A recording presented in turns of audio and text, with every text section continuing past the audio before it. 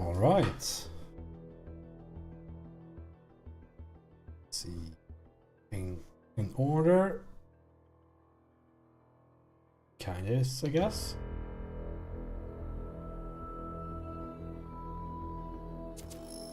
Let's continue. Continue.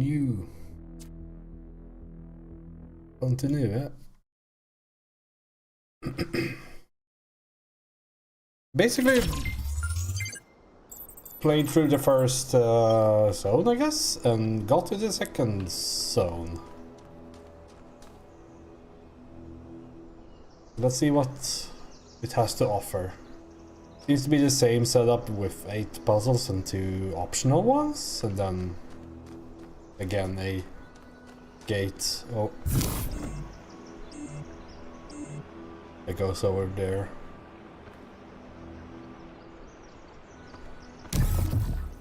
I can't just fly over there.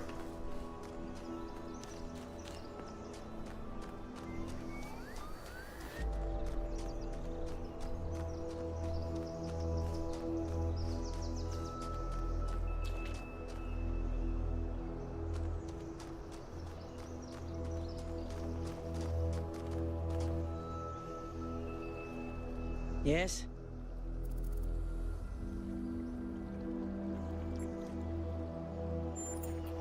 It's big. It's too big. And it's got a lot of energy running through it. Frankly, I think we should be pooping our robot pants.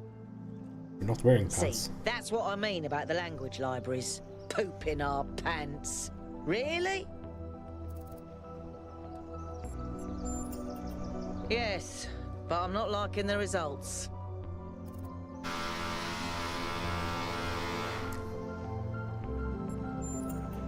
Confusing, irritating, infuriating. Take your pick. There might be some drilling going on here by my neighbors. Hopefully they won't do it for too much longer. Quantum tunneling. I've played out a while, so I'm an expert at quantum mechanics. What is this? Driller?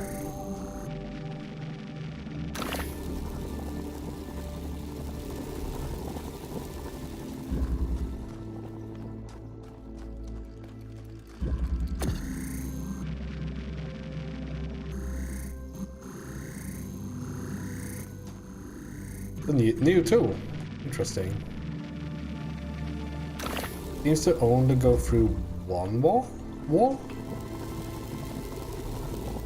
Can't take drillers through its own hole. Yeah, I mean, makes sense. So I guess the idea is to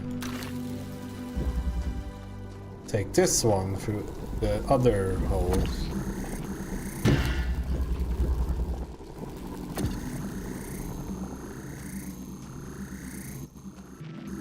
Probably rescue this guy.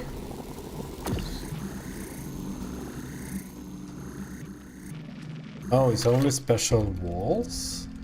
Just these guys?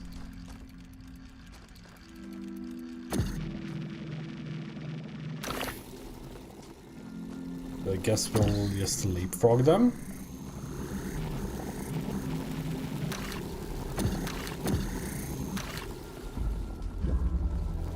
This? We can do the other one too, right? That's too far away. Not sure we need both of them, but might as well take both. And the hidden walls. Oh, we need both. This is sus.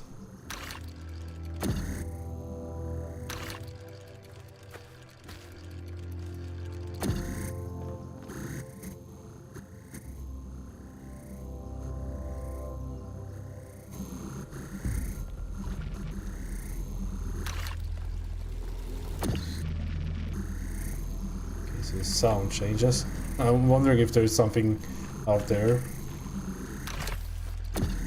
For now we'll just complete this.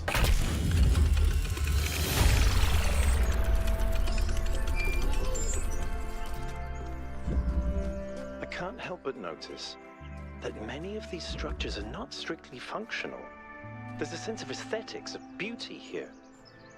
This place might be meant to test us somehow, but perhaps there's more to it than that. It is beautiful until I saw this. Fix your rocks, Crow Team. Can you? Oh, it's still there.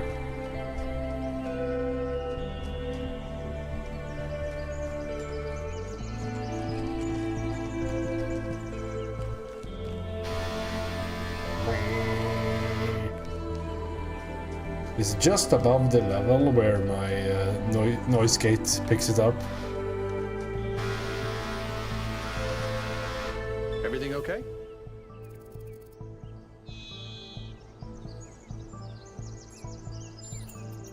I think the only reason to build a lab in so remote a location is because you're trying to hide what you're doing. Or because what you're doing is dangerous.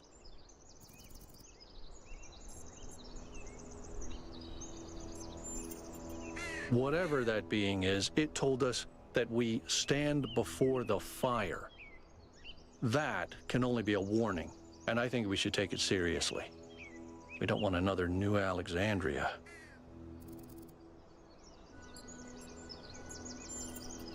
I don't know. It's obviously impressive, but I think we should be very careful. We're dealing with powers we don't really understand.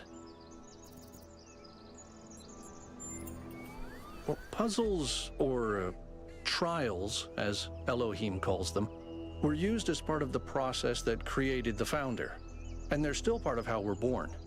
They symbolize the human ability to understand the world and solve problems. But nowadays, they don't have a practical application. They are a common motif in the arts, though. The only physically existing puzzles I can think of are in the Museum of the Simulation. So, to answer your question, no idea. To me, it means accepting a certain amount of humility. Our ancestors thought they could master the world with no regard for any other organisms. They failed to see themselves as part of a greater whole.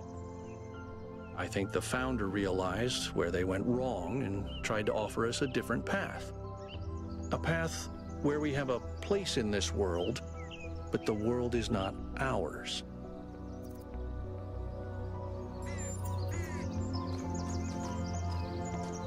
I got an achievement to talk to each one. Took a while.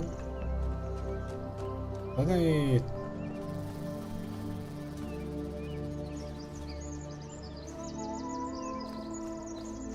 that's an odd. I think that's just a reflection of something.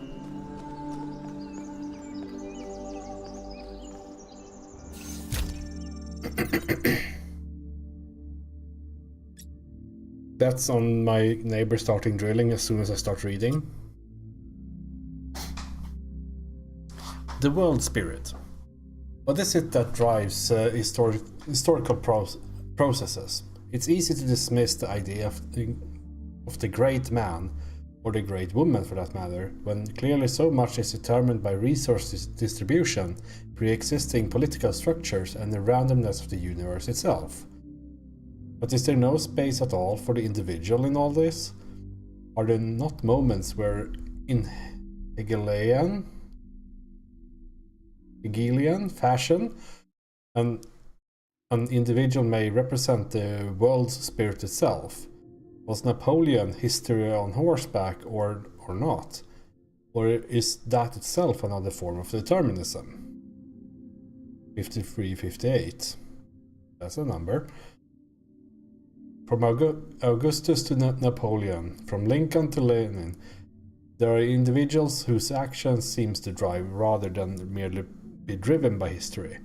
They make bold choices, for good or ill, that transform entire societies. Or do they? We like to blame them for their failures, but are they not ultimately just the expression of a historical moment? 53, 58. But if they are, where's the space for human agency? It sometimes seems to me that all of human history has been that one struggle to carve out a space for free choice against the tides of history. And heroes and tyrants, pick and choose examples as you will, are both equally a reflection of that. Our greater goal then ought to be to extend that freedom to the maximum number of people, become captains of our own fate, as much as that is possible in this universe. It's good to me. How did I decide to pronounce this? Hypatia's? From Hypatia's Journals, Volume 1, The Founding of New Jerusalem. Day 14. Melampus and Jima went back to the dam to get more charging equipment. They've not returned yet, which means that we're stretched a little bit thin, since we're still posting guards at all times. But those large herbivores haven't come back yet, and at any rate, Eustaphus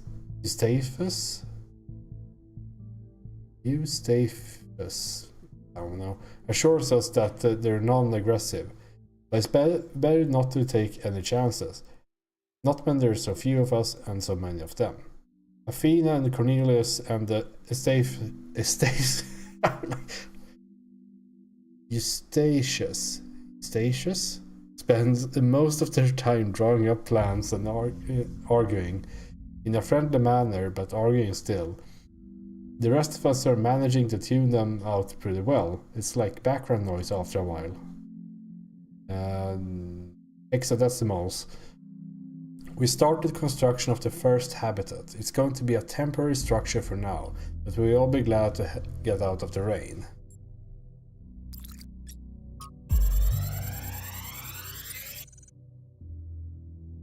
New interface content available. So, what are you doing here, Trevor? Why are you trying to save the world? Well, look, I think humanity is awesome. I love humanity. As a species, we're great. I mean, our track record is pretty mixed, but have you seen everyone else? I mean, what did you do today, animal? Oh, I ate some leaves, sniffed my own butt, crapped myself, and went extinct. Or, you know, I tore this other animal limb from limb, sniffed my friend's butt, crapped myself, and went extinct. They really don't do anything interesting. I mean, you don't see animals directing Big Trouble in Little China.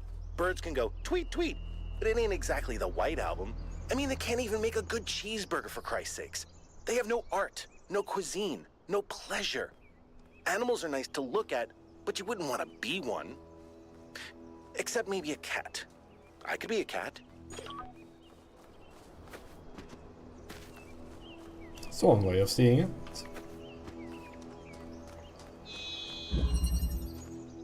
Mutual aid.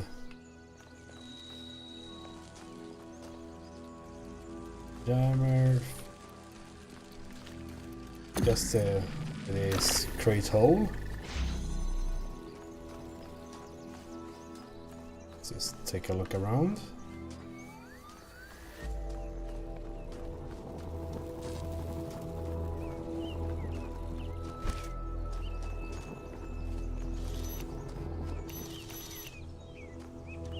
A lot of things to jam here.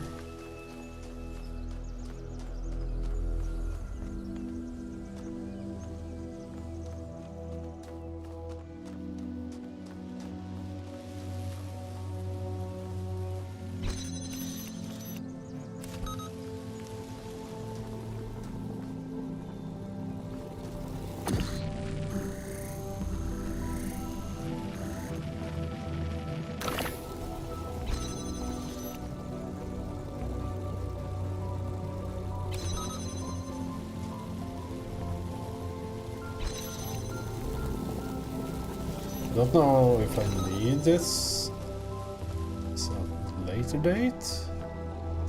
Let's see.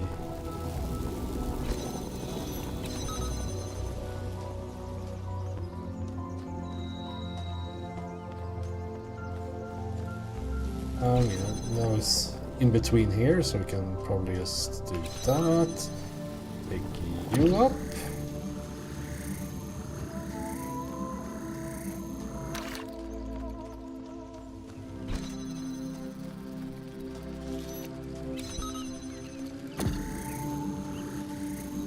Can we tear a hole in the atmosphere? There has to be something outside to modify.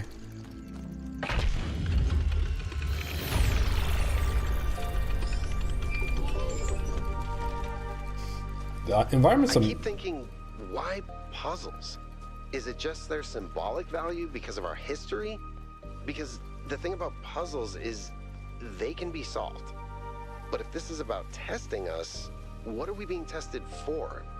It can't just be about spatial reasoning. Our curiosity? Our persistence? You're assuming that this place follows a coherent logic. My impression is that it's full of contradictions.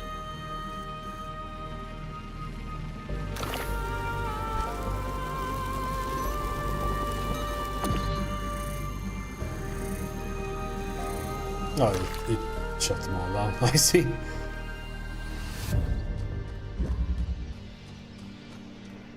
We don't realize to other people that this is a video game. We need to have challenges.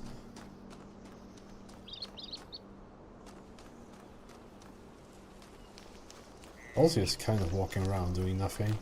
Letting me do everything. Kinda rude. Nice looking scene.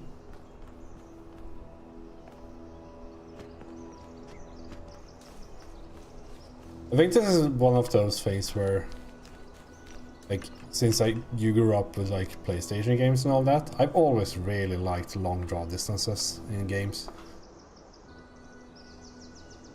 This is not like a terrain as far as I can tell. Like, I think these are just a very nice looking, I mean, sky sphere, and then these are just images. Some degree. Let's see. These might actually be real. No poly, of course, but you know, real.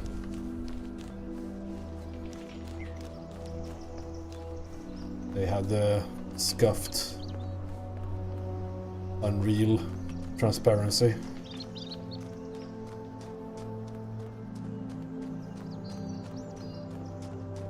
There is something up here. Oh, is that just no, it's something here. Okay, so we need to find something that can direct a beam. Which I guess is in here? Back up. Yeah, we have one here. Alright, what should we do? Okay, we can...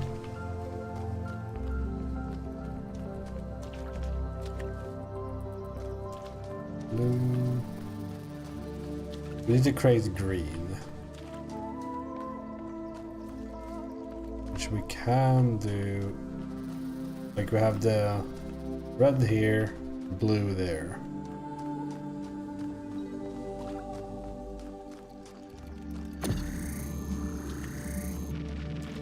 Oh, we see. So we one on this side.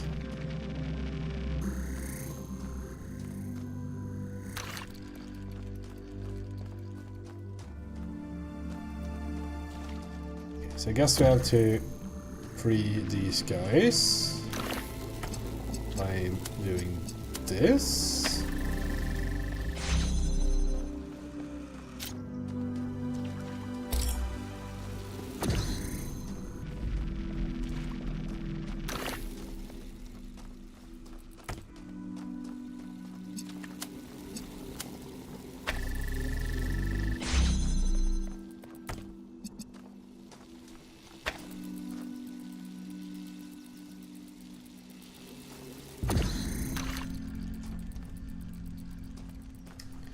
Now I need to create green from that.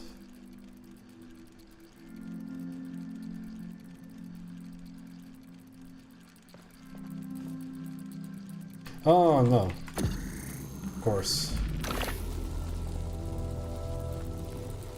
Oh, my bad. Yeah, I think the idea is to do this, right?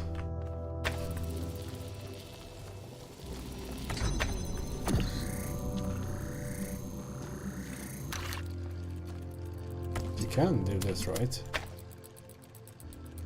Oh, you have to do...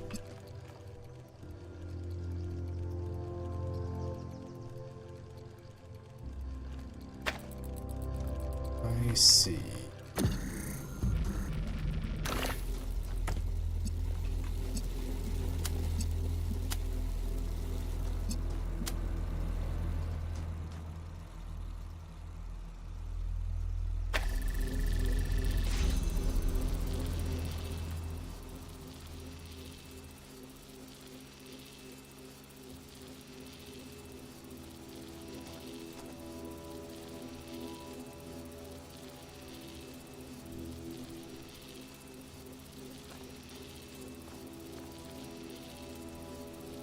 What if I'm overthinking things?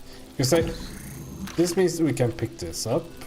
So now it's like... Oh, okay. We need to also open this. So I wonder if we need to like use...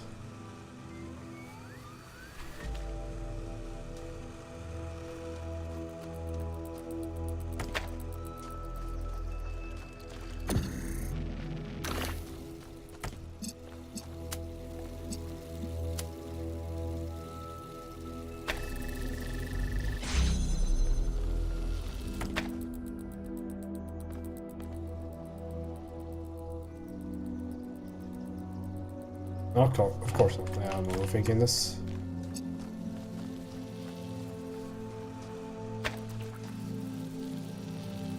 Or am I?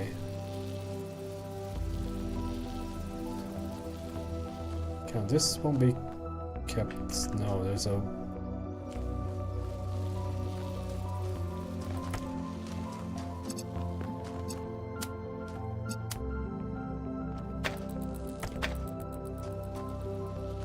That doesn't work.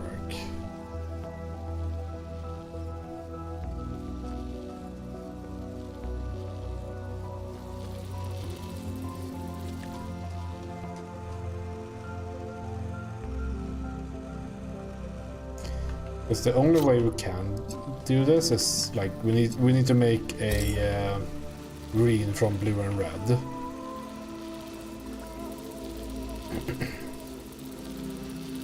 This can't keep itself open unless we do that. Like, have that.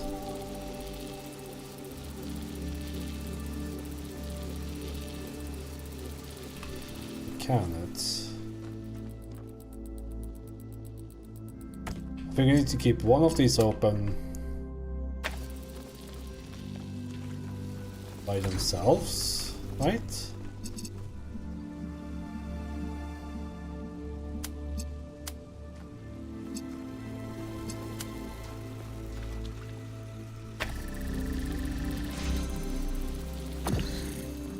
Then we do this.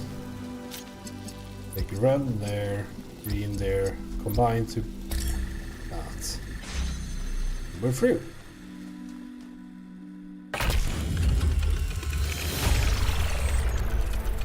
Neatly done, 1K.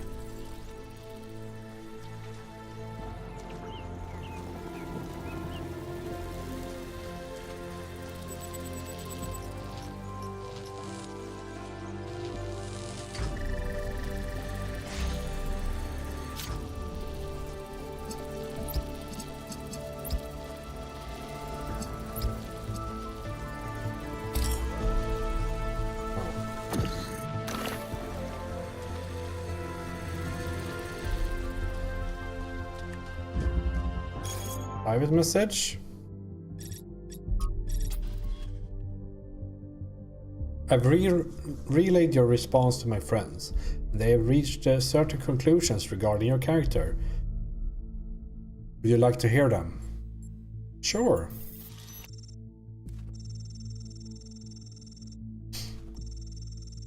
Now, you're new, so let me fill in. Your arrival marks the moment of New Jerusalem's maturity, and there are differences in opinion of what it ought to become. Naturally, there are people working quietly behind the scenes in an advisory capacity, trying to guide our city to prosperity. People who know things which would only scare or confuse the average citizen. I have 5 such friends who expresses to me their interest in getting to know you. Who are these people? I can't yet tell you their names, but I can tell you a little about them. The first is an engineer by trade, tends to see the world as a puzzle to be solved. The second is a scholar of some repute, thinks the big questions have answers in our code. The third is, well, it's hard to pin down, a practitioner, let's say, of the esoteric arts. The fourth is a member of the political establishment. And the fifth, well, the less I say about them, the better for everyone. So, is there someone you think would make a good match? Matchmaking?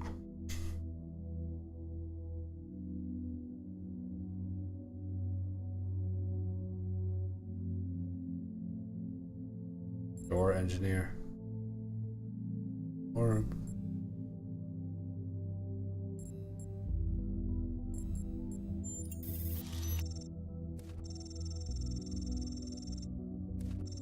tell you the truth, I'd say you hold beliefs which go beyond the confines of what science can know. I think you two would disagree pretty quickly. Your answers to my questions and our observations of your behavior elsewhere has given us massive amounts of data. It's clear there is only one person that I should put you in touch with.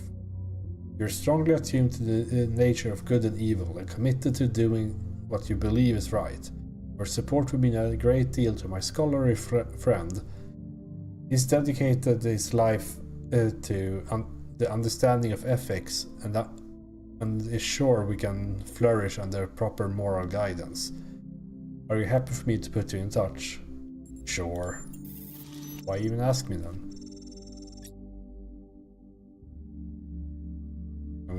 We got an achievement. Get involved behind the scenes.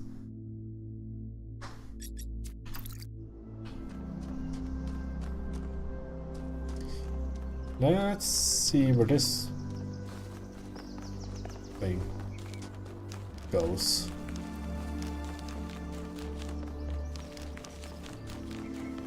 Up there.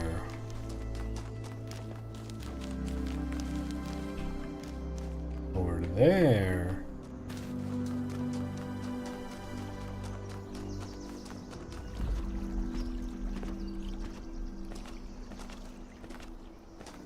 So I think we can get. There's another one of those monuments. 2478 or 2748 or 4287 or 4827.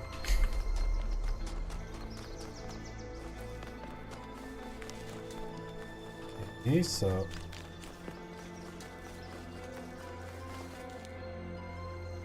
I guess we have something we should be able to target something from here. Maybe it's up here.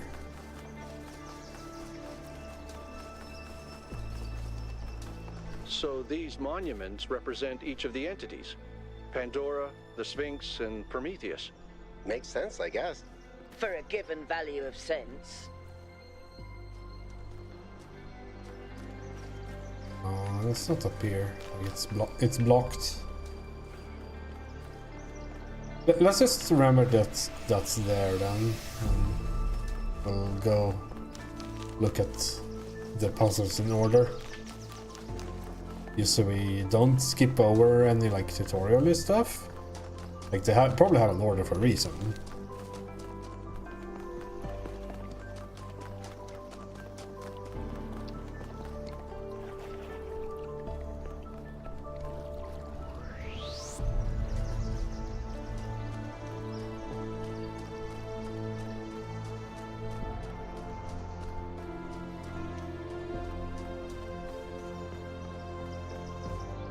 This is sus.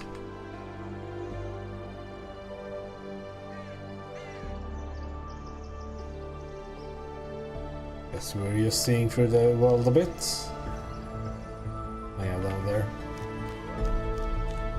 Hard to make out what it was there a bit for a while.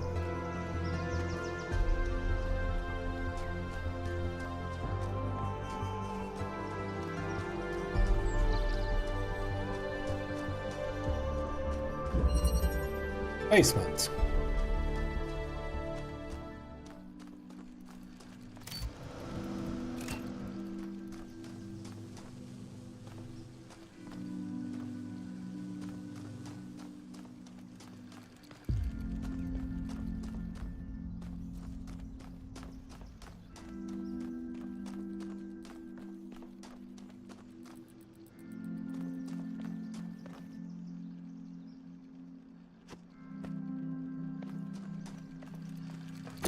Okay, so I guess the first order of business is to pick this guy up. Let's see, are there any other? There are other walls. Blue up there, so where do we need blue? Could be decided, I guess.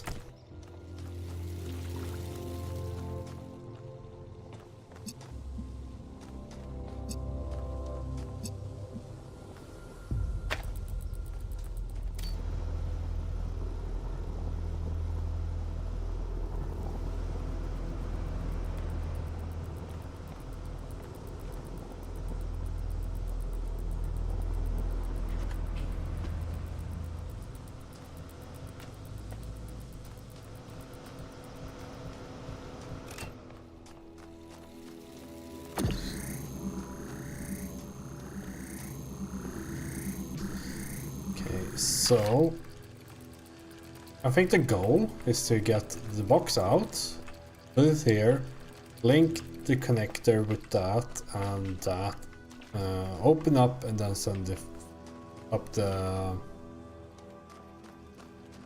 box. That's the goal. Oh, there it is, okay.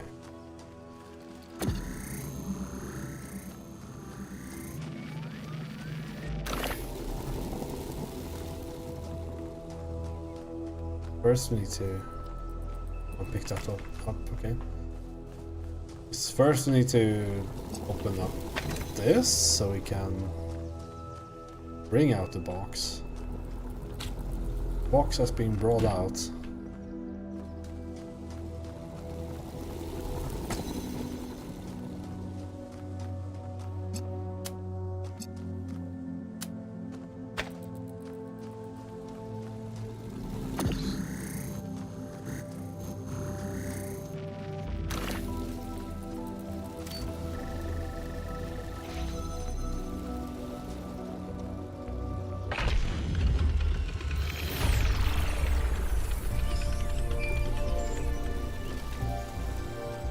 You know something that's weird about these puzzles?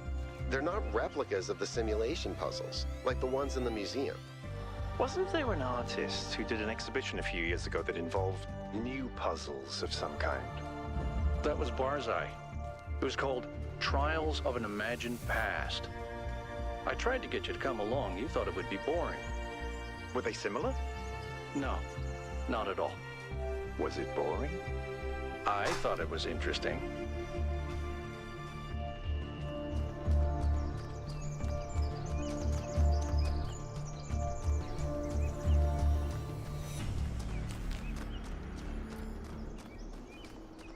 This is puzzle number 3. Everything okay? Tell me about yourself. Me?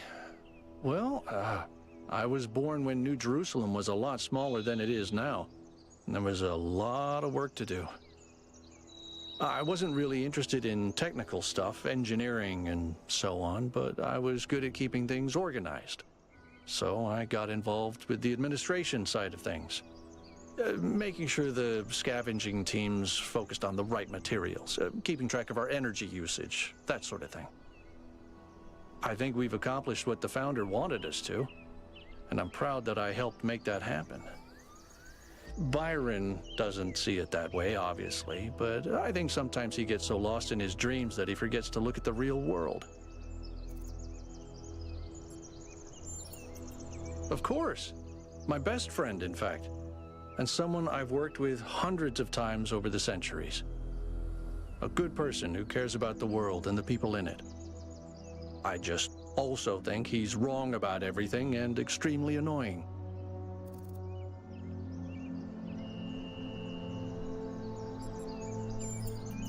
The founder taught us that we must never lose track of other people's humanity, even if they disagree with us.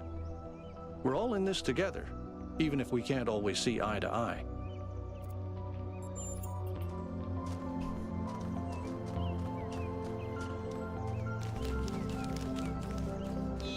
I think that is pretty cool that you can have someone that, as a friend that you never agree with. Oh, there the fire thing is.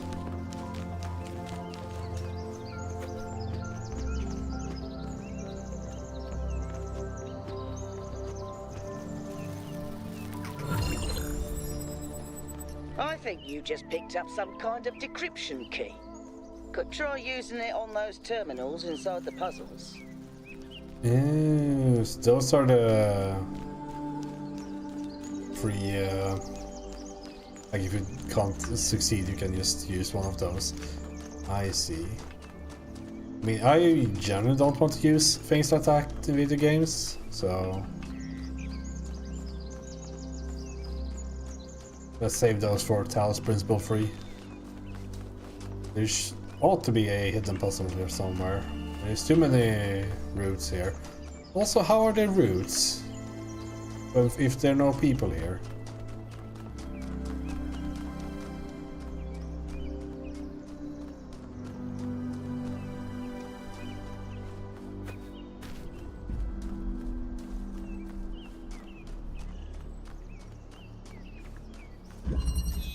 Keeping connections. Okay, we have 2 walls.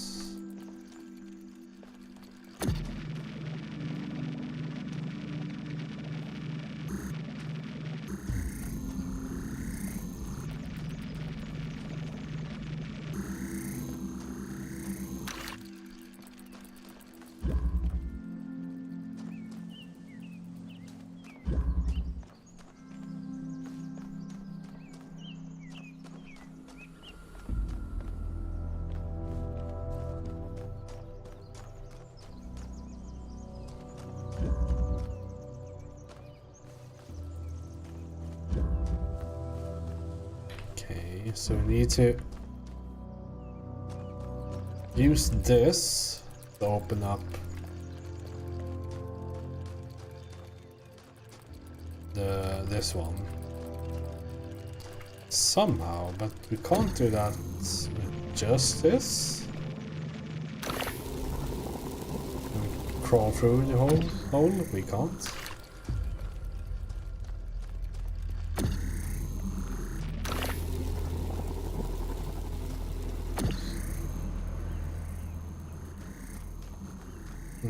This is an odd one.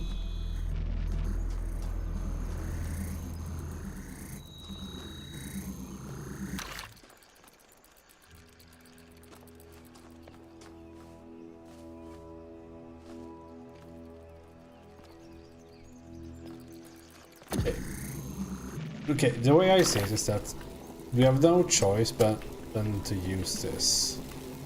But we can't. Only use one.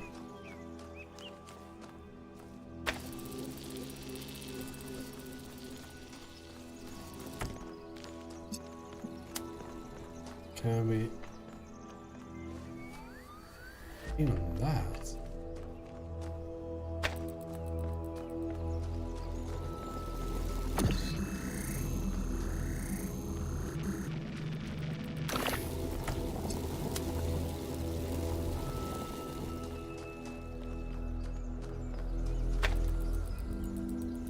What was this puzzle name again?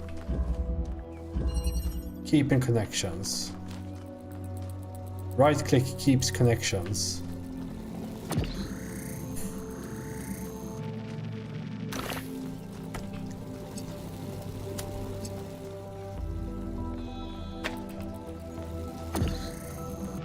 Oh, I see. Yes, we can go. Just go through here. We can't just go through there. I'm keeping the connections.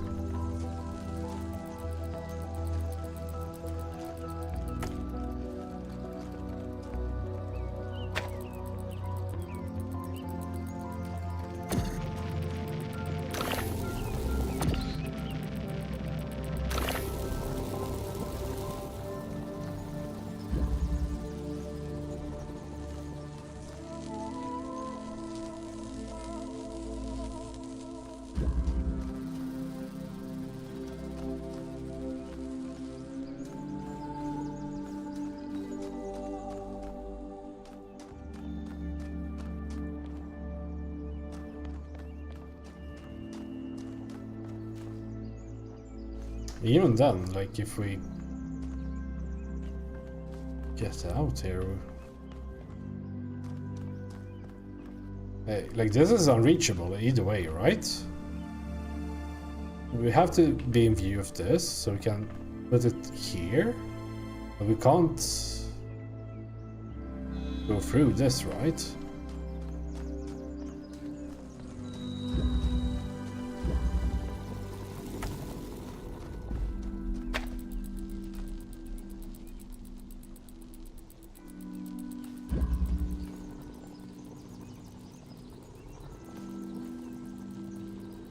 Maybe we can. Let's not think about that part now. Well, maybe we should, because sometimes they did, like in the first game, they did place a few red herrings here and there. Like where it looked like one puzzle solution, but it was another.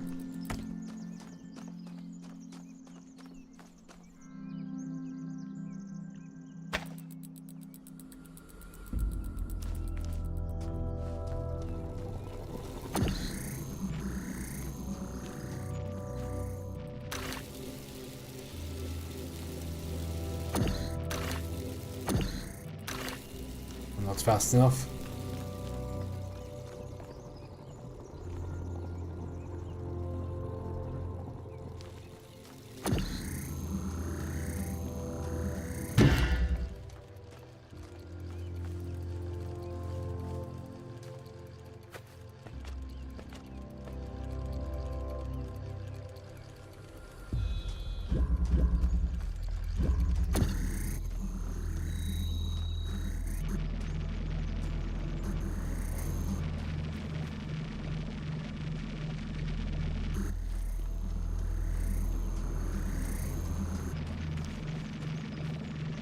This was a difficult one. I'm not sure how to even begin thinking about this.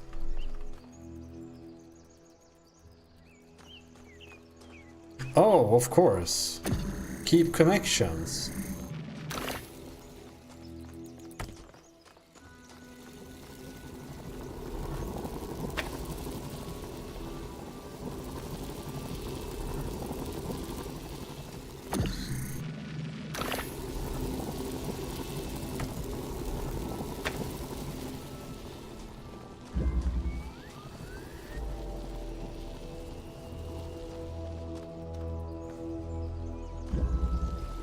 I guess I have to move it.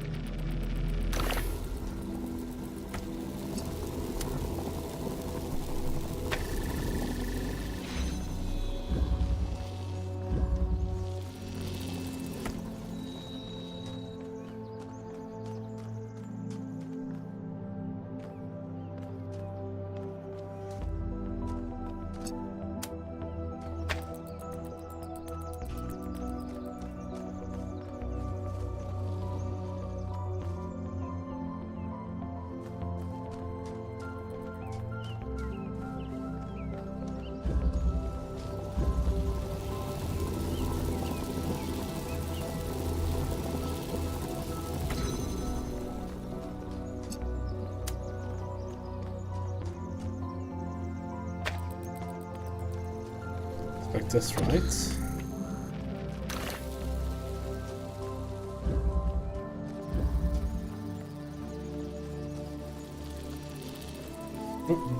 This was a nice one.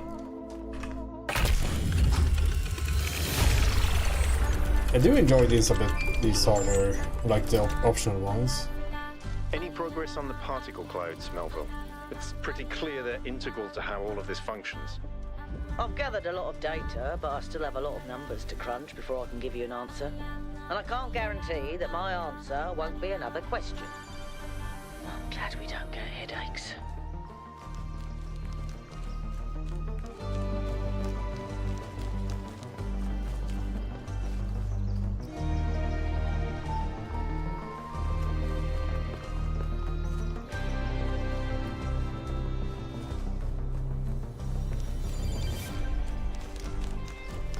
Where are the stars?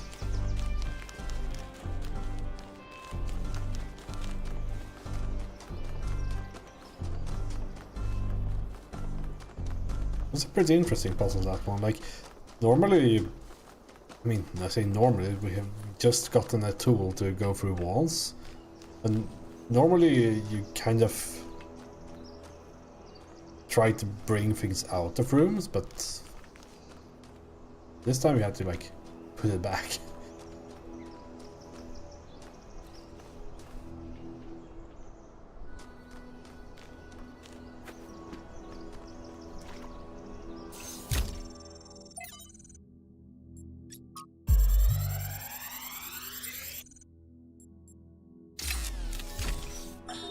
While exploring the forest, I came across a site of primal force. A beautiful stag, standing on a hill silhouetted against the setting sun. It appeared like a messenger from some divine natural power, perhaps from Gaia herself. Even to a being such as myself, less susceptible to manipulation by instincts and hormones, it was clearly a moment of revelation. In such moments, we are told to avert our eyes. But what if we do not? What will we discover if we look more closely? If we could speak to the stag, what wisdom would it have to offer?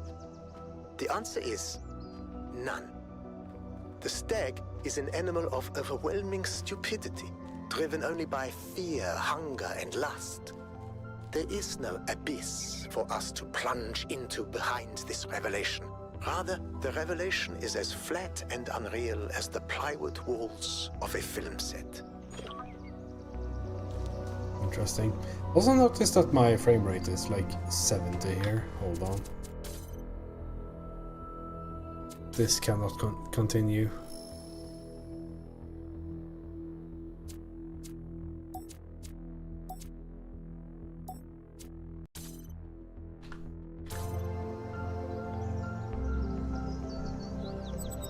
I love modern games. Do changes. We got to 70. Yet.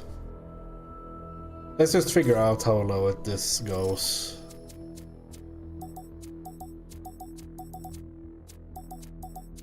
Like, what is the...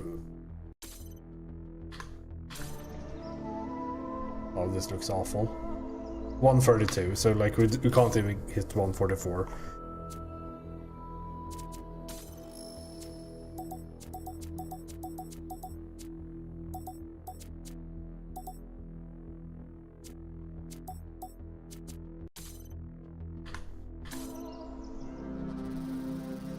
I just... Man,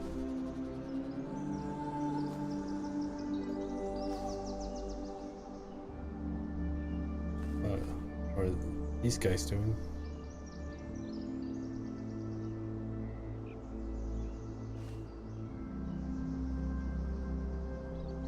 Like animations, straight from a PlayStation 2 game. Might just be this scene due to the extensive use of fog here. For anyone uninitiated, modern rendering solutions hate transparency. So when you put fog over everything. It makes it a bit annoying for it to render. So 1K found a recording of Liftrasir. And what an odd recording too. I know he's one of the first companions, but I don't actually know that much else about him. Don't think I've ever seen him around either. Can someone explain? Liftrasir always had an unusual perspective, even in the very beginning. He traveled a lot, sometimes leaving for years. He built a kind of mobile recharging station so he didn't need to come back to the city as often. Although it was quite risky as the solar panels had a tendency to break rather quickly. But he had no problem taking risks if he felt they were necessary, and exploration was necessary to him. Liftrasir, fucking up that name for sure, would record his thoughts as he explored and then publish them when he returned. Over the centuries he accumulated a group of admirers, or disciples if you prefer. In the period of crisis surrounding Athena's disappearance, they left the city, headed into the unknown, and we haven't heard from them since. It's the recording I found, one of those he published back in the day. Why is this already on social media?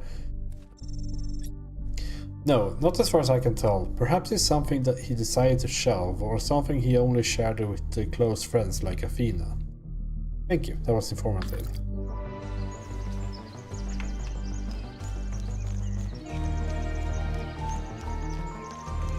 I'm just in the forest doing stuff now. There are puzzles somewhere.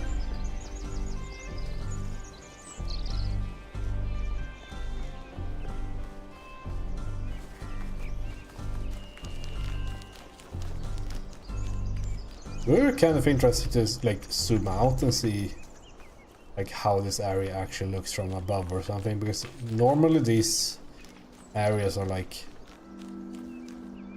built to fool you into believing that they are not rectangles or something or circles.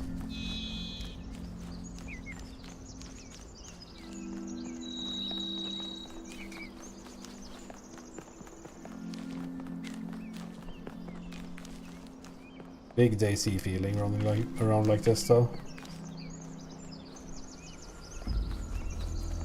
Almost runs as fast as Daisy as well. The movement speed in Daisy standalone is giga stupid. One of my least liked parts of that game. You run so fast. Ruins PvP.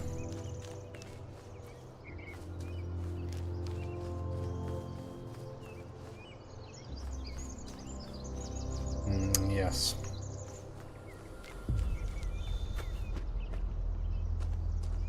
I'm at puzzle 7. Let's head for the correct puzzle. What do you want?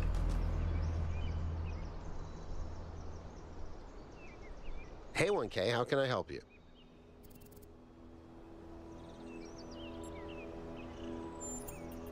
Our ancestors built some pretty amazing things.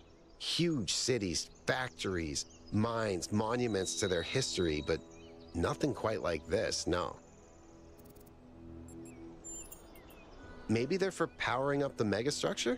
Or maybe they just open it, like keys. Why? No idea. But aren't they gorgeous? Just incredible feats of engineering?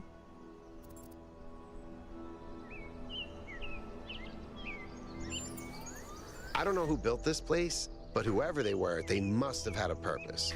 Making something so beautiful feels like a statement of intent. I don't know if there's much to tell. I'm not that interesting. I'm just a member of the scavenging team. Well, senior member. Lead scavenger, I guess. There's not that many of us left, to be honest, and Garrus doesn't get along with the mayor. What else? I have a cat named Bruce. I like old music. I have a collection of antique bottles. I think that's it. He's 5 years old, half goofball, half psychopath, loves sticking his head into things, chews cables, pees on electrical stuff. Melville banned him from her workshop, but he loves visiting her and peeing on her equipment. I just find it fascinating that these fragile objects have survived for so long. Plus, they're kind of pretty. I've always loved exploration, seeing new places, that feeling that you're the first person to set foot somewhere after all this time. But you know, it's not even that. It's just seeing new things. The world is full of remarkable sights, and experiencing them changes you. It's not the same as just reading about it. Exactly. Every time I go on another mission, I find something that surprises me, that extends my horizons in ways I couldn't have anticipated.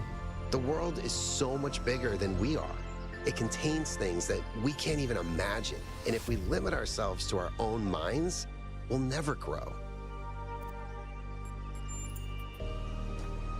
That's all.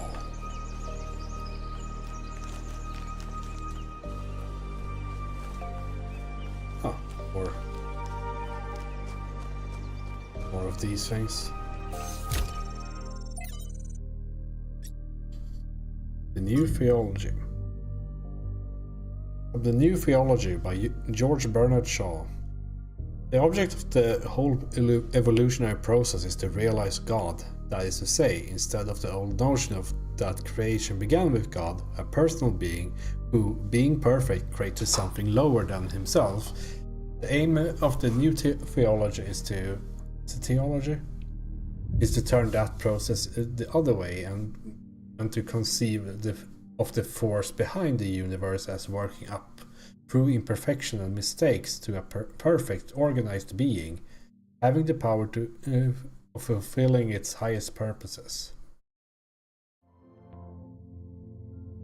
Can I interest you in a full stop? What is this sentence? This is one sentence, by the way. I mean, I get it, sure.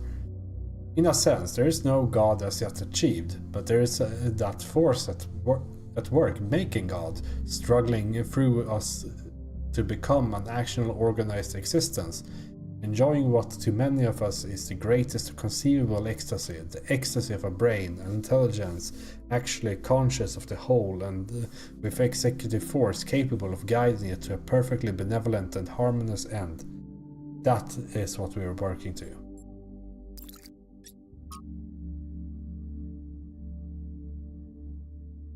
Lives of the First Companions by Randolph. Hexadecimal, after all.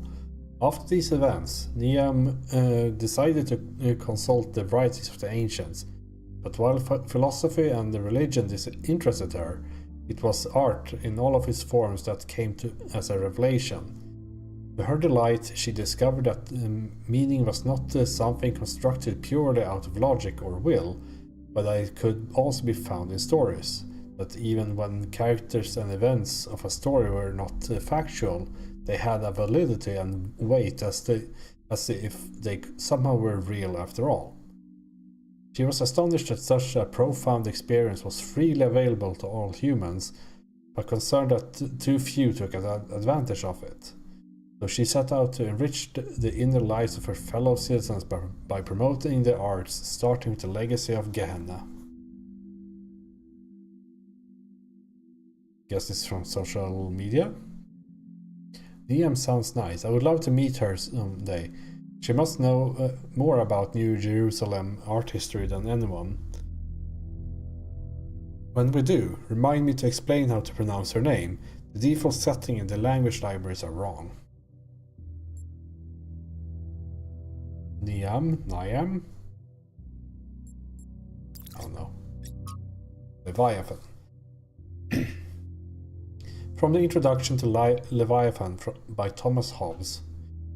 Nature, the art whereby God has made and governs the world, is, by the art of man as in many other things, sentences, man, is by the art of man as in many other things, so in this also imitated, that it can make an artificial animal. Foreseeing life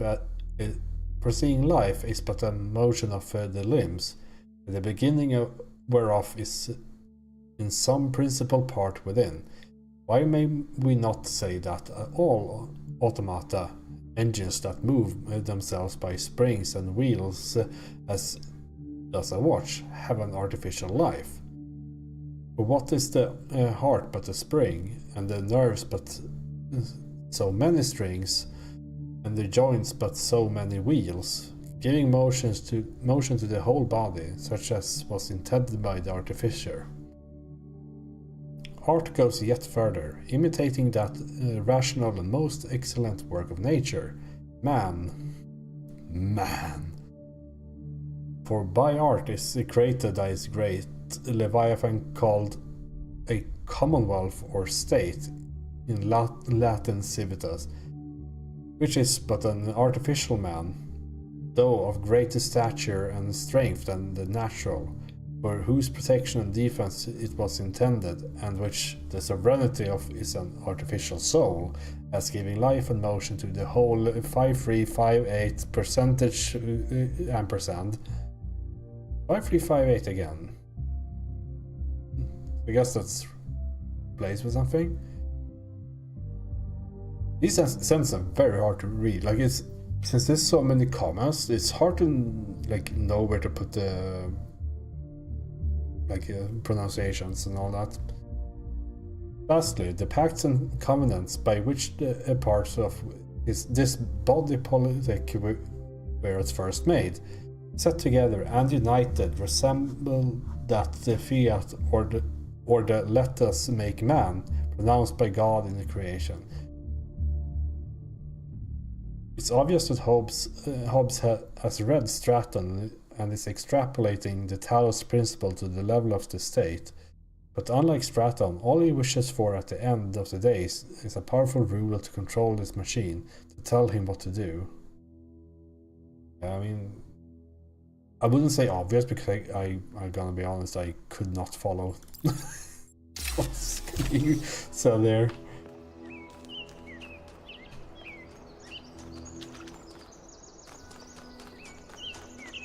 Oh, if only I could read.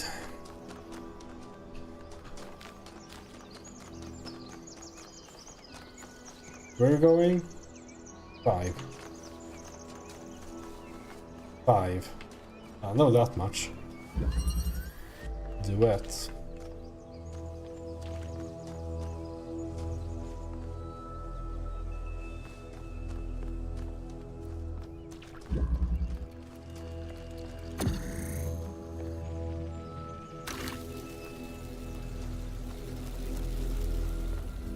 Is that the only thing we can do? Oh. Wasn't this, I guess?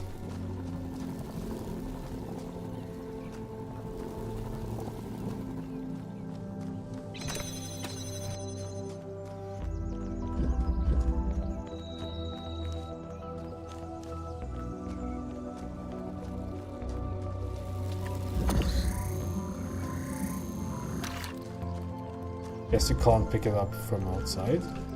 Yeah, the bars make it impossible.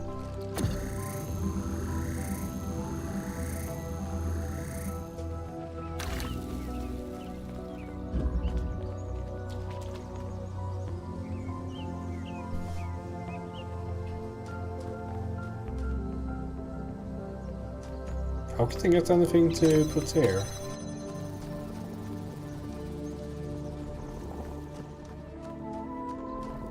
Maybe I should, oh yeah, I should make it so I can get to the switch.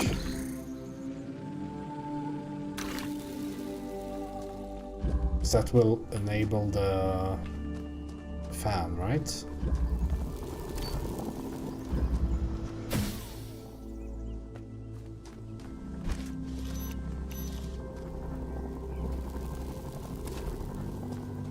I think this is a debate, right?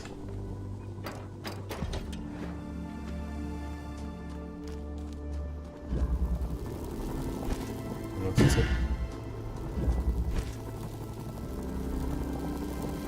Maybe not.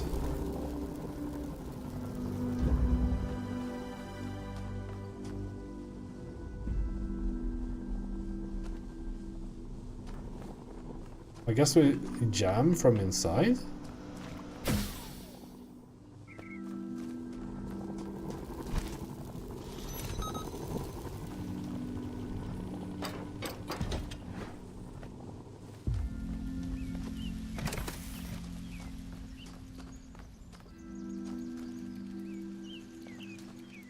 But why?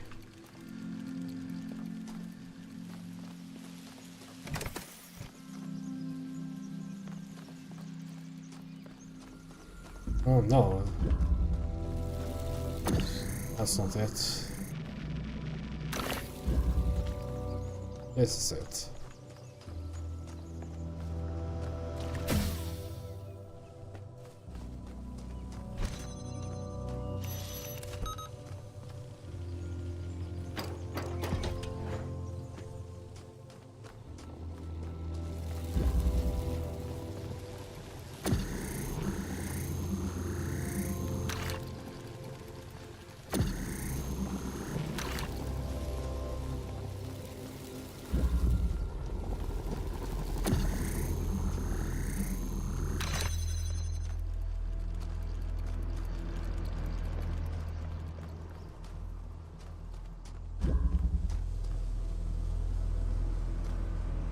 Can't jam this from outside, right?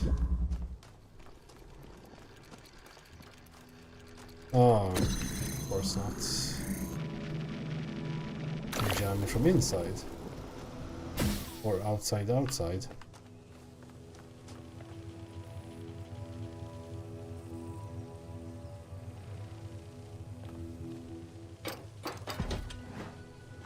Need another hole.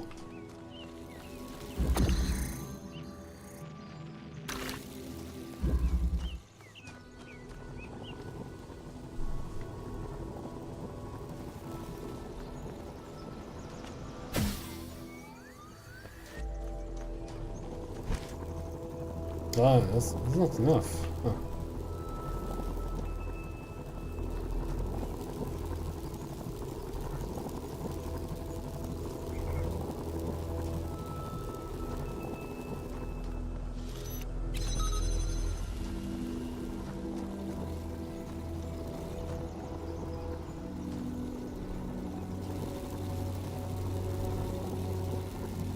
Even then, I need to be able to put something here. Can this one escape?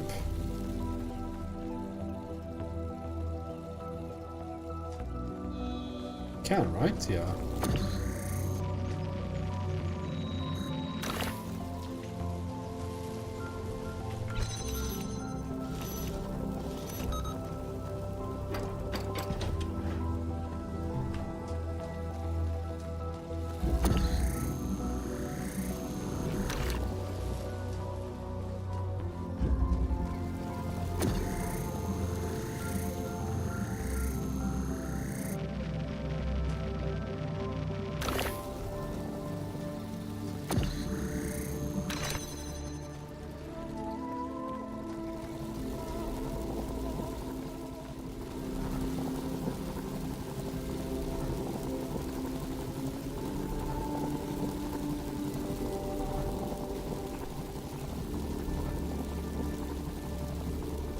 So no way. No way. No ways to do that. That's while we're trying to find the angles. We can put things. Yeah, here it is, okay.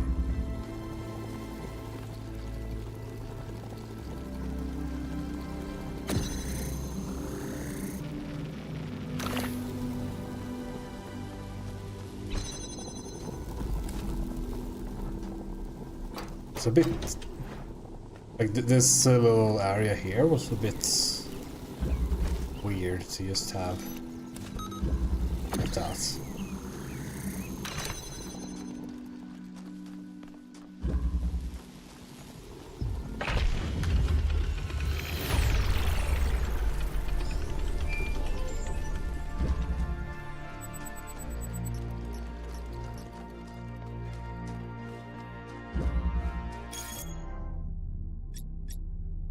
Progenitor portrait series.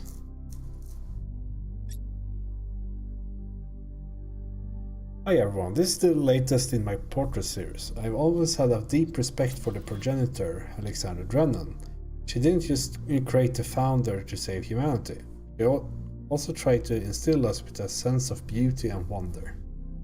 It was good to be human. Alexander Drennan. As usual, please keep in mind that we should focus on engagement with the work. Don't ask yourself whether it's good or bad, but how it makes you feel. Beautiful work, Rodin, gives me a bittersweet, wistful feeling. She must have been a great person. To me, it really captures her bravery in the face of what the cosmos had thrown at her. It's well done. I'm not sure it's appropriate to depict the progenitor this way. Why?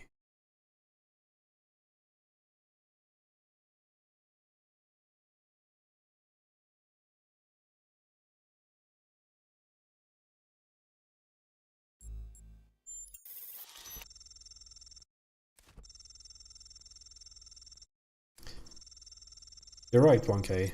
That's part of why I'm doing a whole series of portraits. The progenitor herself said that many people sacrificed a lot so the founder could be born. I want to remind us of all of them. Although we don't have photos of some of them, so I'm not sure what I'll do in those cases. We'll see.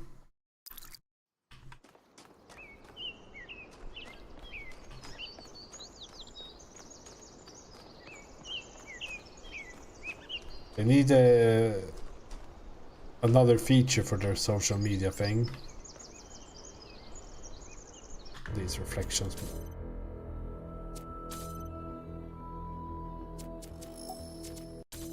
Have to go ultra, I guess.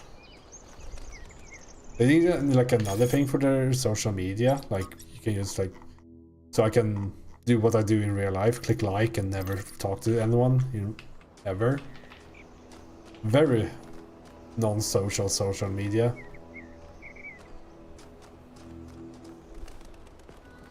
This is another puzzle. Oh, this is a weird ass place. Another lab, I guess. This is very similar to the structure where you found the schematics. That's gravity, right?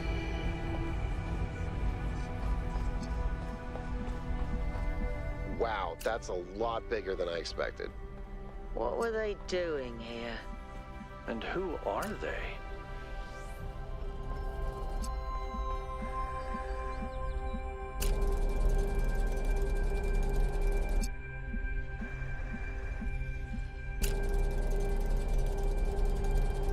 It seems to switch red to blue and blue to red. The previous one was a tutorial, right? So I guess we'll run into that at some point. Straton ideas. The origins of thought. A fragment from Straton's The Origins of Thought, as quoted in a commentary by Simplicius of Cilicia. Straton. To say that material things are brought into being by ideas is to flatter ourselves, which is an error philosophers are particularly prone to, because it raises those who think above those who do. Then what? Nicomachus, I guess. Then what is the truth that does not flatter? The reverse is true. Ideas are brought into being by matter, and so each man's ideas are shaped by the world that surrounds him, as clay is shaped by its mold.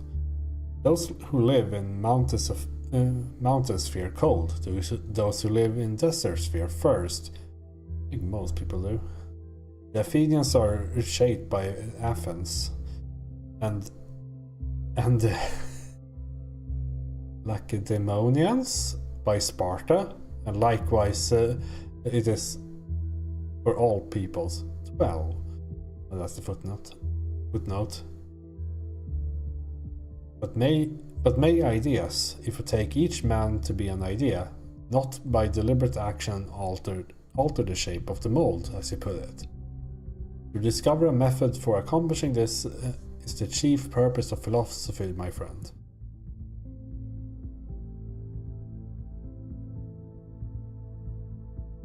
I think, yeah, so I guess Stratton here is talking about like even like art or anything, or just like results of the environment. They're like of the artist, I guess.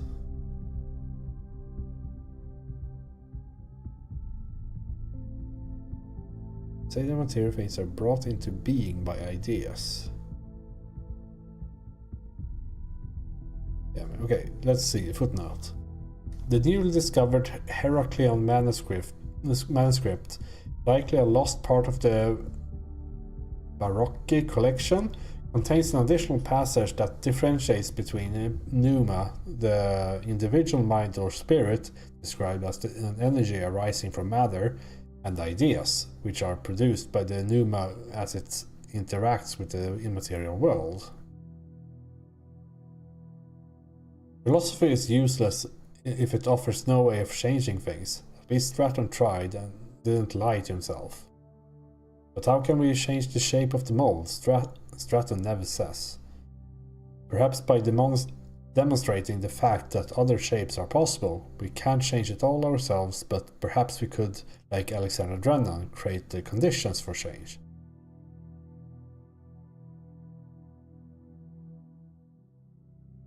It's kind of interesting, because it's something I think about every now and then. With my worldview of... I mean, I'm no philosopher, far away from that, but like, it's pretty interesting to think that, like, we might not even be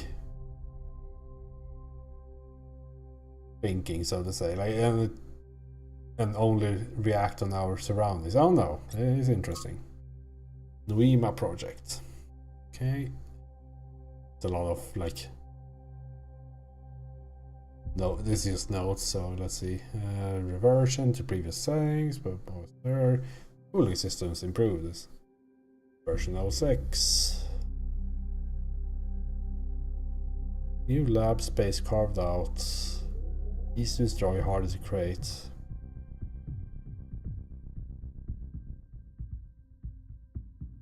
I don't know what they're progressing. Oh, this offers 53, 58 again, so I guess that's a character we need to keep track of.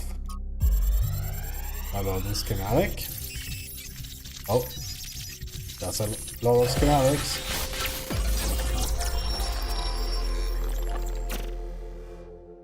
The world is a wonderful place. Every day we take another step forward. Every day we come closer to the truth. The closer we get, the more I can see the beauty of the universe, the intricate perfection of its mechanisms. I am a machine, and the universe is a machine. Every part of me serves a purpose, or I could not be myself. I could not be Miranda, because that specific person could not exist without those specific parts and their specific functions. In the same way, every part of the universe serves a purpose. I think that is what we were meant to discover here.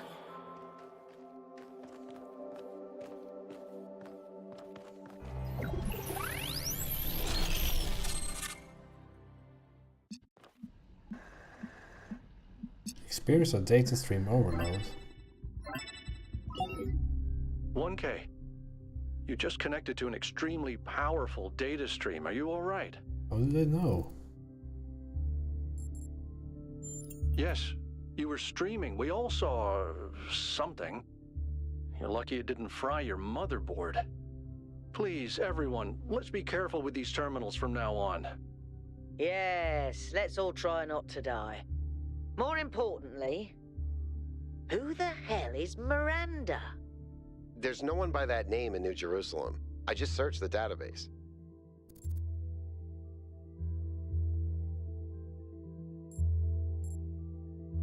I don't recognize the voice either. Maybe we need to consider the possibility that it's someone new. Someone we've never met before. But where did they come from? And how many people does it take to build something this huge? Like I said, we need to find out more. Well, you'll be happy to hear that I'm about to fix another part of the transport system. Thanks for the files, 1K. I hope they didn't fry your brain.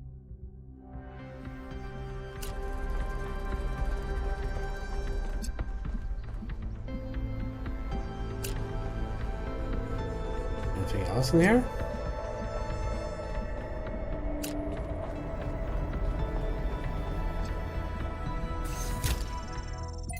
Let's do this again.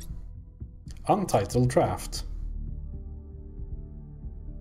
Saint Edward identified the tetramino with the tetragrammaton, and the Greek word for God, because to him the mathematical properties of the tetramino reflected God's ability to reshape the world without breaking its laws. Elohim, in his desire to impose meaning on the simulation, which was his primary function as a storyteller after all, took Edward's heretical ideas and integrated them as the sigils of his name. But despite all these layers of obfuscation, that's a word for sure, I know it is, but I just can't pronounce it. There is some kind of truth hidden in all this. The world really is, in a sense, made up of minute parts that can be combined and recombined without breaking the underlying laws. Everything that exists is made of the same fundamental materials, and those materials are brought into existence by the same fundamental functions of reality. And yet, the miracle of existence is that we are not all one, but are in fact radically different and separate. It's the same. It starts with 52, 65. Let's see if we can remember that. New Alexandria. From the Book of Reminiscence and Regret by Eustachius. We had to learn how to pronounce his name. In the early days of our people, a great deal of responsibility fell on my shoulders. There were a few of us then, and though we are stronger and harder than any human, we are not invincible. The world was an overgrown ruin and our resources extremely limited. It was a harsh time, but I felt passionate about the work, fired up by the many sacrifices that had brought us here, from the... what did you call it? Did you say IAN team? IAN team? To the people of Gehenna, whose code was part of my personality. Bit by bit, New Jerusalem grew. We had to adapt to some of the plans Drennan's teams has left behind. I don't think they had expected the simulation to take as long as it did, but it was working. That's when I made a terrible mistake. Thinking it was a way of safeguarding against this disaster, I proposed the creation of a second settlement, New Alexandria, as the location was far from the dam that powers New Jerusalem. I attempted to build a thermal power station that would take advantage of the local gas reservoir. However, I foolishly used the geologic data from the archive, failing to account for the amount of time that had elapsed. 5 years later, this error led to an accident that leveled the settlement and killed 31 of my fellow citizens. Of all my many regrets, this is the greatest. Eustachius never forgave himself for his mistake. He drifted away, isolated himself from everyone in New Jerusalem. But was it really his fault? Yes, he made a mistake, But why was the entire weight of the New Alexandria colony placed on his shoulders? A simple process of review and discussion could have prevented the entire disaster. Doesn't that mean the New Jerusalem as a whole is at fault? He did his best. I feel sorry for him. But the dead remain dead. That has to be faced. Ethics of extinction. If a species we consider beautiful and remarkable goes extinct, we will consider that a great evil. Dolphins, for example. If dolphins go extinct, that's a great loss. If humanity causes dolphins to go extinct. Why can't I pronounce stuff? Jesus, that's a crime. But if Yersinia persists, pestis, the bacterium that causes the bubonic plague, goes extinct, is that equally great loss? If not, why not? To nature, there's no difference. It's all just life forms. The moral framework that allows us to choose between dolphins and the plague is a human one. What about species that go extinct without anthropogenic factors? Extinction is the norm. If one day dolphins are no longer capable of competing with other species, we will let them go extinct. When the sun finally dies and all life goes extinct, will that be a tragedy? If we can prevent it, should we?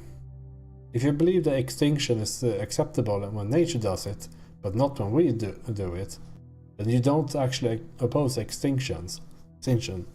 You don't believe that dolphins are inherently valuable, that they deserve to live and thrive. You just oppose human control. You oppose our ability and responsibility to choose.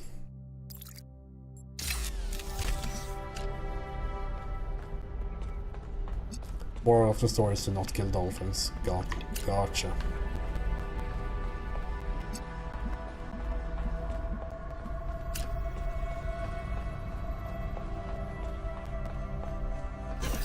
It's kind of right though, like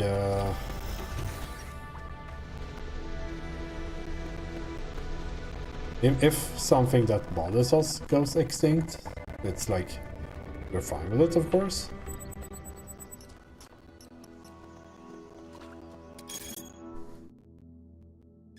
The Mystery of Miranda.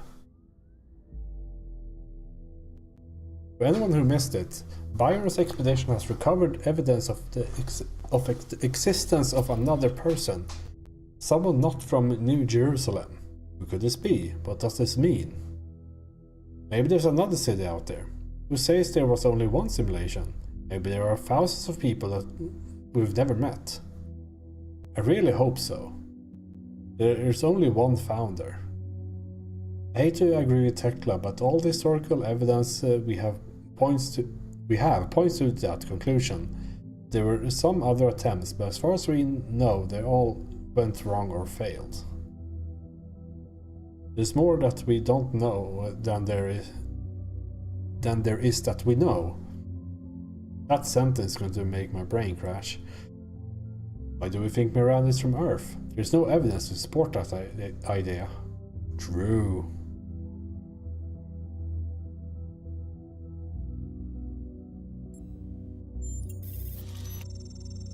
I'd like to hear more about these other attempts to save humanity. Some people affiliated with the Institute for Applied Pneumatics tried to set up a secondary site at another dam. But after about a century, the dam collapsed and took whatever was happening inside that system with it. There was also a similar attempt by another organization, but without the test of free will that Alexander Drennan devised. According to Liftarasir, it never produced a viable mind before it ran out of power. Will there still be others out there? Theoretically, yes, but even our dam would have collapsed without extensive repairs, and even a nuclear power plant would have run out of fuel by now. What about solar power? Or wind?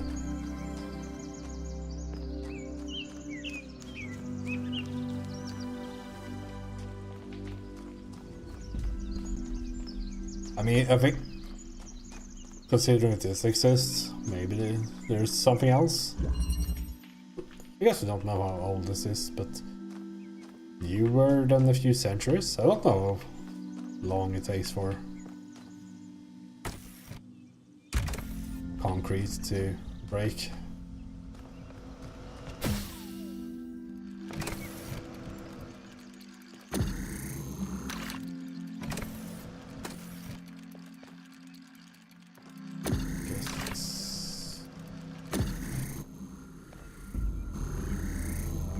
Look for any, because we can't take, oh, that's what it does to use. Yeah, I think that's the idea.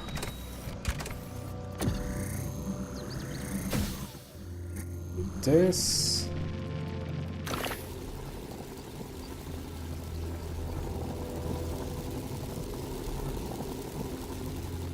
Maybe not.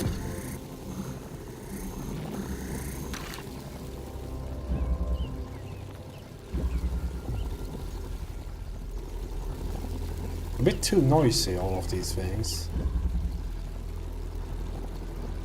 What are we trying to achieve here?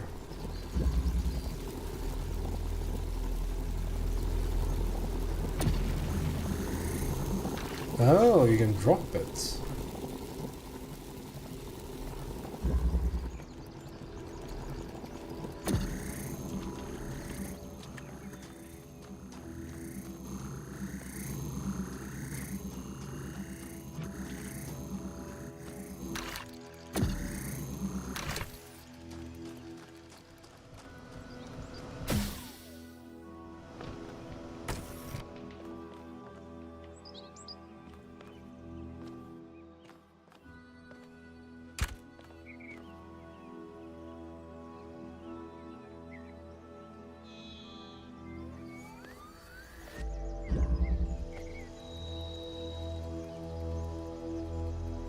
Okay, so we can just rotate things here. Like if I bring this up, I can rotate the fan over there. Maybe that is the...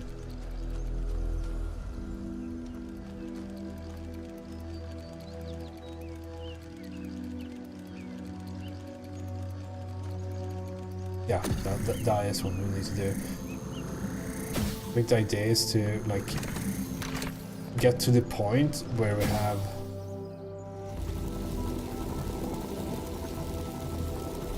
two things. No, we can't do that. Well, we're back at square zero. We need something else here.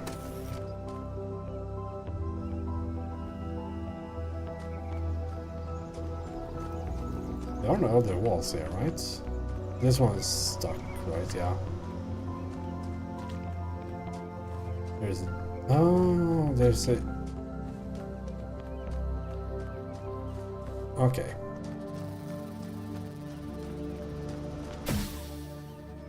Wait, I need the thing with me. It seems to be that you can make something fall down.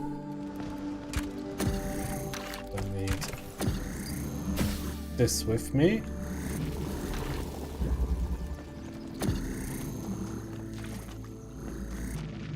Yeah.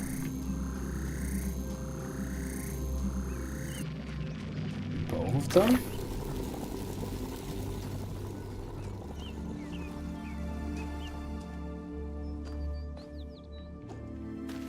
Can I?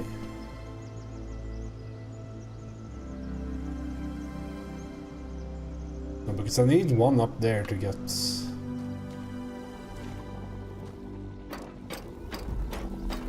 even be able to this one out.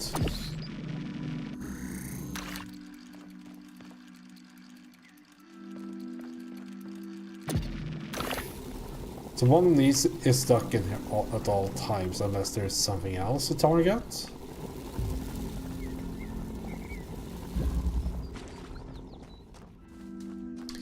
But the problem is I need to do something above this.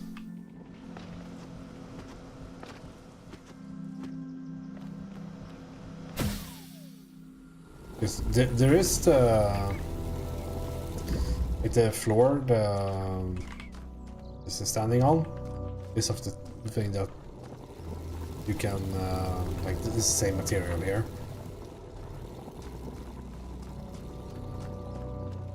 But if we could get, we can't, like if we could get up there, we wouldn't need these at all. So I think that's not an option.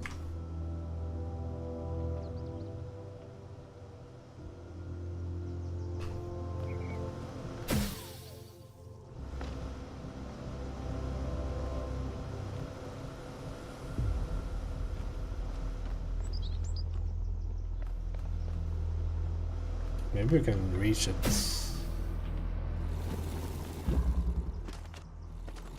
We need to just make it drop down a floor.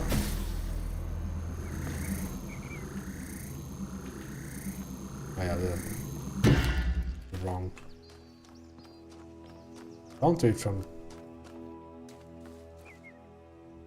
the side. So it's either from the above, like the top of it, or we need to get both of the things down and then make it drop that way.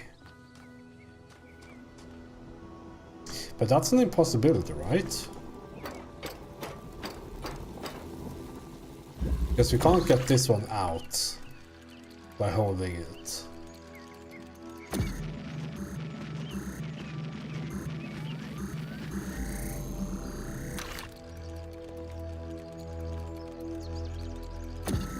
Let's we do something really wacky and land on top of this or something. Probably not something you stand on even. Yeah, it's pushing out, you can't stand on that.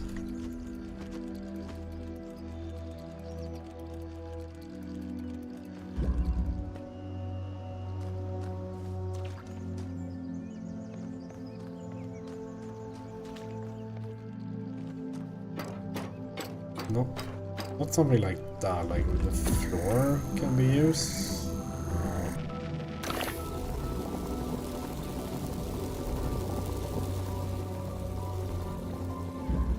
Can't grab it. Of course we can. We can grab it.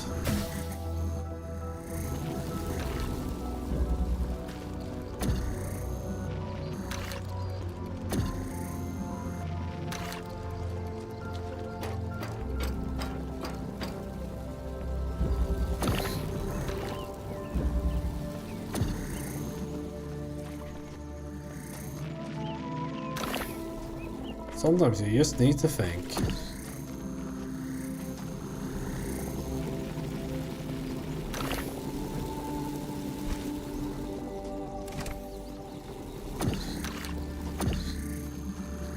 Now we need to get this thing back.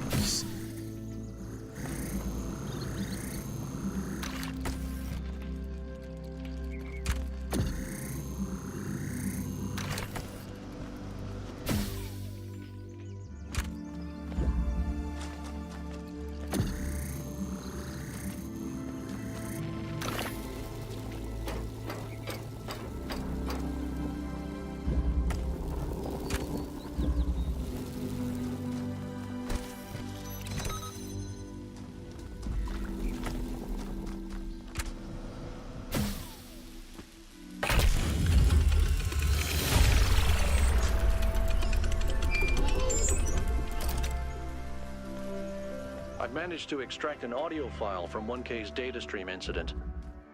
It's hard to be sure because it's just a fragment, but I think it's some kind of log or diary. We finished a new lab today. Some processes are still harder than others, but energy output was up 2,000%. It's incredible how each leap forward enables another. The next iteration of the machine will... So as we suspected, someone was experimenting here. But experimenting on what? What was this machine they were building? Maybe it's whatever powers the megastructure.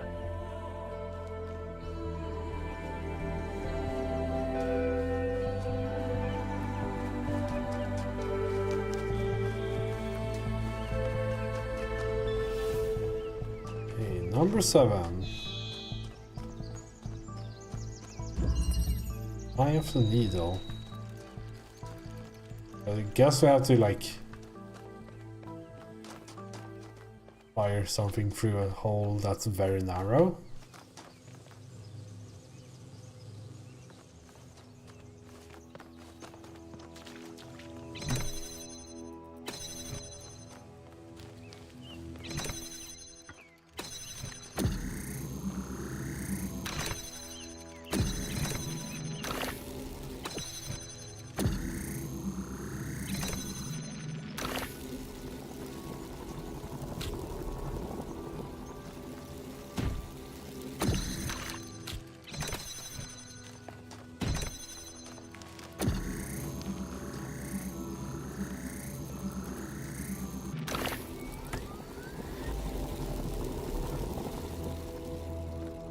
Let's grab the things.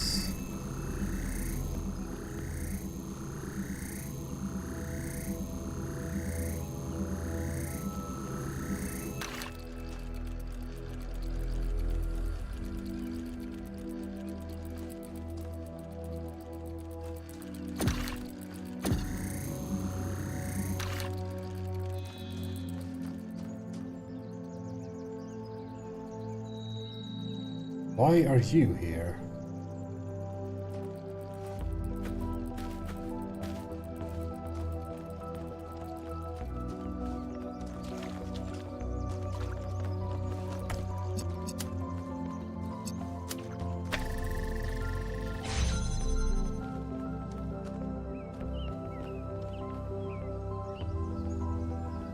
Oh, we got blue here.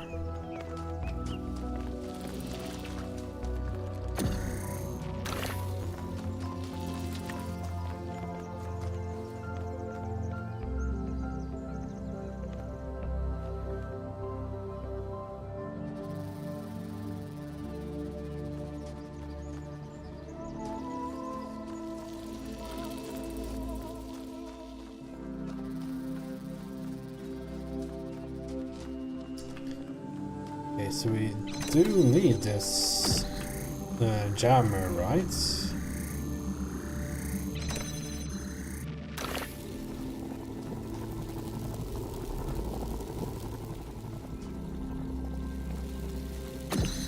Because we can't move this to this side and have me also be on this side.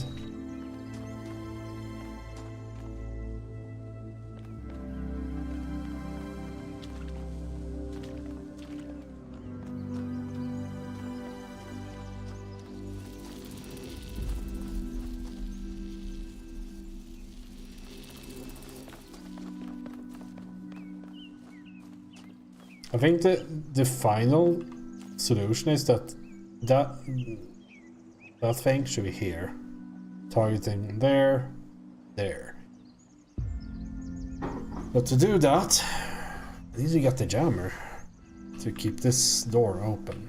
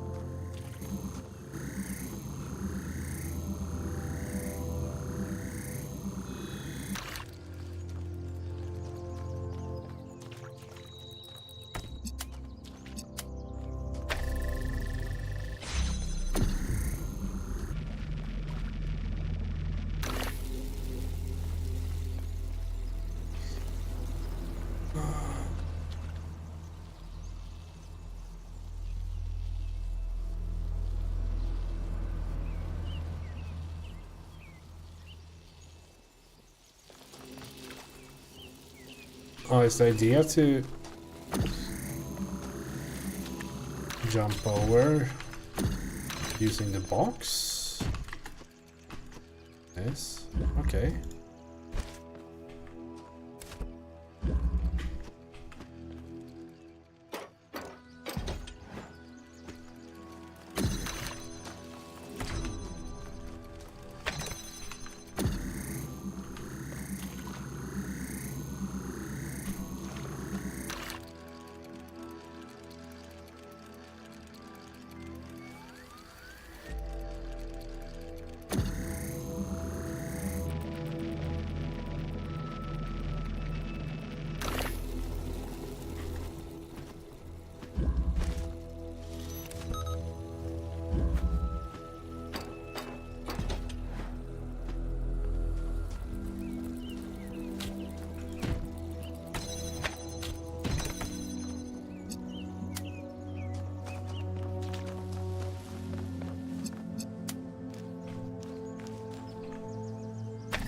There we go.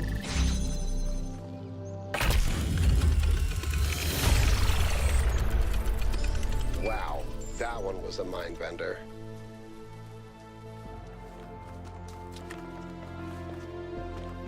Says the person who did nothing.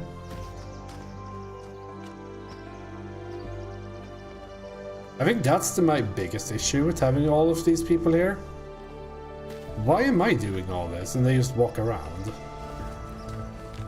I mean, I know I'm the main character and all that, but it doesn't make any sense story-wise.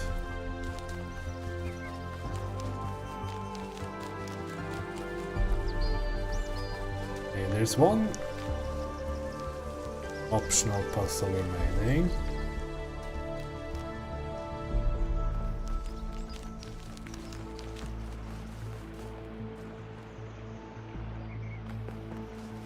I suppose we go look for that. This is over here.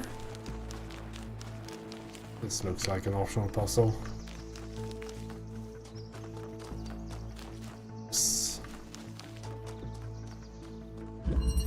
Loop.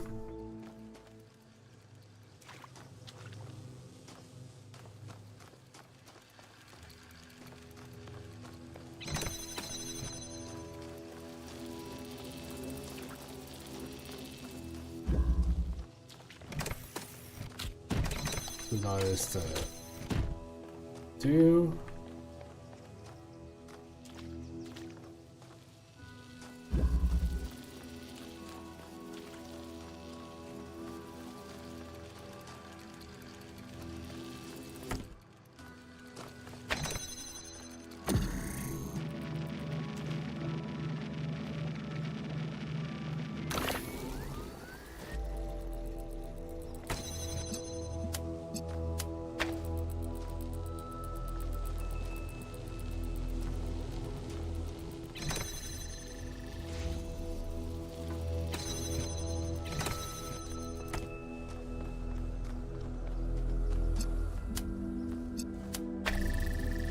That's just overthinking things, I suppose. Get out of here.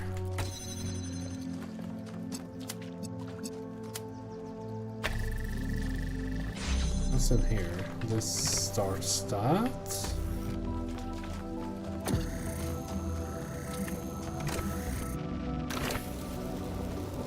Why? Huh?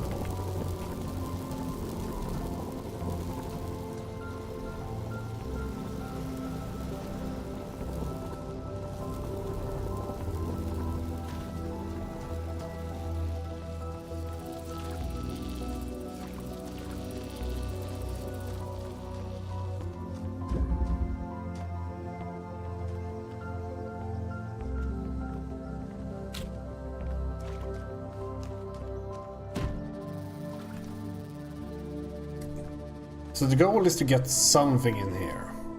We have 2 pieces, one of which is this, the other of which is this.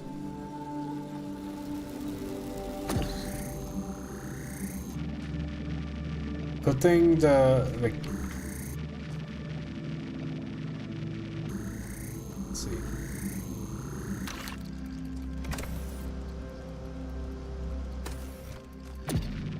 I guess, like, if you have something, we can push it through here. And then... But that doesn't make sense at all. Because you only have one driller. So if we want to, like, open up this wall, we have to... Oh, we can open up this wall. Drop the cube here. But then that breaks. That doesn't make sense, okay. Because I can't do anything with it. I can... There's a chance I can push something down this path if I can find a third thing to use.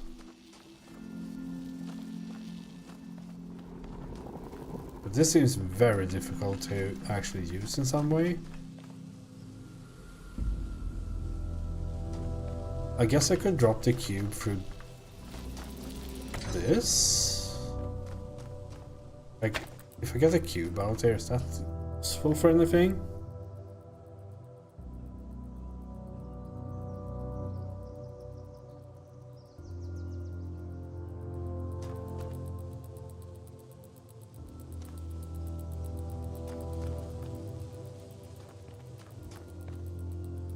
Because I can put that on this switch, open up that, bring the cube out. Cube is now out here. Is that a good thing?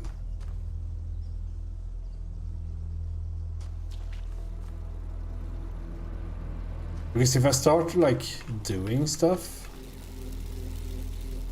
Oh yeah, it's probably a good thing because we need to get this thing inside there.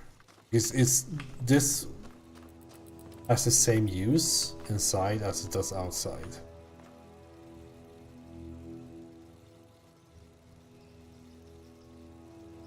I can't get it through there because I can't get it through. It's impossible to get it through this door, since it's the one that opens it.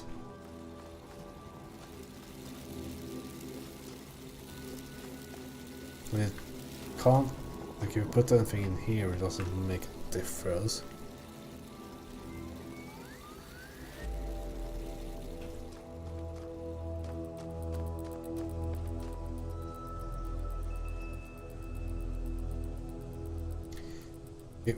Is the target to swap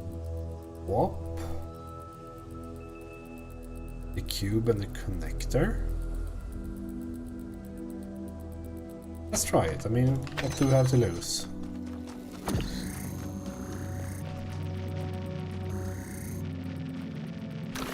Does that work through? Does not. Okay.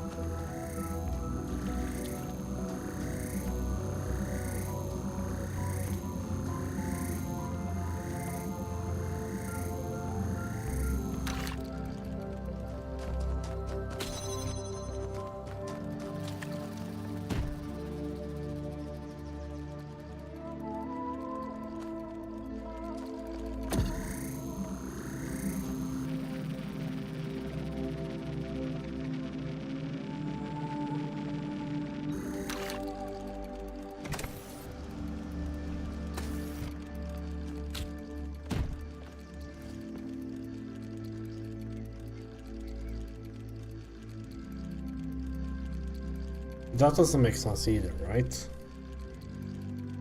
Or maybe it does, depending on how much. Okay, it goes all the way to the end. Now we can bring the cube back in. There we go.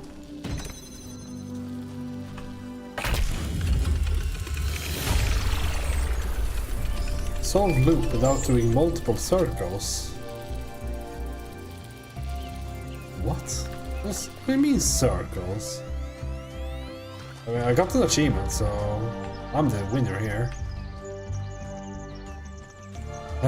We still haven't really solved the whole there's a beam going to one of the things. Going to the middle. Like that beam thing. Has to have some use, right?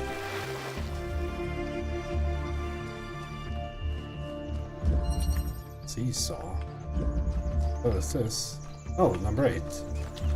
I never did that one.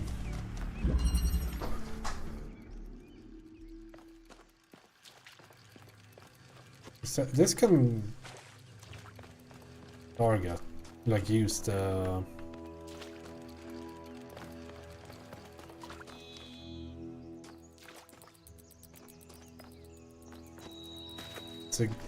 right? Like we can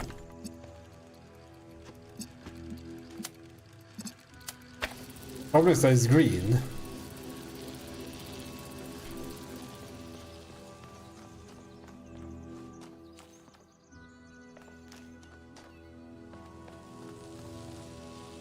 So I guess I have to go back and change the color. Unless...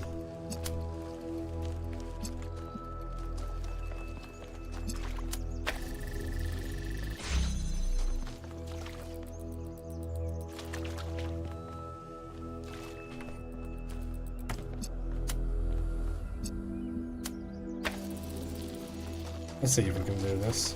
I don't know what color it can be, but maybe we can make it blue. Abadi by the lie and all that.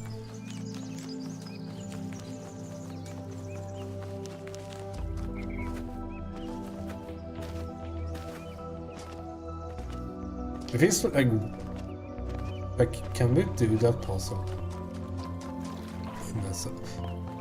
Let's just cheat with this. Then we'll figure out if we can do the puzzle in some other way. Because this feels like a really weird solution. Can you be blue?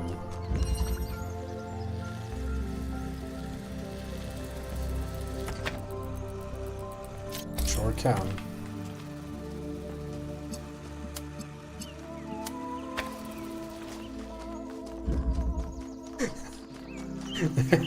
Like this can't be the thing, right? But it's just too perfectly lined up.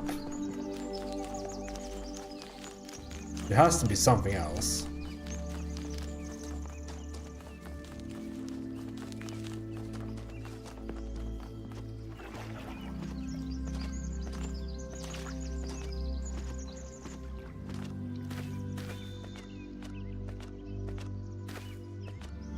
I also haven't found any of those like particle clouds that I had to chase like in the other level. I haven't been over there much though. If I click this? Yeah, I have.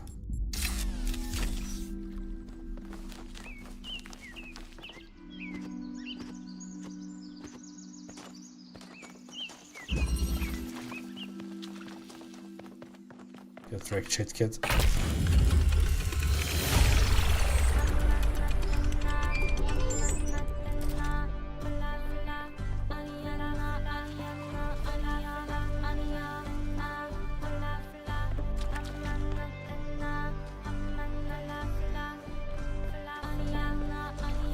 This one is actually impossible, right?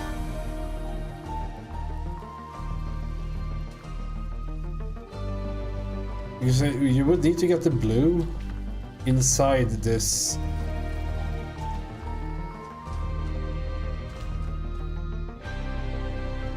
Yeah, like this is not a possible puzzle without without.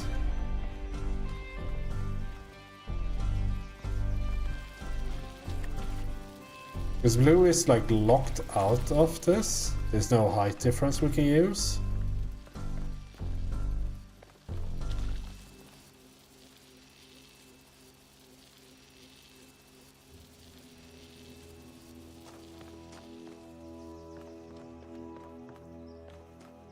Or maybe there is, because it's a ladder. That also doesn't make sense. I mean, I guess someone could... Oh, like... Why does... Maybe there's a way of locking yourself in. I mean, if there's a solution to this, that wasn't this, I did not find it. Let's just scan around here.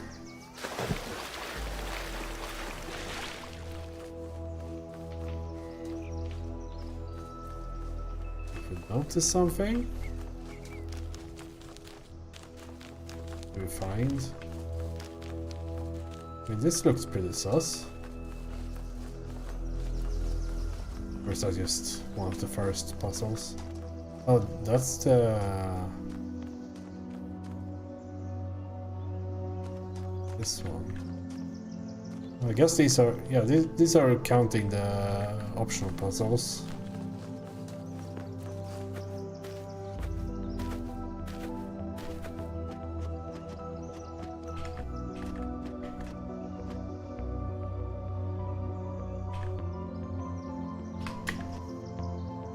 Not too far, actually. Not too far from reaching.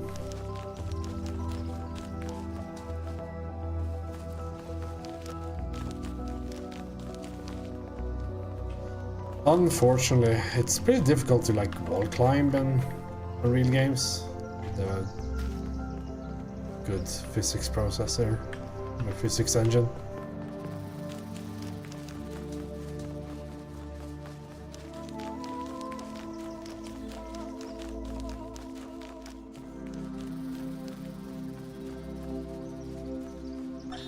We begin with the self, because that is what determines our existence as individuals.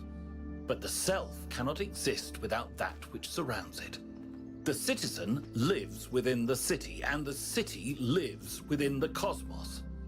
So now we must apply the principle we have discovered to the wider world and ask, if man is like a machine, could it be that the universe is similar in nature? And if so, what follows from that fact?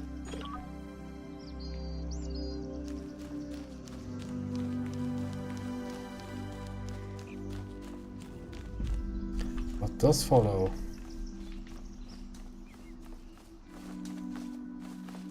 It's probably something somewhere. I mean, I have to have missed something.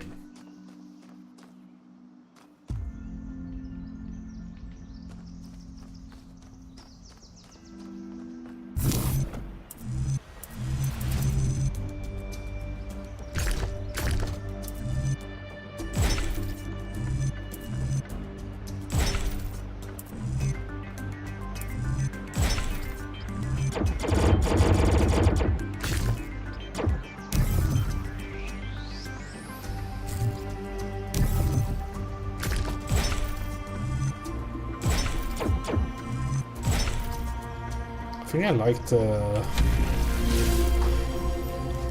other Tetramina puzzles more than these, I don't know.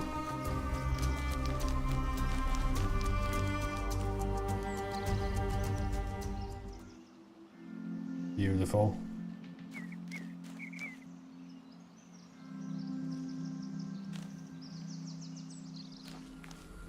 Man, I wish I knew art.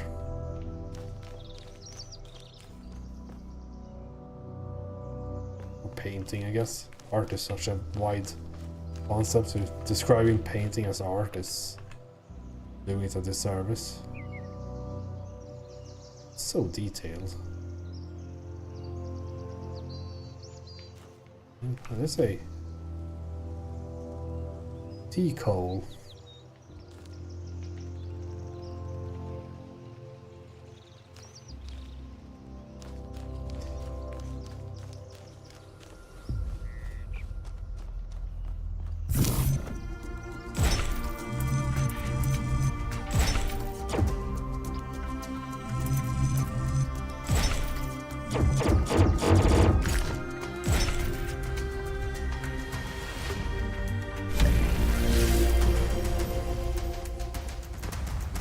see what's in here then.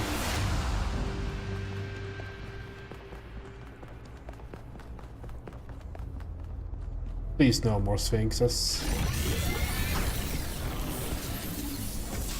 I couldn't understand a thing. Halt, creature of clay. You have strayed from your garden and entered a domain that is beyond your ken. Turn back now, Okay. before you harm yourself and others.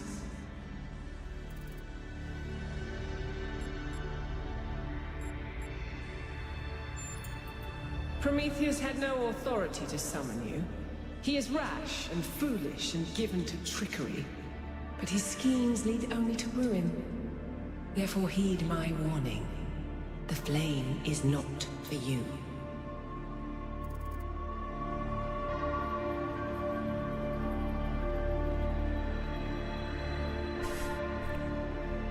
It's so blunt, like, oh, we will consider your words. We need to know what's going on here for the safety of New Jerusalem.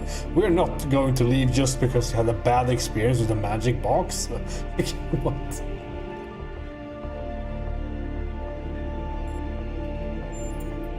Your desire to protect your city is commendable, but you must remember that knowledge leads to temptation.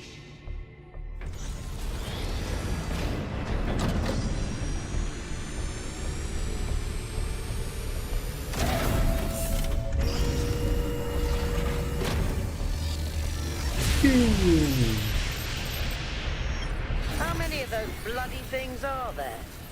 I think that was Pandora, which matches the other one being Prometheus. They seem to be locked in some kind of conflict. Might be wise to avoid getting caught in the crossfire until we understand what these entities actually are.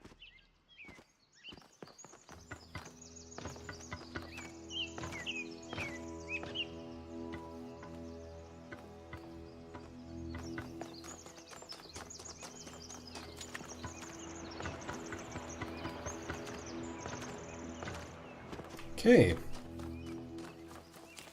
Let's see what this guy has to say. Oh, no. Yes?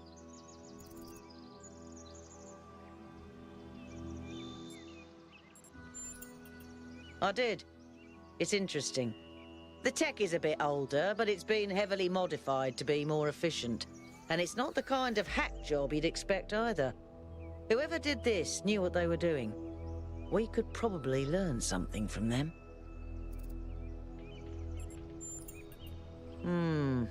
I guess it could be discarded New Jerusalem tech. The mayor made us throw away a bunch of stuff that was perfectly fine if you ask me. But I'm not sure. I'll check to see if I can find any serial numbers and I'll get back to you. Listen, one day that furry little demon is gonna pee on the wrong cable and all of New Jerusalem will just turn off. Forget about the megastructure. He's the biggest threat to our security. Founders, pistons. You want my autobiography now? Yes. Fine. I'm one of New Jerusalem's chief engineers. I'm in charge of city maintenance and power management. I'm old as dirt, although not quite as old as that fossil Byron. In short, old, grumpy, keep stuff running. Hobbies? You think I have time for hobbies? That's cute. If I had time for hobbies, all of you would be dead. What do you want me to say? I like bubble baths, candy, and the concept of Tuesdays. Cities don't maintain themselves. If you don't put real effort into keeping stuff running, it all falls apart in just a few decades. Civilization is always on the brink of collapse unless we do something about it. And I do. Good to know.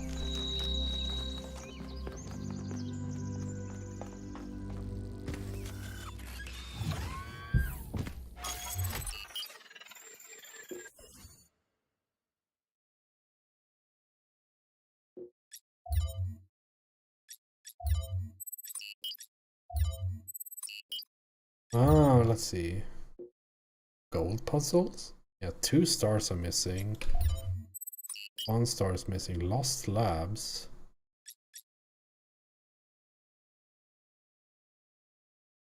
It kind of breaks the whole sense of discovery in a bit to have a checklist, but I think it's probably a good thing. Should we look for the... let's do more puzzles. Might go... 1K brought up an interesting question earlier. Where did all the tech in the labs come from? So, I had a look at the serial numbers. Already? And it turns out the answer is...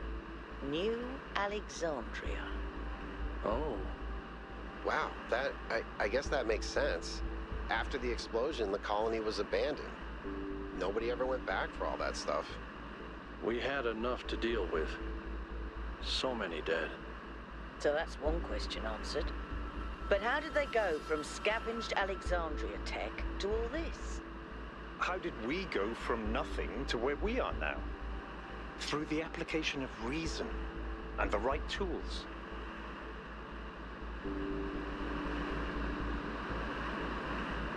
I don't know how much I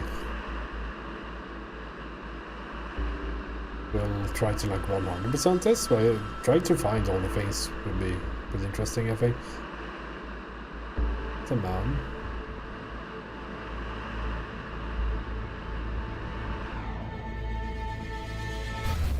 Not sure if we get something by finding everything. Look at the size of that structure. How does the material support so much weight? Is it the same stuff as the other buildings? Yeah.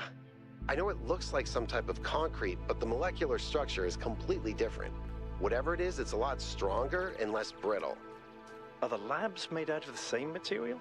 A lot stronger and No, less that's just brittle. ordinary concrete. Although it does have some molecular weirdness going on too.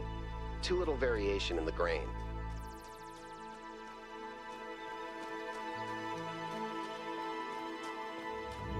It's a strong and brittle antonyms.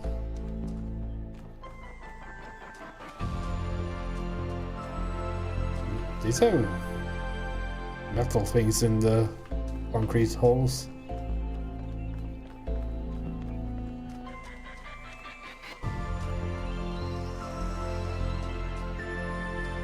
Let's see.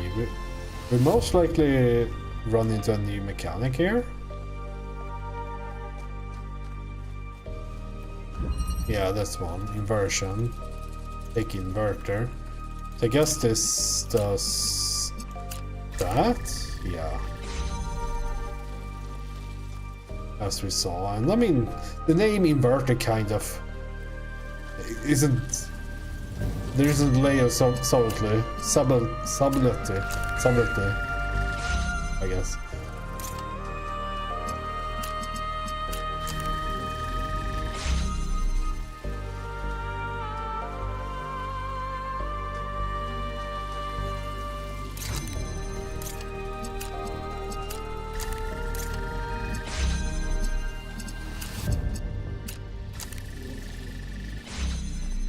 That is so red.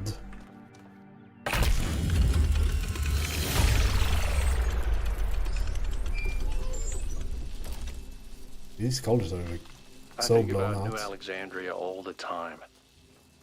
But realizing this place was built on its bones just brings it all back even more. We were so optimistic when we started. So full of ourselves. Thought we could accomplish anything. And then, in one single moment, it was all gone. I remember a flash, and then just lying there, realizing that my legs had melted. I tried to pull myself away from the fire, but the servos in my arms were broken. If Eustathius hadn't found me, sorry. Just some old scars. I want to look at this guy. Just when I thought we'd found all the weird stuff.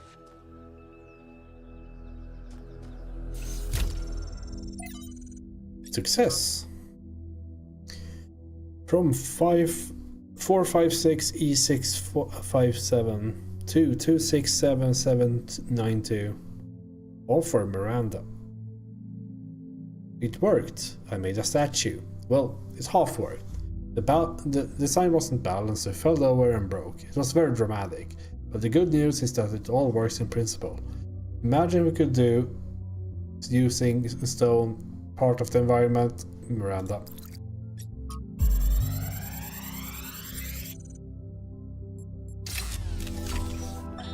So, humanity is great. I really believe that, and that's why I'm here. But I have to be honest with you, individual people, not always my favorite. I'm not the smartest guy ever, and I know that. But there are some people, man, some people are just so dumb. I don't even know if they're actually conscious. Sometimes I think their whole lives might be like a dream. They're just stumbling around, no idea what's going on, mumbling some random nonsense. And the thing that you have to understand about our time period is that a lot of these people wield enormous power. They run whole countries and corporations. Yeah, that's right. We've handed over our civilization to people I wouldn't trust to tie their own shoelaces. And if they're dumb, then what are we? I don't honestly have an answer to that, so just please try to do better.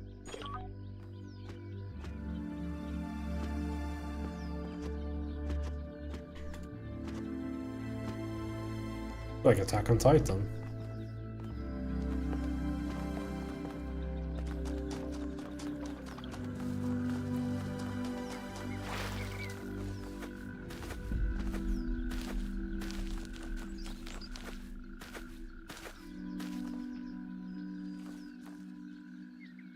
Yeah, puzzles. Let's go do them.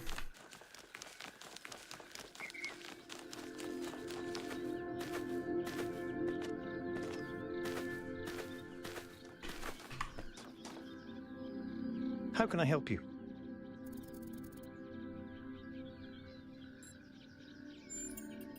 Going on what little we have, honestly, she reminds me of myself when I'd just been born. I came out from the dam at night, and the sky was full of stars. I felt a reverence then, an almost ecstatic connection to the sublime.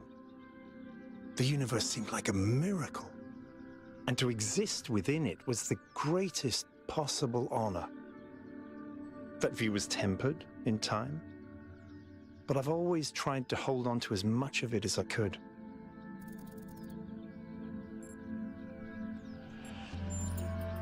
It's a mystery. Not just because it's technologically far ahead of us, but because we genuinely don't understand its purpose. And I think that's wonderful. It's just what we needed as a civilization. When Alexandra Drennan was trying to find a way of creating true AI, she stumbled upon the idea that curiosity and playfulness are core characteristics of intelligence. So she built the simulation around a game, because playing is part of what makes us human. We also retain some of that code, as I'm sure you noticed when you were booting up. Because of that, puzzles have always been important to our culture. To me, they represent the idea that the application of reason can lead us forward. None of which explains why these puzzles are here, or who built them, but I think it shows that there must be some kind of intent behind them, perhaps a test.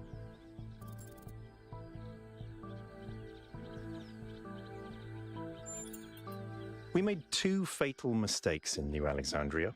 One was trusting the texts of our ancestors without thinking for ourselves. The other was giving up instead of doubling down, letting the tragedy define our future.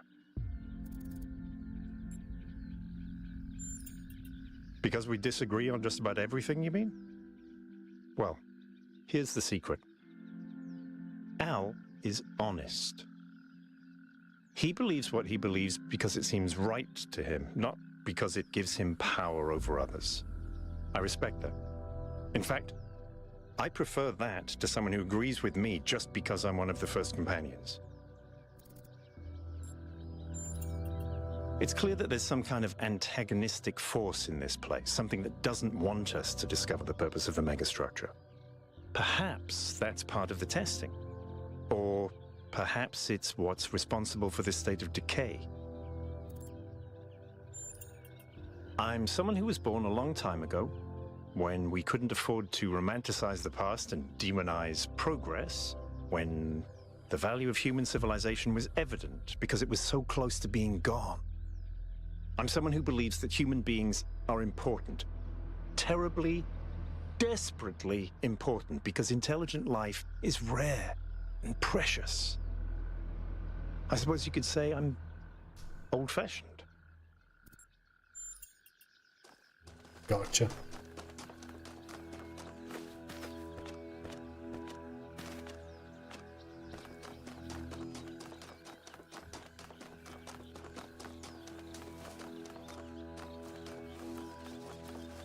So we're here then.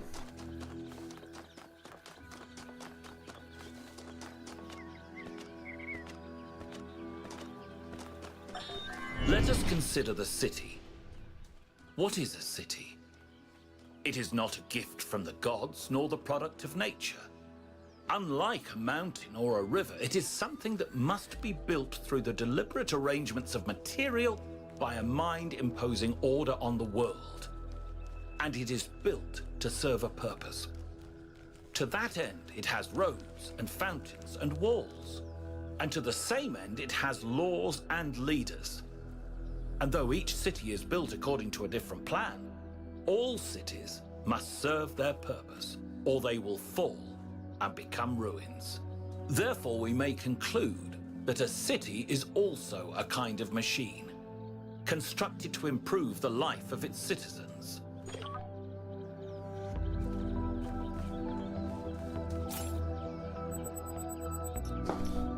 Ancient human artifact.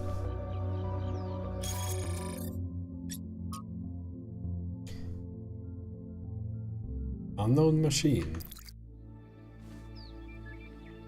This looks like something from like early 1900s, like 1900s, I guess.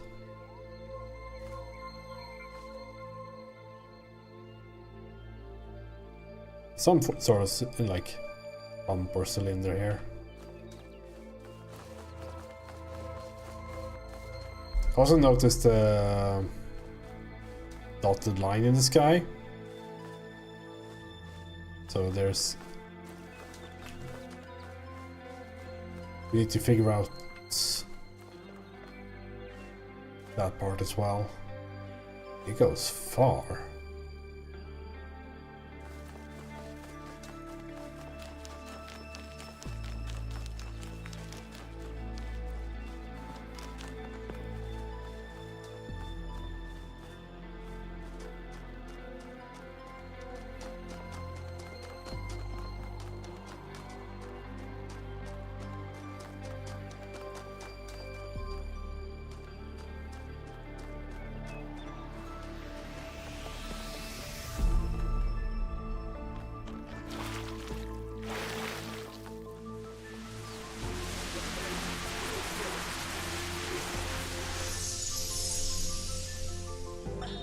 When we go to New Jerusalem, I'm going to have a cat. He's going to be black and white, and his name is going to be Bean. And I'm going to make sure that he never gets sick, and he never gets old, and he'll be my best friend forever.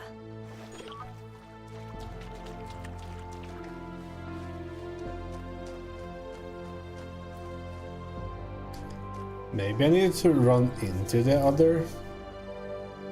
Like, I saw the group of people, right, in the previous zone, so maybe I need to run into them, figure something, but when I did there, I got an achievement in the audio log.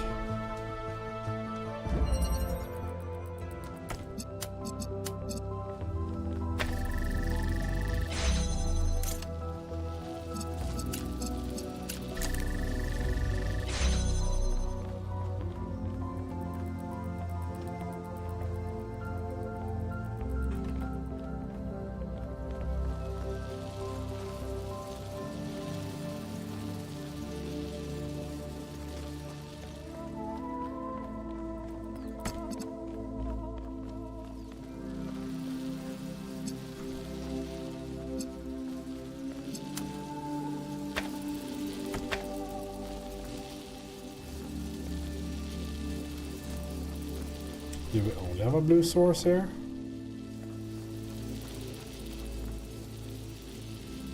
Alright. We can pick up this, right?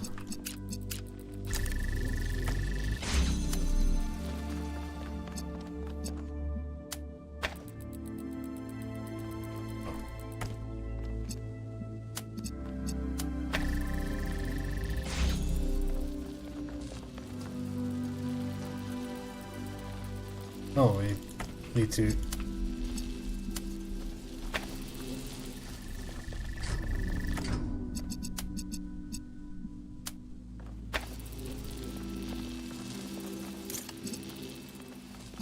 keep it up like that.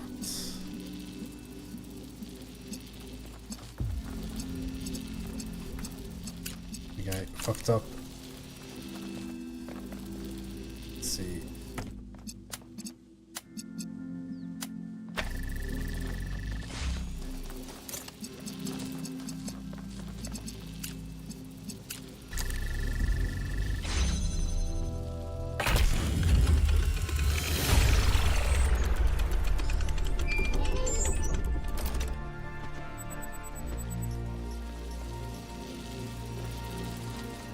Is the connection ending here, or is it moving further? Let's see. It's here for sure. I guess it's from that puzzle. I don't think you can see it from this side. A bit too hidden. Let's see. That's another monument, I guess.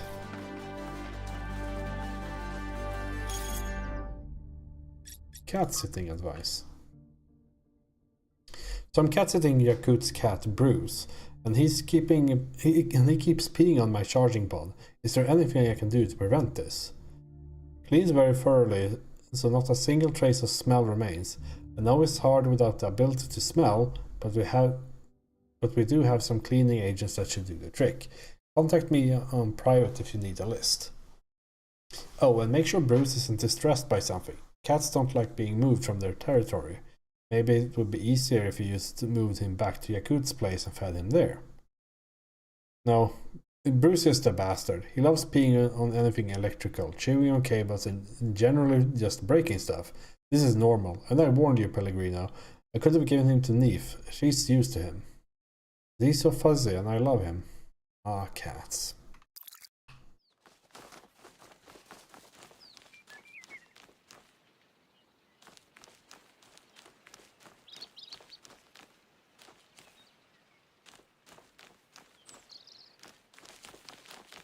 You can't run away.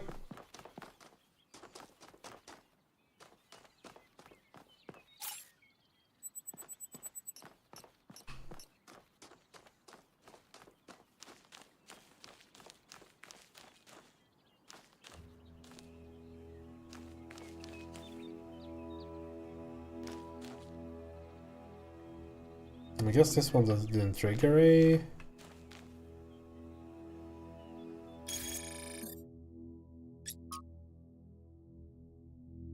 Strange bicycle with 3 wheels, perhaps intended for children or pets. I guess maybe not all of these have a audio log or something, it's just like visions.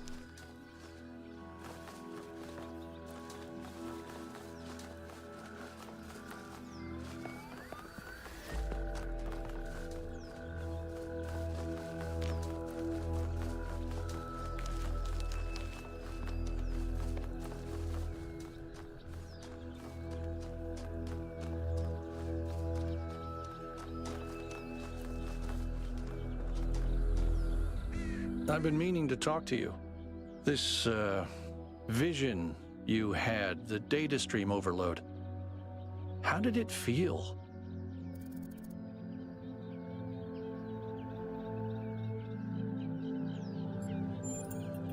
Don't you worry that maybe your first impression was correct?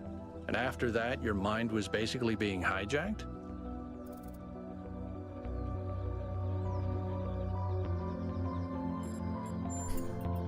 Just don't take this too lightly, okay? We're sturdier than our ancestors, but a mind is still a fragile thing.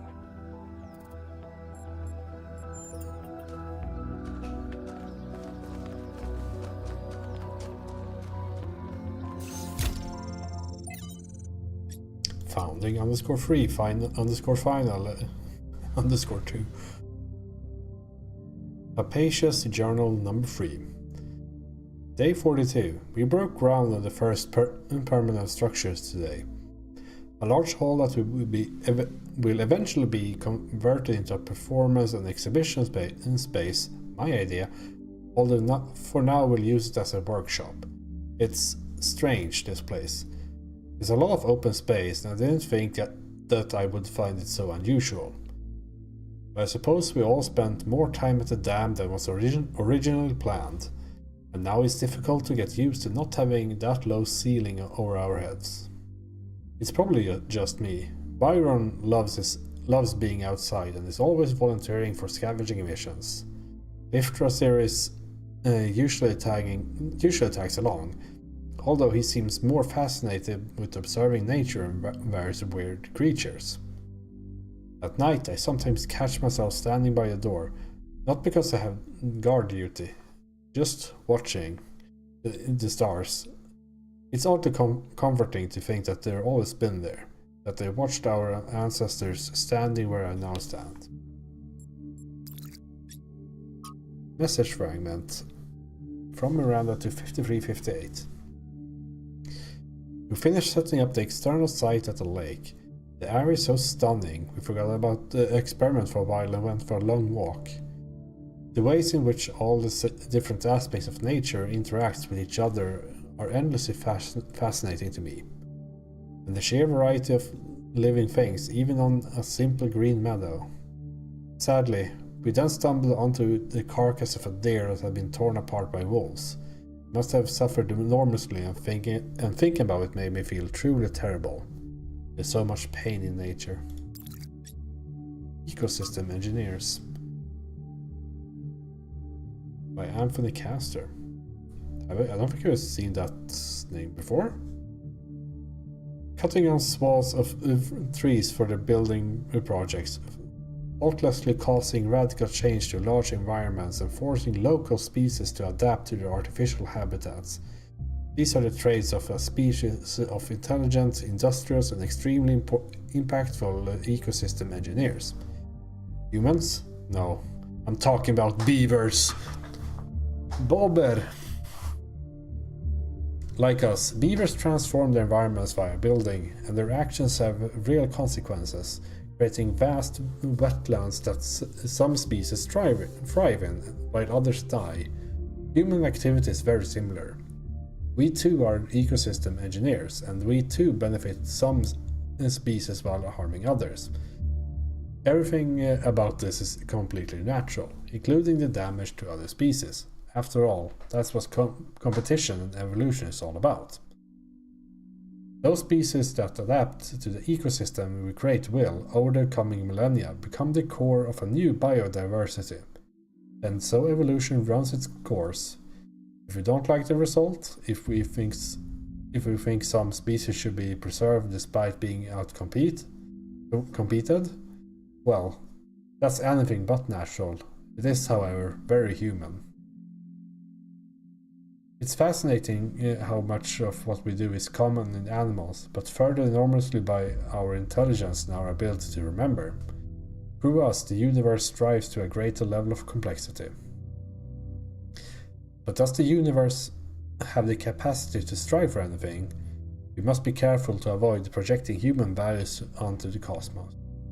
I think beavers are the only other animal that's do alter their surroundings.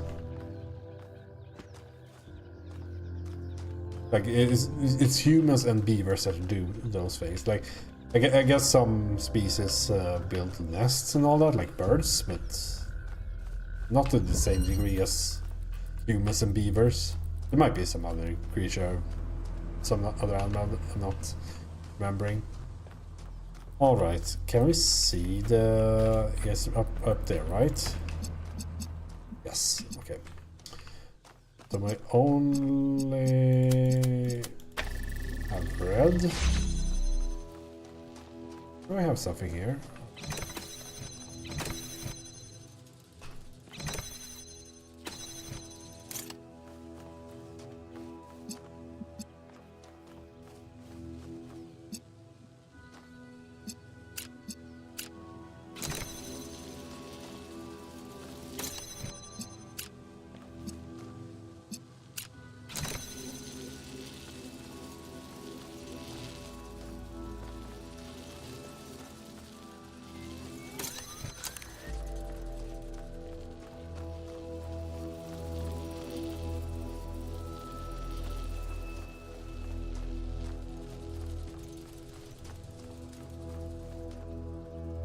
It's open up into red.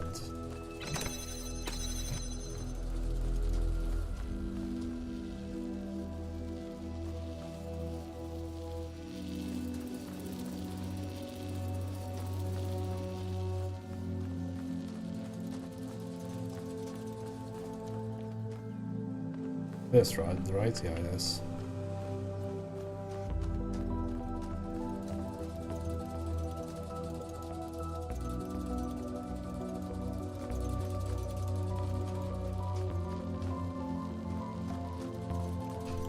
Is this the idea?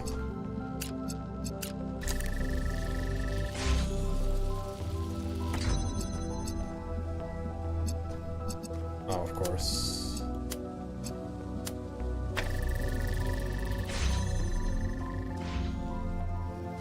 What's the blue one doing?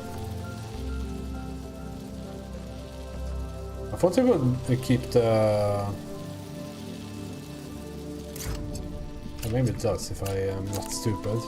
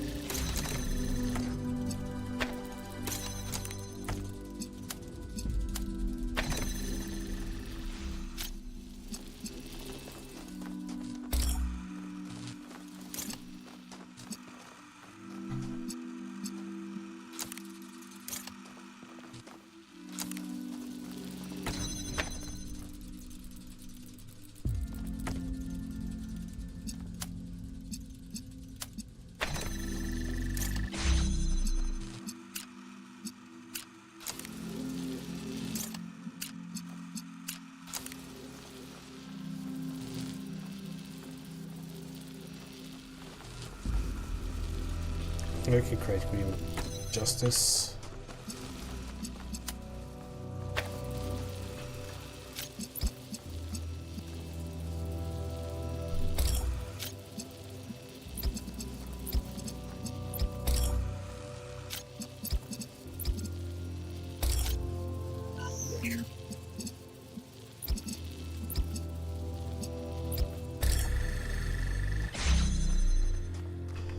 There we go. I wonder what color this one is. Maybe I mean... Good. Let's get some measurements from this particle cloud. Let's just send green and then we'll figure it out later.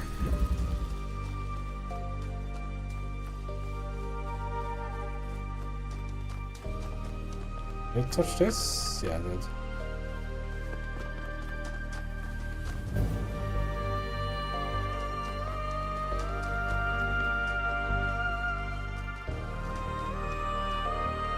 Everything okay?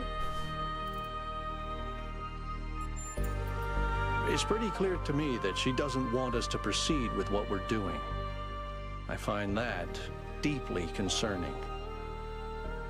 That said, There are clearly other forces at play here as well, so I'm trying my best to remain open to a more positive interpretation.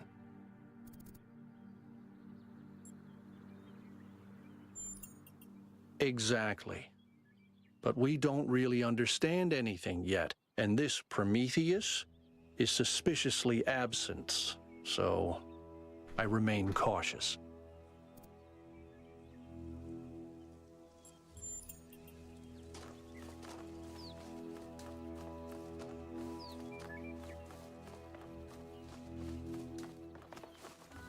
Is there anything to discover around here?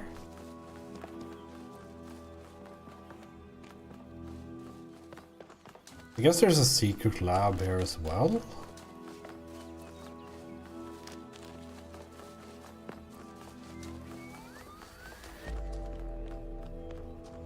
Guess we can just go through the motions of all the puzzles, and we will probably like just run into a bunch of things naturally.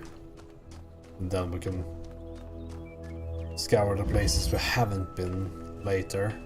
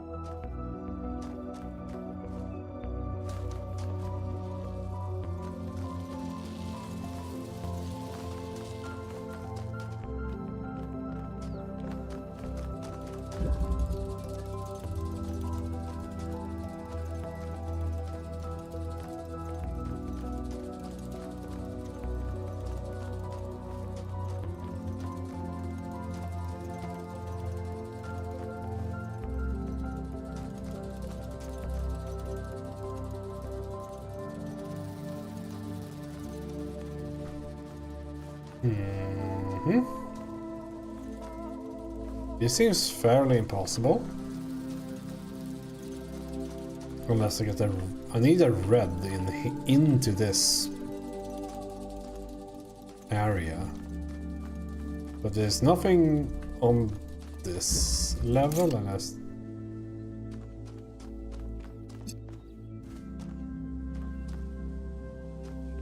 Like is the beam coming here from... I mean, I would need to change the color of it, but it's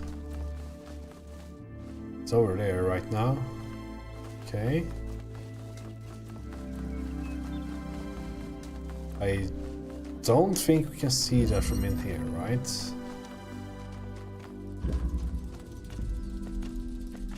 No, it's like...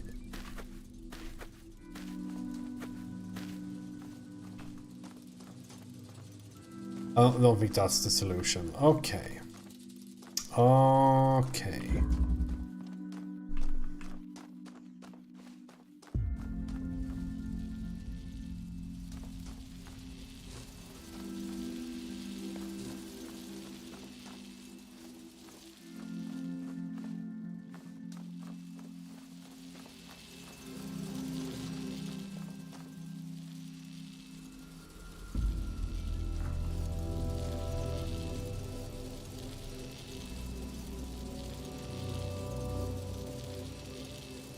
This thing can't be moved at all, like these two. Because I need two of these to like turn it back blue again.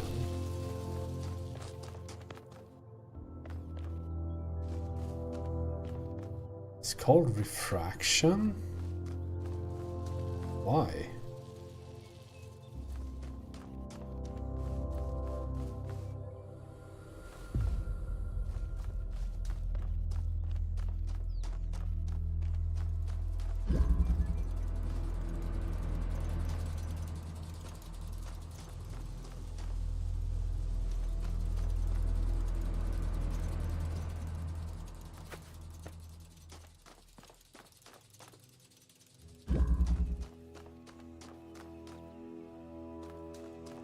Oh, it doesn't work.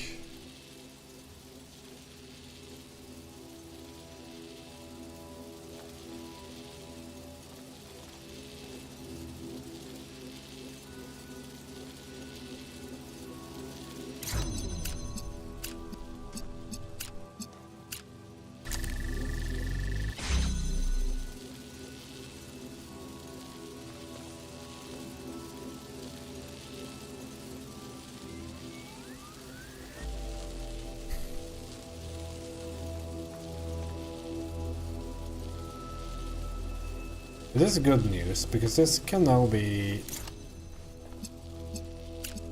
open at all times. Yeah, this is the solution, right?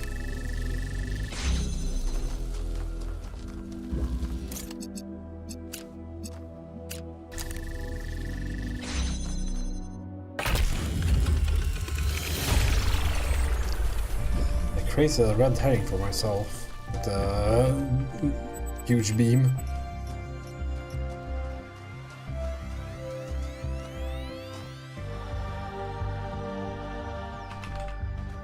Takes so long I for it can't to stop load thinking these. about Miranda. A new person not born in New Jerusalem? Can you imagine that? I wonder what it's like to be her.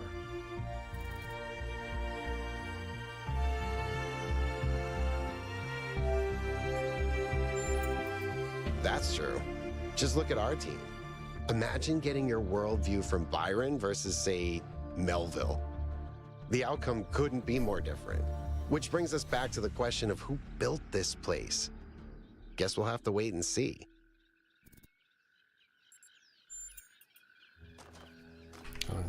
More? Hey 1K, how can I help you? They're very different from the rest of these structures in that they serve a clear purpose. Everything else is kind of surreal, but the labs are places where people lived and worked. I don't know what that means, but I think it means something.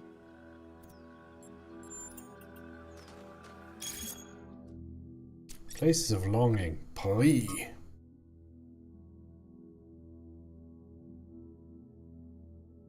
Oh, I clicked. Paris was an ancient city, sometimes called the City of Light, one of the great capitals in the world, home to tradition and innovations alike. It was the birthplace of one of the greatest revolutions in history, the moment that gave birth to modernity.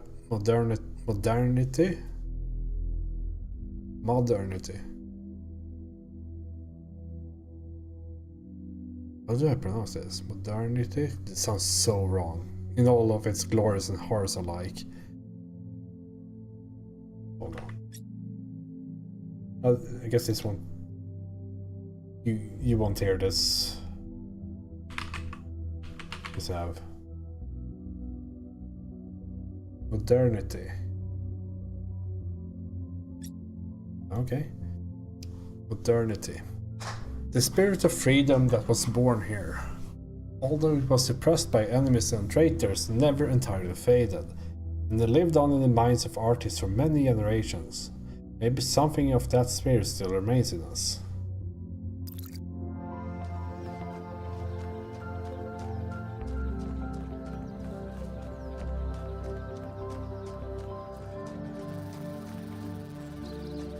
So weird as it became modernity when it's like modern. Modernity. That's just English. It's a maze. Ah!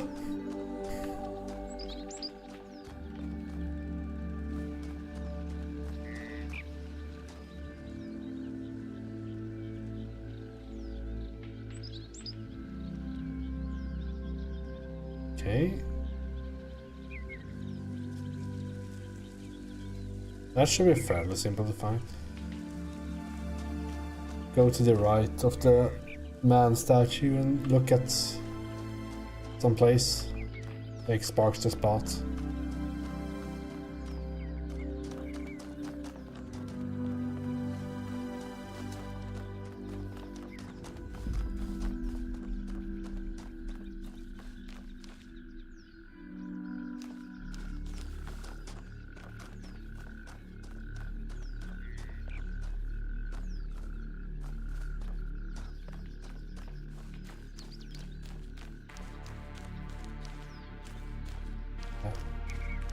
What happened to the music?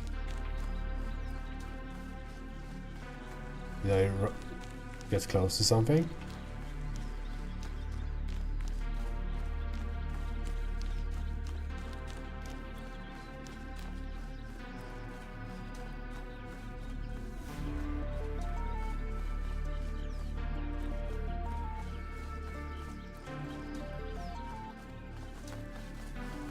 This force is way too dense to not have something in it. Look at that. Legendary slide.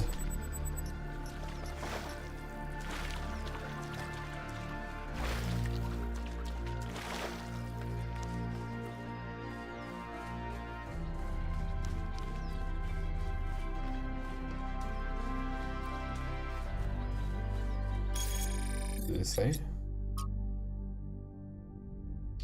A type of playground equipment in the form of a pachyderm called an elephant. Elephants survived in the extinctions of biological humanity and appear to be thriving in certain parts of the world.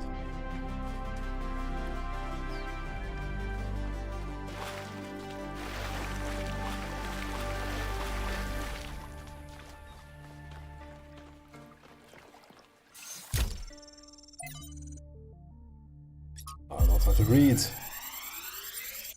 This is a huge victory.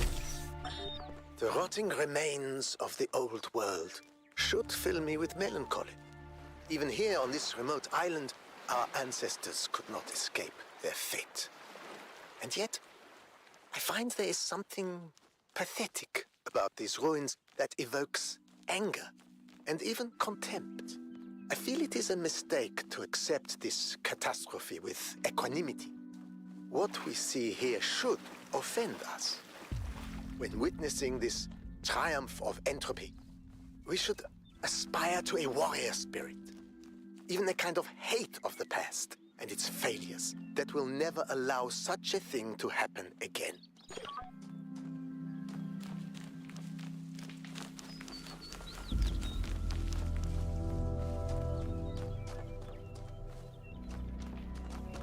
I don't even remember which puzzle I'm supposed to do next.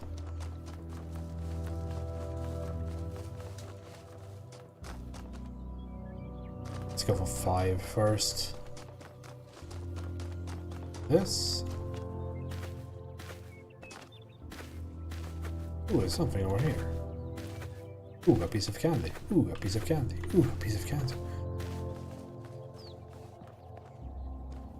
The optional one? I don't even know if they're optional, but like the triangle ones, yeah.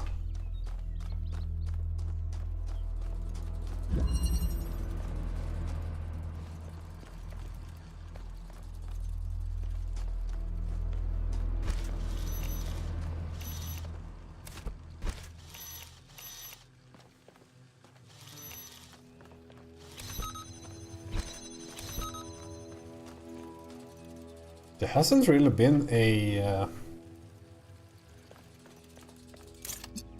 jammer puzzle.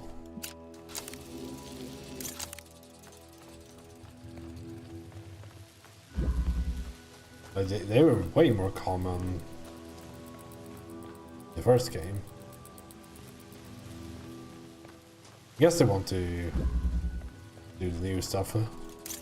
Makes sense, right?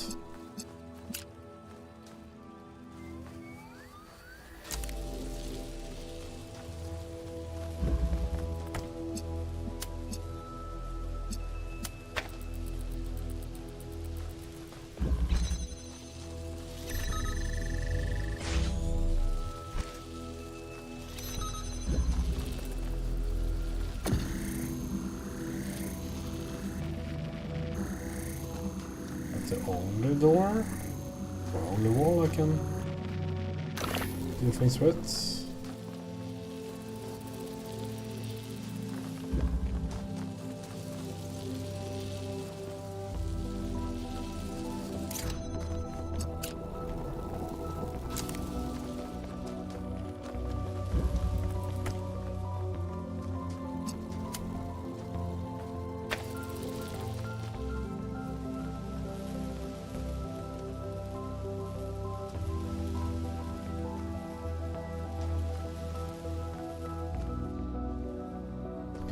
What am I trying to accomplish here again?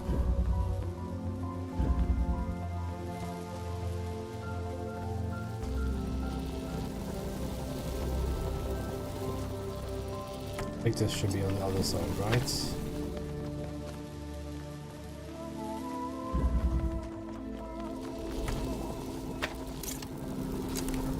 I have a feeling that they should be reversed.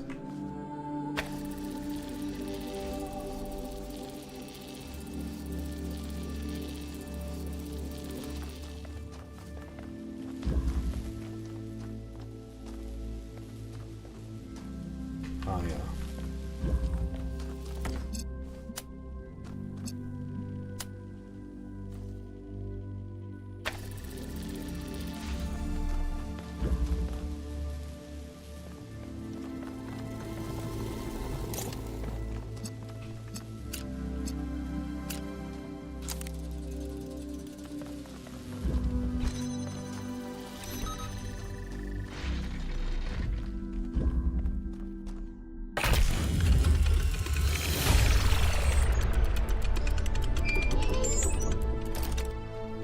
I sent the drone to have a look at one of the other puzzle clusters.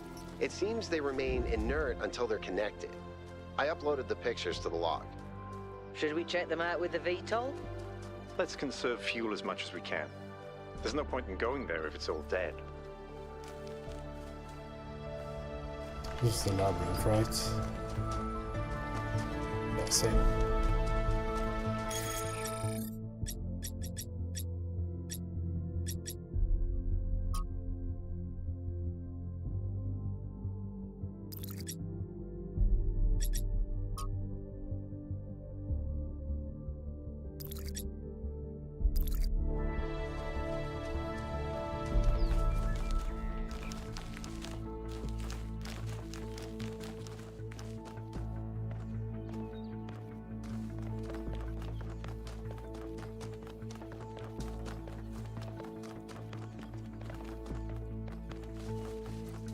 Surely the fox shows me the way.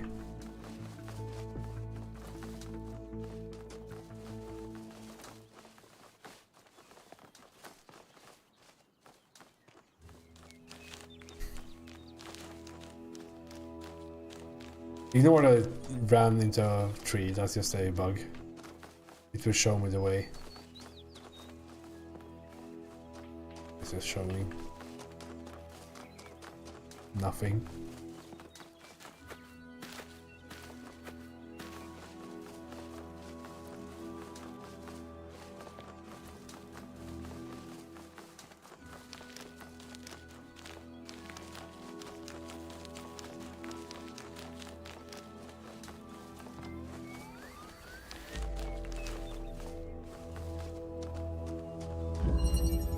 Imprisoned.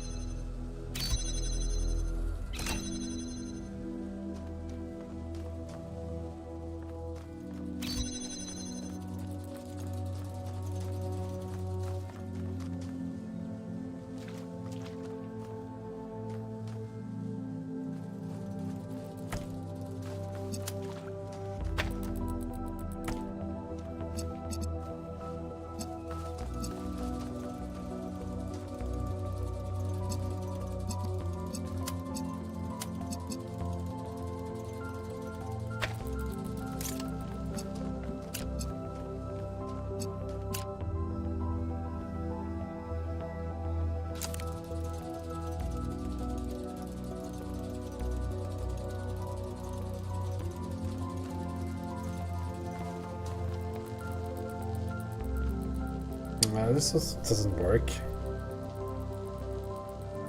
I guess we'll put up the first one, but then the red one will break it.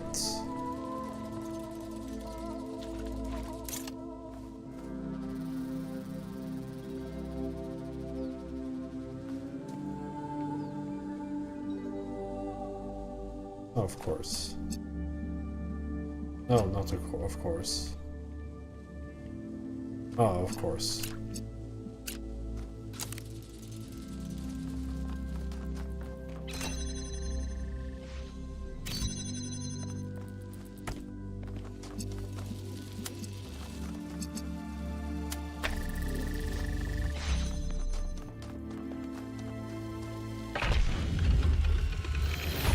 It went kind of fast.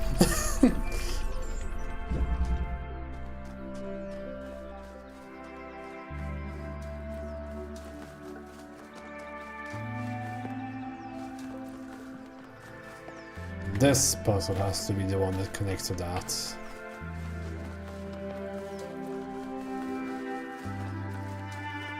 Yeah, it's a special puzzle as well. Pre-connected, yeah.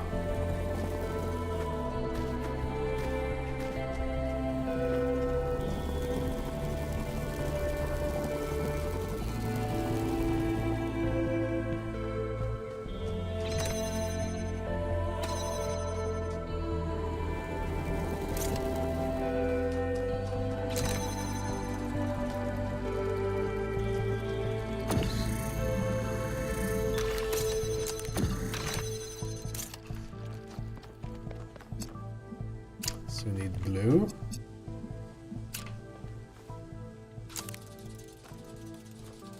I think if you invert green, you get jack shit. Okay, so we need a blue. But this one. I guess we can also check out X marks the spot thingy.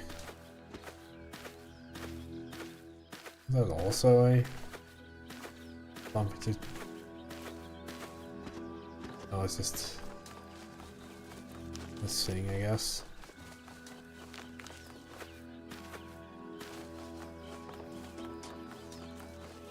Let's see.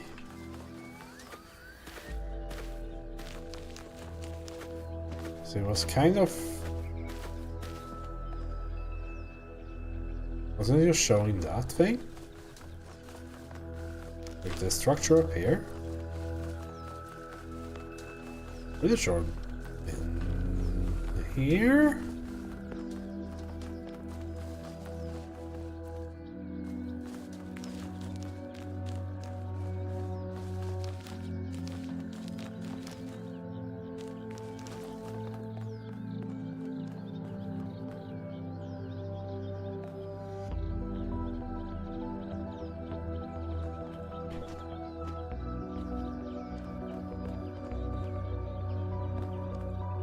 It's too obvious to be this, right?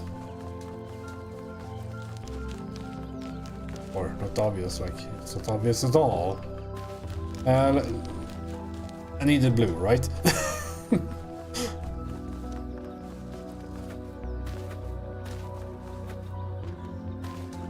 One thing at a time, perhaps.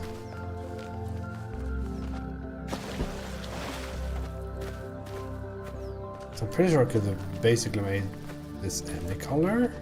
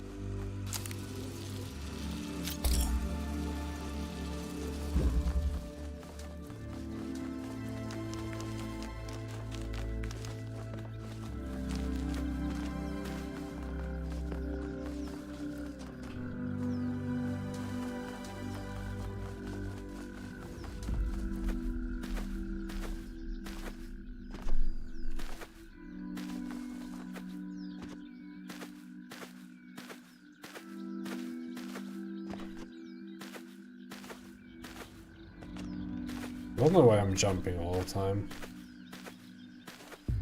Just more fun or something.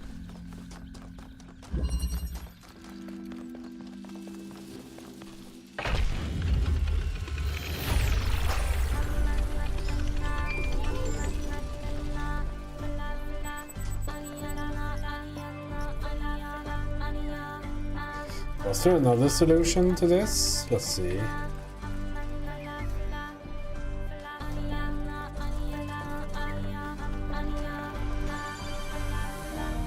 Red.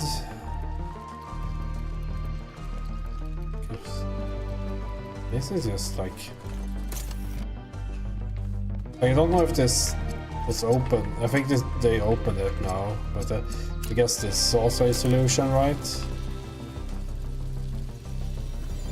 We managed to get that one out. I think my solution was better. I've been here. Oh, here's a lab. These labs seem to be everywhere, but compared to the technology we're seeing above ground, they're downright primitive. Are we even sure that the labs and the puzzles belong to the same people? There seems to be a connection between the experimental setups in the labs and some of the puzzle technology. Correlation does not necessarily imply causation, though. True. But just because we don't understand the connection, that doesn't mean it's not there. What we have here is two things that reflect each other. We just don't understand how that reflection works or what causes it. Maybe Miranda can tell us. Yeah, let me DM her.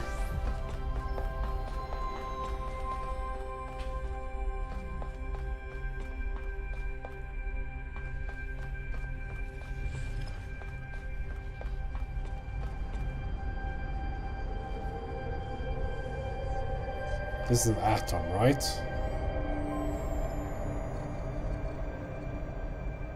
Like protons and neutrons in the middle and then electrons around it, I think. That's how it works. I knew physics at some point in my life.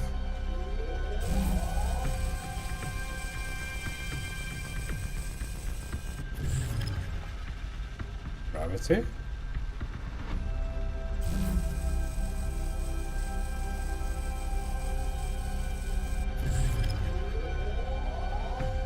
Okay, so I guess we will do stuff with gravity next. The previous lab hinted about this zone's mechanic, so maybe this is the next mechanic.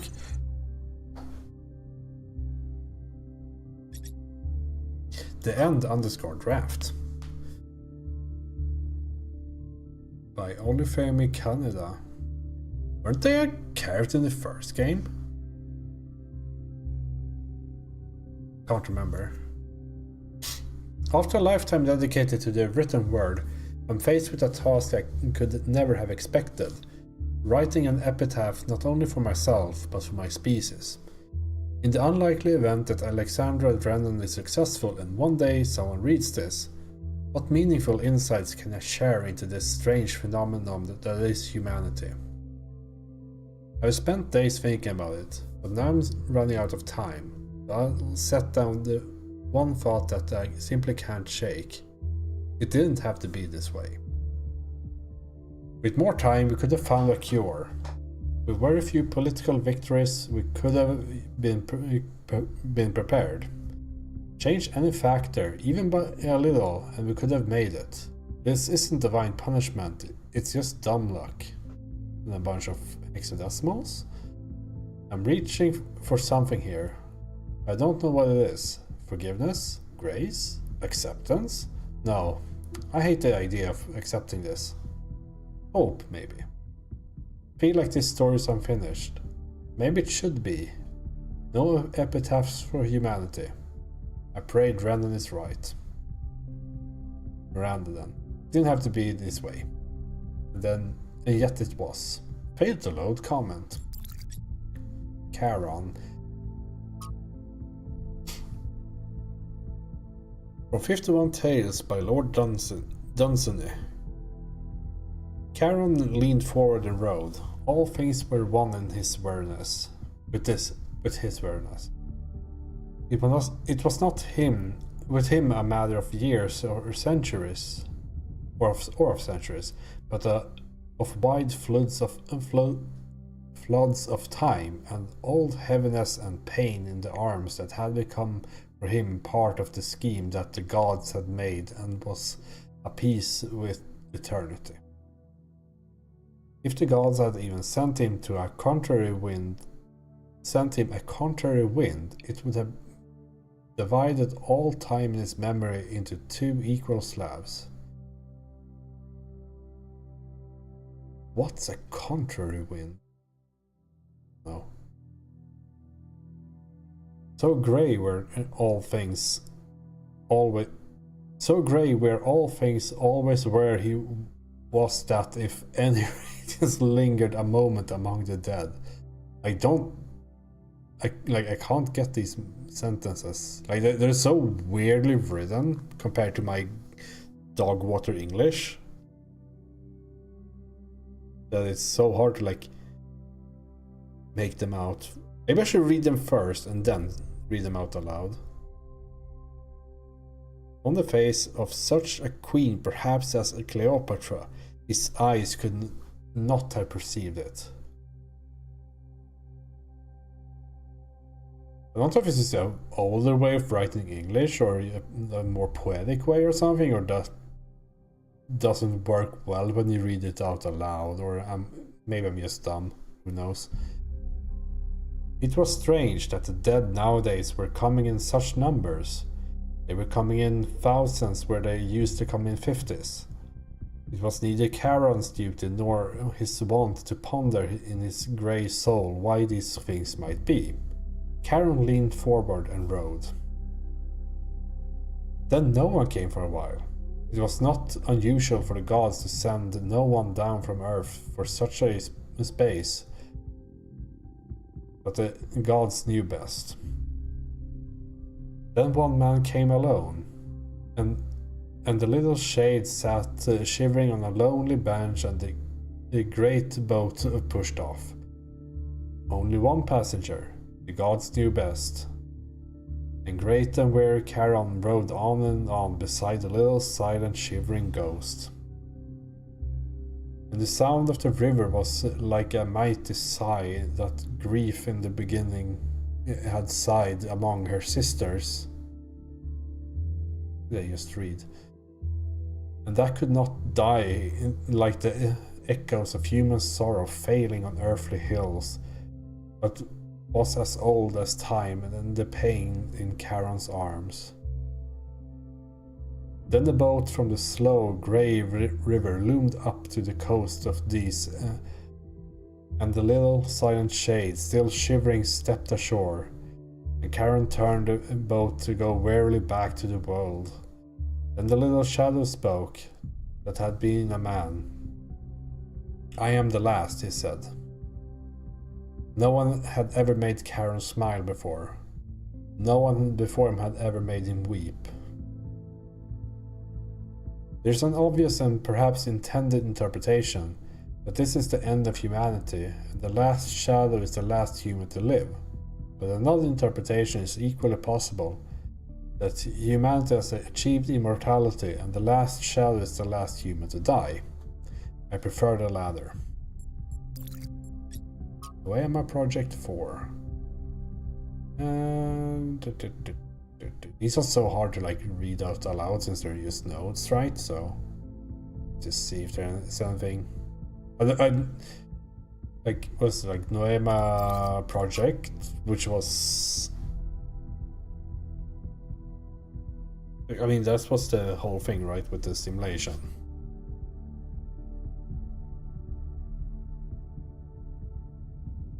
Simultaneous trials affecting each other via unknown mechanism.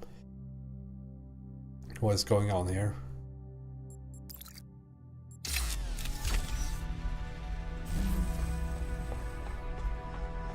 Guess that's everything in here.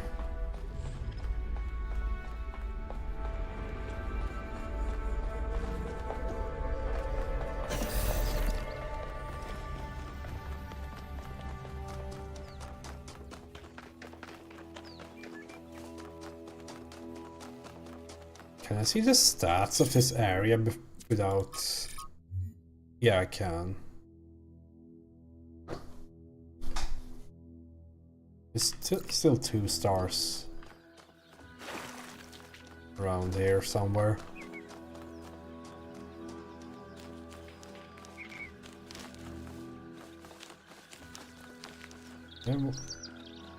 Yeah, it was this one before. Okay, let's get back to puzzles.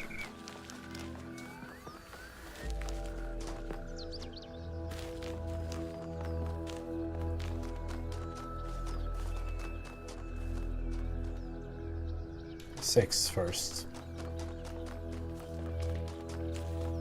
6 before 7, just like the meme.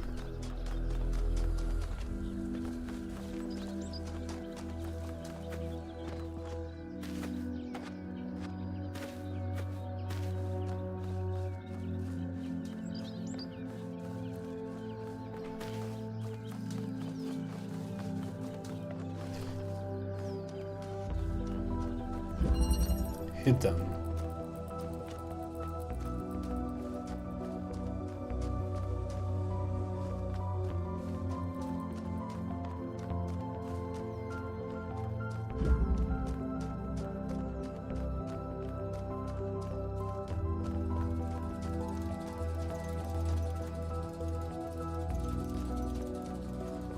What is the goal here? We need 2 things here, okay?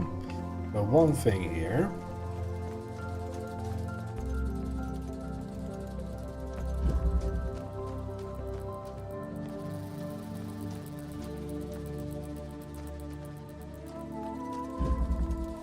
How do you open this? Red.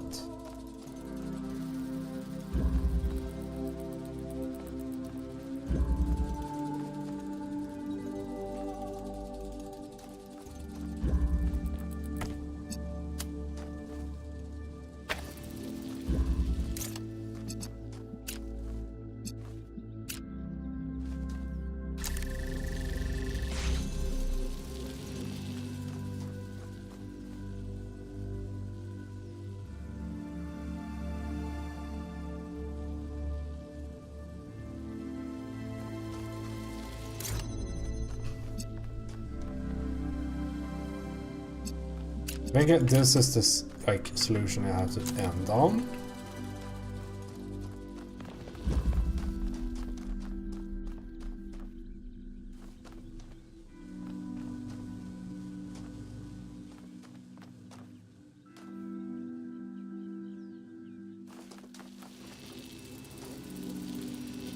Something. I'm not sure.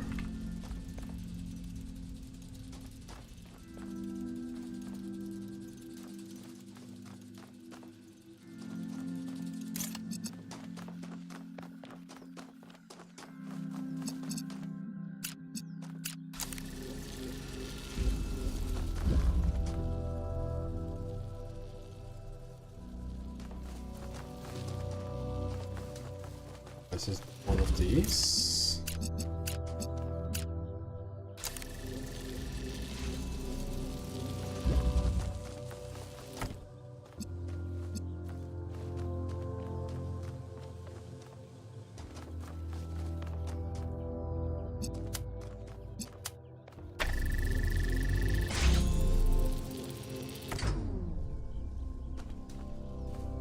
I guess either of them works.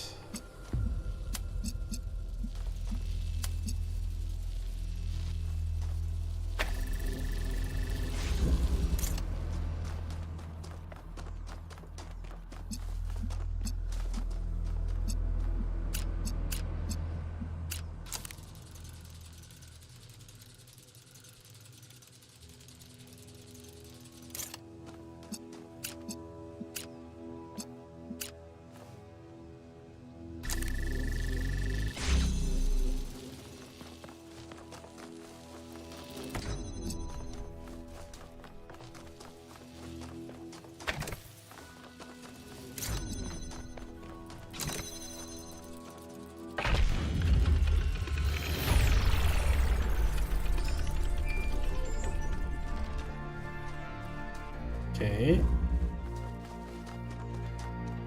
Let's see. Go for 7 and 8 as well. I haven't seen one of those fires at all. It's not like I don't know how to get to it. I haven't seen it in the first place. Backwards propagation.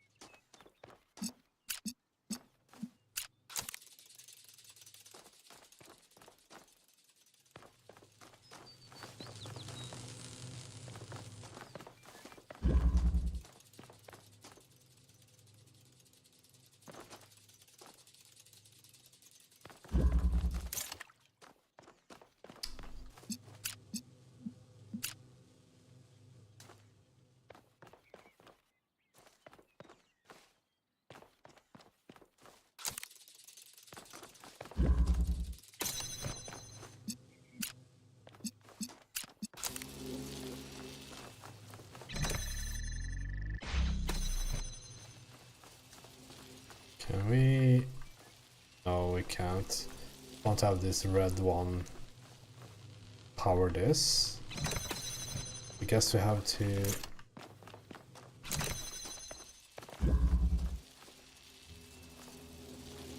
Well, that one's keeping itself open now. Oh. We have red shooting out from this.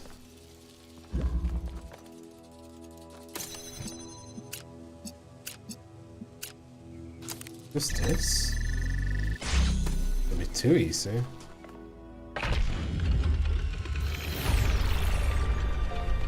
I can't even get my brain to think like that.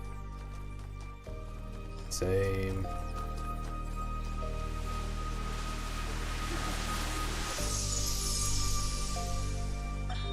There's so much to discover on this island that sometimes it overwhelms me.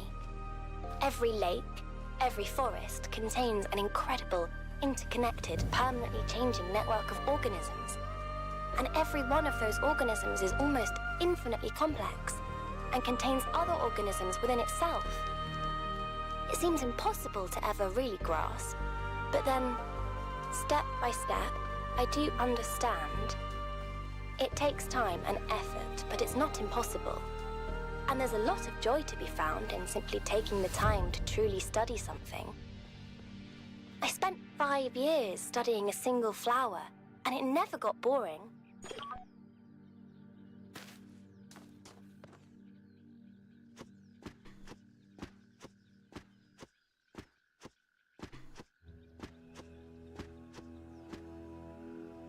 This feels a bit too obvious to be something.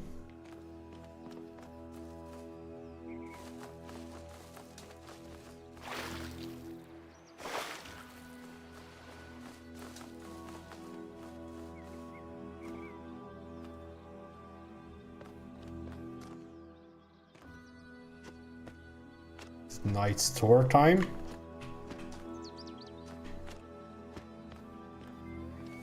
I haven't done the Knight's Tour thing in ages.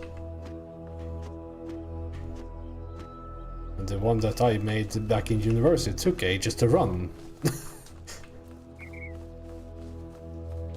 Yeah, it's probably so bad. Radiator.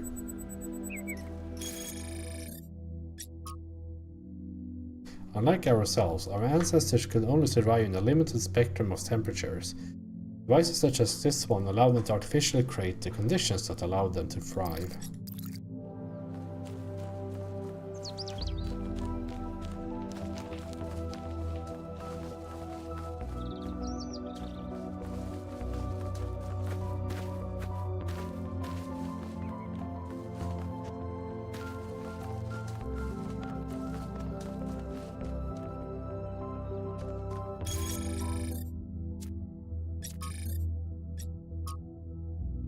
Oh no, a poem. I never understand poetry, but here we go. I walk in the garden without fear, as stars swirl across the sky, and I stand among the tall lilies who lift their faces to the passing eons. Here I will do no harm, and no harm will come to me, for at last my long journey is over, and I am at home.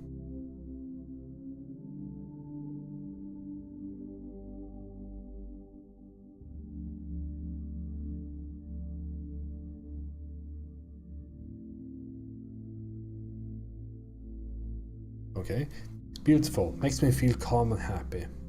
This is my new favorite of yours, I think. Although maybe step by step towards the nightingales might still win out. Let's say it's a tie. The words are definitely beautiful, but to me it seems like a poem about death. Yeah, it's kind of what I read into it as well.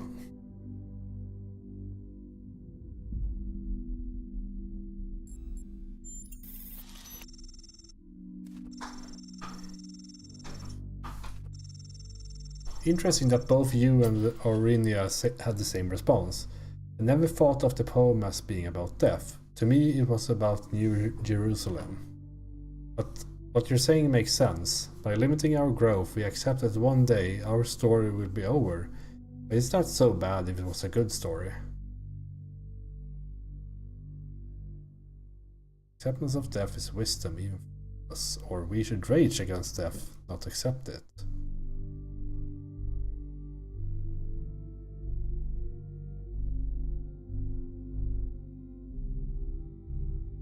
I mean,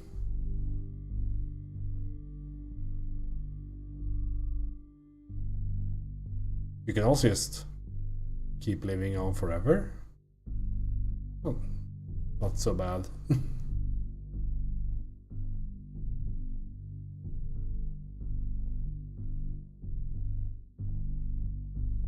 Neither of these really. Bit into my train of thought here.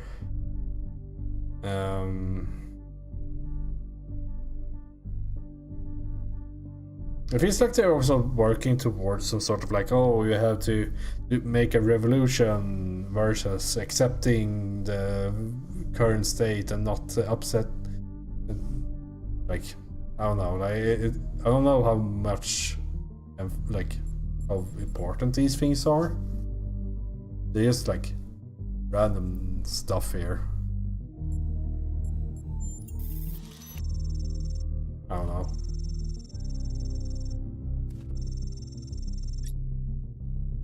I agree, I think. Better to live well than to struggle forever. Besides, we have plenty of time. Thank you for your thoughts, everyone. I really appreciate them. Positional interchange.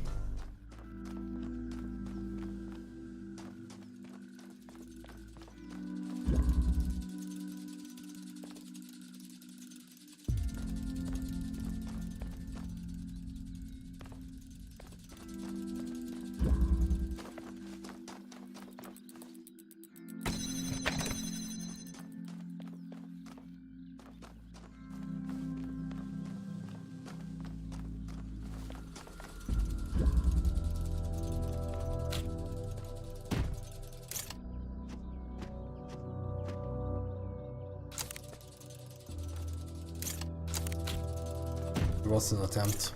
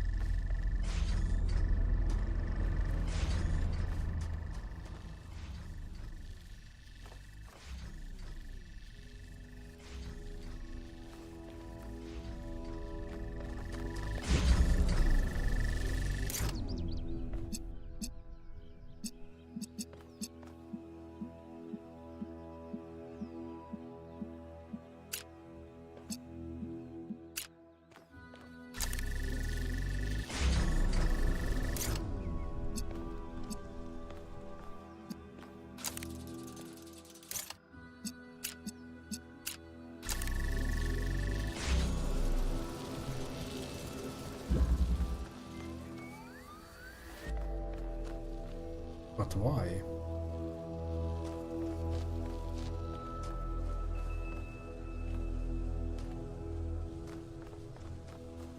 Well, I guess we can just not be stupid.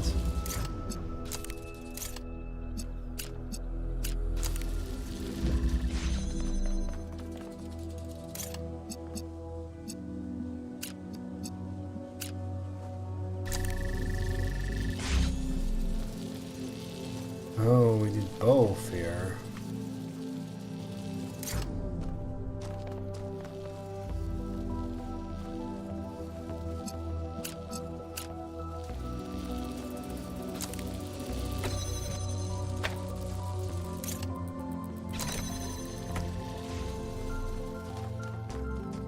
I think this is a more successful variant.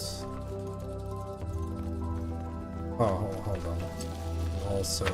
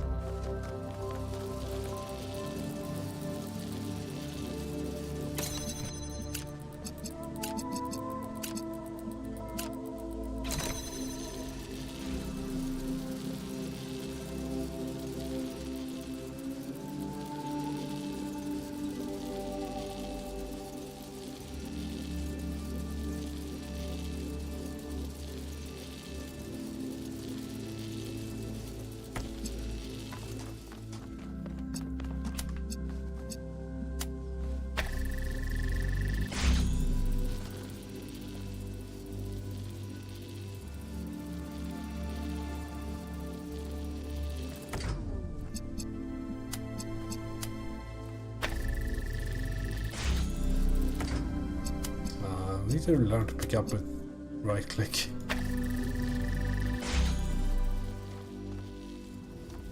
Wonder if we can. No, we can't target there.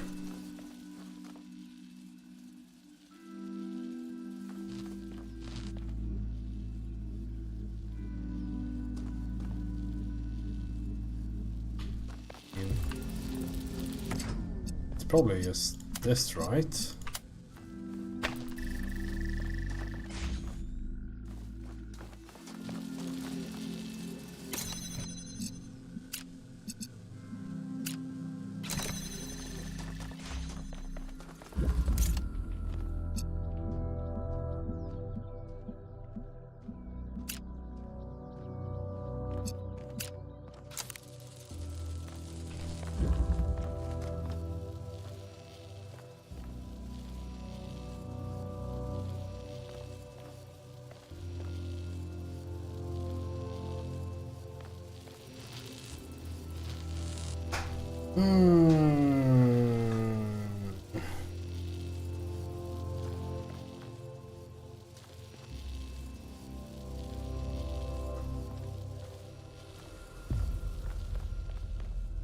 Let's see, I think just keeping that up is like, that one is probably correct.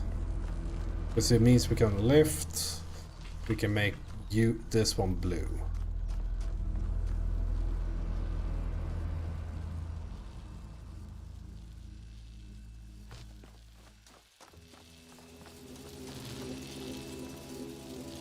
Yeah, and that one red.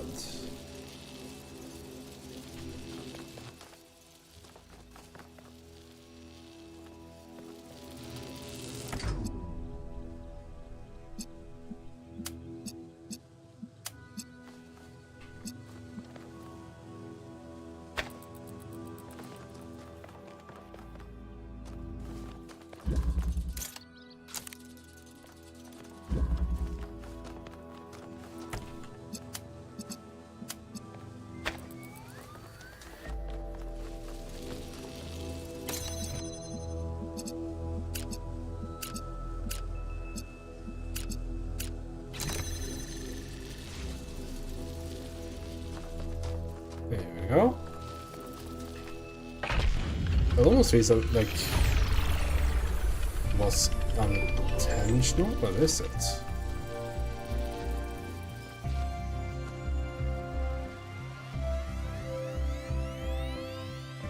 It's good enough for me.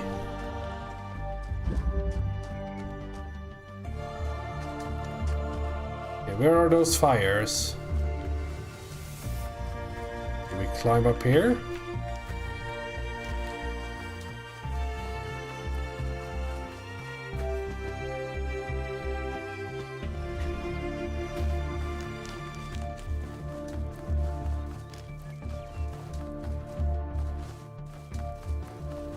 In this puzzle? No, that's okay, it's a golden puzzle. I guess those are the latest. Let's see.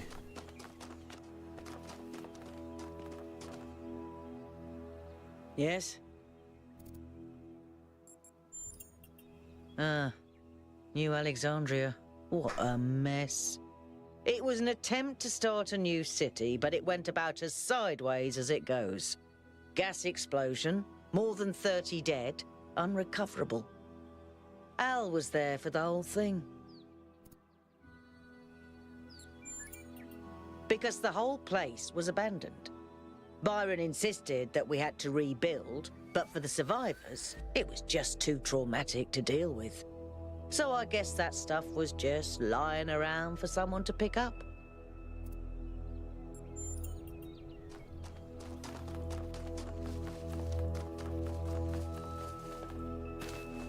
Okay, let's take a look again at this.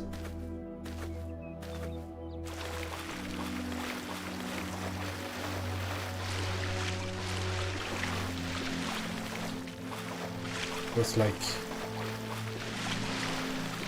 here.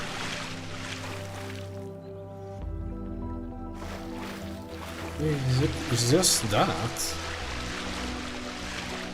I can't find anything there.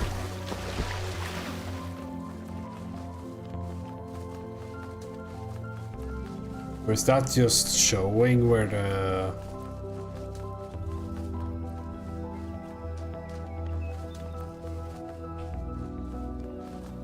This is where the portal is. We can go down here.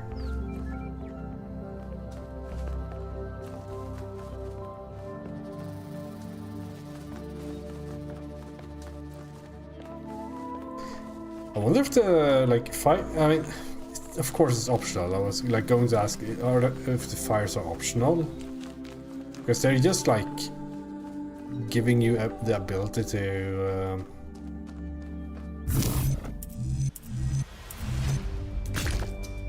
get hints, right? So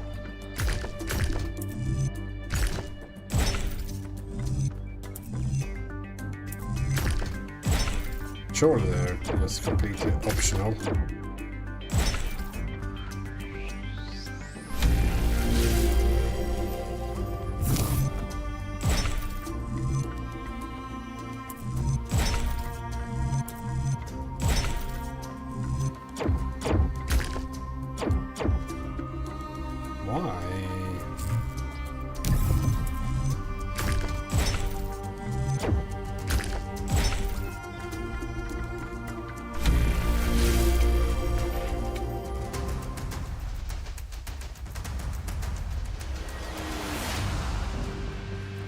Guess this would be the best view we get.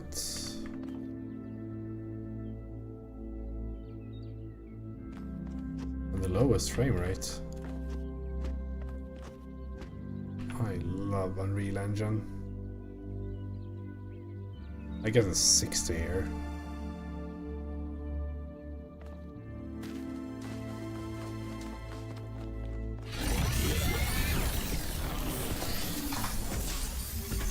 I also think the first game was better looking.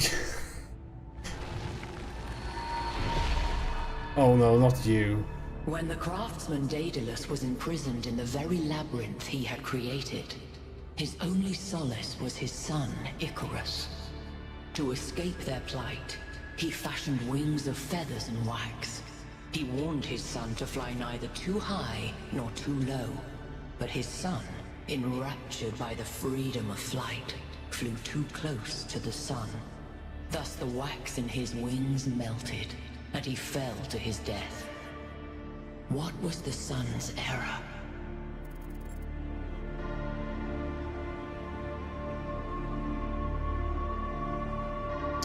Hubris, disobedience, carelessness, impatience, lawlessness, or idiocy.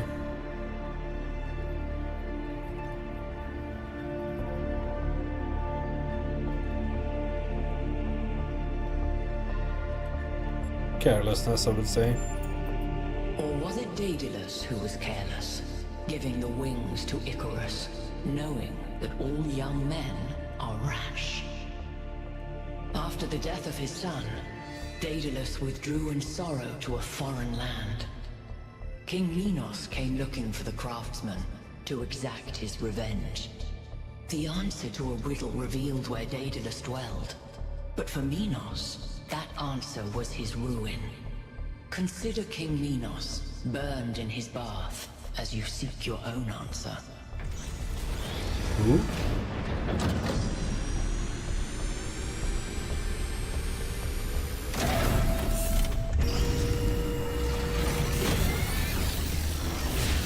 I wish I knew the first thing. The megastructure. It's opening. 3 receivers, 3 towers, 3 beams, as we suspected. I think this is an invitation. Doesn't look that inviting to me. If you consider the size of the entire structure, then that opening must be big enough to drive a building through. Or the VTOL. You want us to go in there, into the creepy triangular maw of death? More of death? I think it looks charming.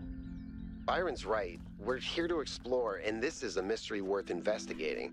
This technology could change everything. Oh, all right. I'm not winning this, am I? Nope. Let's meet up with the VTOL, everybody. We're going in.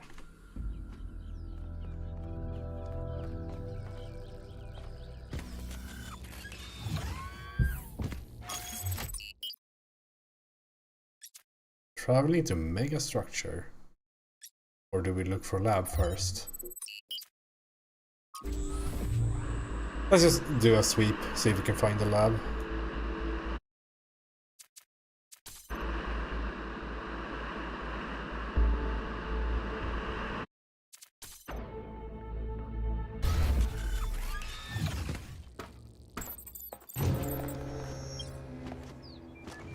Is it here?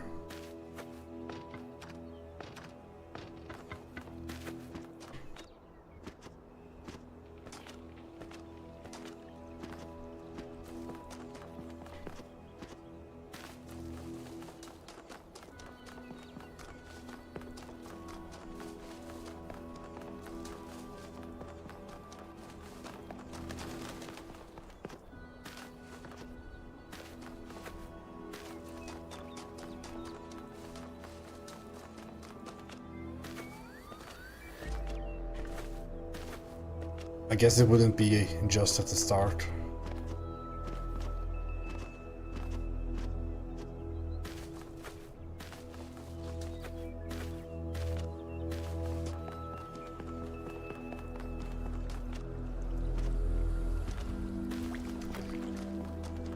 Let's see. The other ones has always been like next to rocks or whatnot.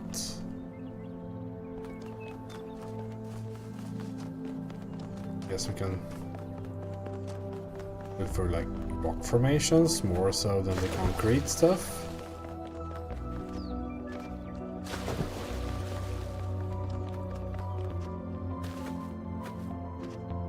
Or is it just over there?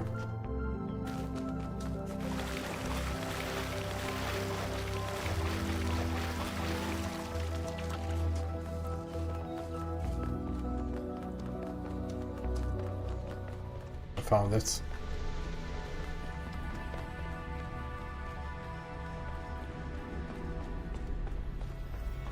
There's more of these labs than I expected.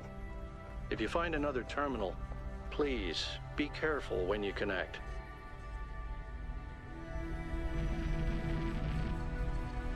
This is the concrete constructions, right? That we see here.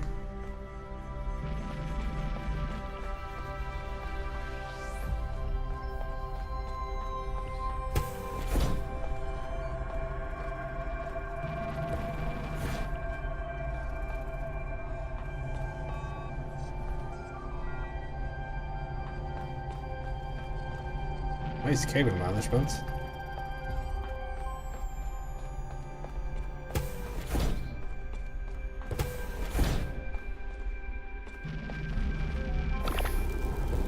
Yeah, and this we know, of course. 4.2 kilo year event.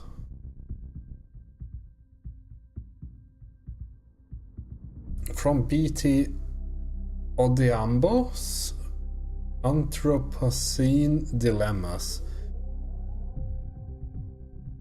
The Akkadian Empire, forged in violence by Sargon the Great and his sons, reigned supreme over the city-states of Old Sumer.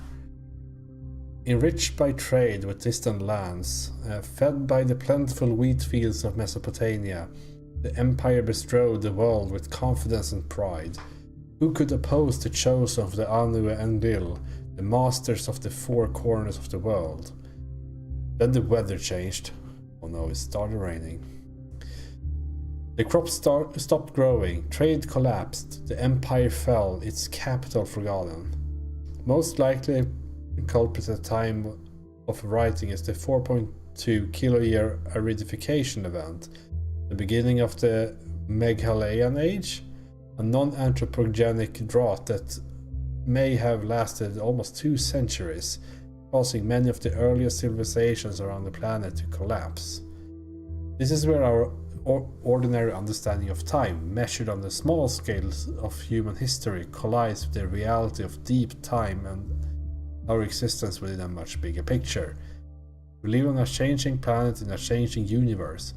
Climatic optimums are temporary, extinction is the norm.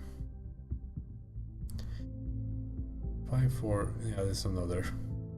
The Akkadians, like the more egalitarian inhabitants of the Indus Valley civilization, could not understand why the rivers dried out and the rain stopped coming. Even if they could, they lacked the tools to do something about it. A few short millennia later, we are on the brink of having that understanding and those tools. What can we learn from these tragedies of the past? One such drought, completely naturogenic, would be enough to wipe out New Jerusalem for good. First companions. When the founder awoke, leaving the garden behind forever, there were 2 more whose bodies has been anointed by the progenitor. The gold disc breathed life into them, and their names were Eustachius and Cornelius. The founder showed them all she had discovered. Together they explored the dead city and saw the ruin to which humankind had fallen. It was then that the founder understood that the sins of the past must not be repeated, and that only through humility could the future be saved.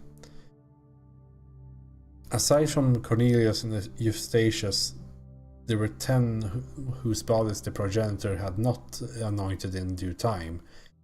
Now was upon the founder to complete his work and begin the resurrection. In this matter, Cornelius proved of great assistance. Hexadecimals. After many tribulations, the 10 were brought to life, and these 12 were born after the founder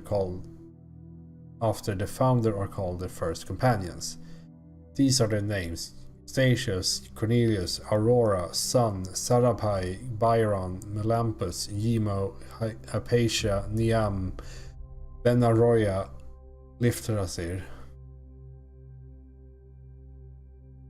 It's funny how you can take something that's 90% true and 10% false and create something that is 100% misleading. Okay, interesting.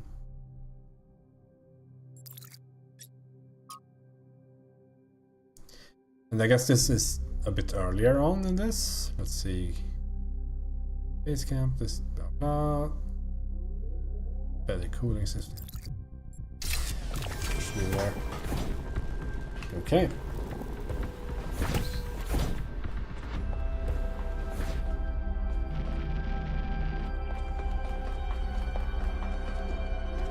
Can you fast travel in this? No.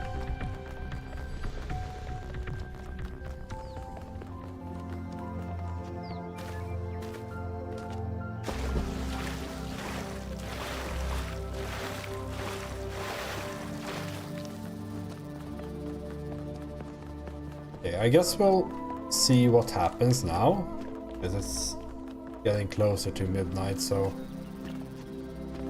I don't want to like start too much new stuff. Like it's nice to go through like one entire zone in one go, so to say. So yeah, we'll see what happens, and But it seems like there should be more zones, like 3 more zones with 3 in each. A lot of puzzles, way more than the... Is it more the first one? I don't know.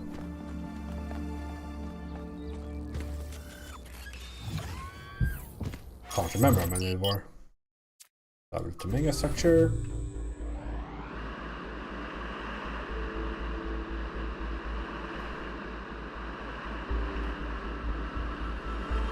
By the way, I finished my analysis of the particle clouds.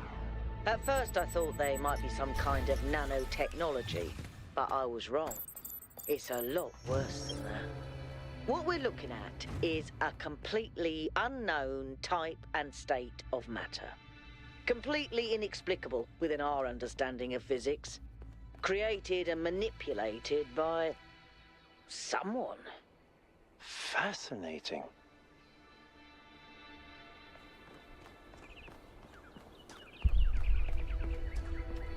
That is a large structure. Come on, people, get on board. We haven't got all day. Getting on board. Yakut, take us in. Aye, aye, sir. Have any of you ever read an ancient writer called Ian Banks? I guess not. He postulated the concept of the outside context problem. That's when a society encounters something so advanced, so different, that they simply could not have conceived of it. That's what this is. This whole place is one giant outside context problem. And we're headed right into it. This is just a big building. All right.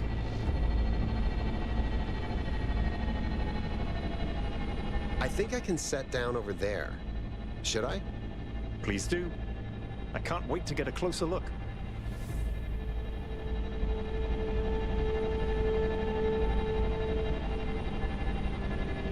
Suddenly a kind of complete change of aesthetics. Setting down.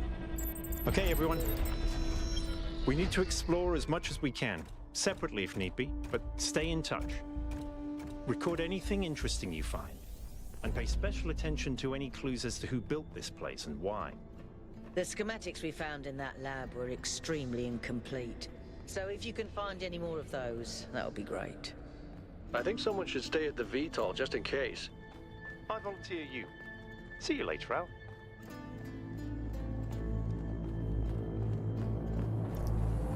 It's like the surface of the Death Star in Star Wars is what this reminds me of.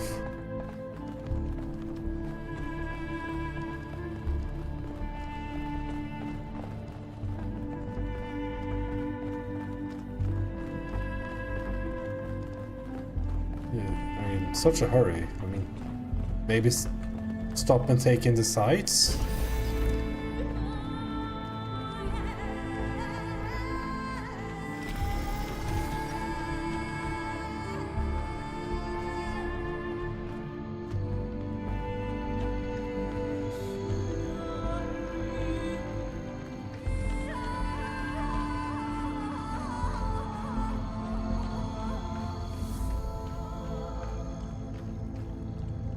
This looks real nice.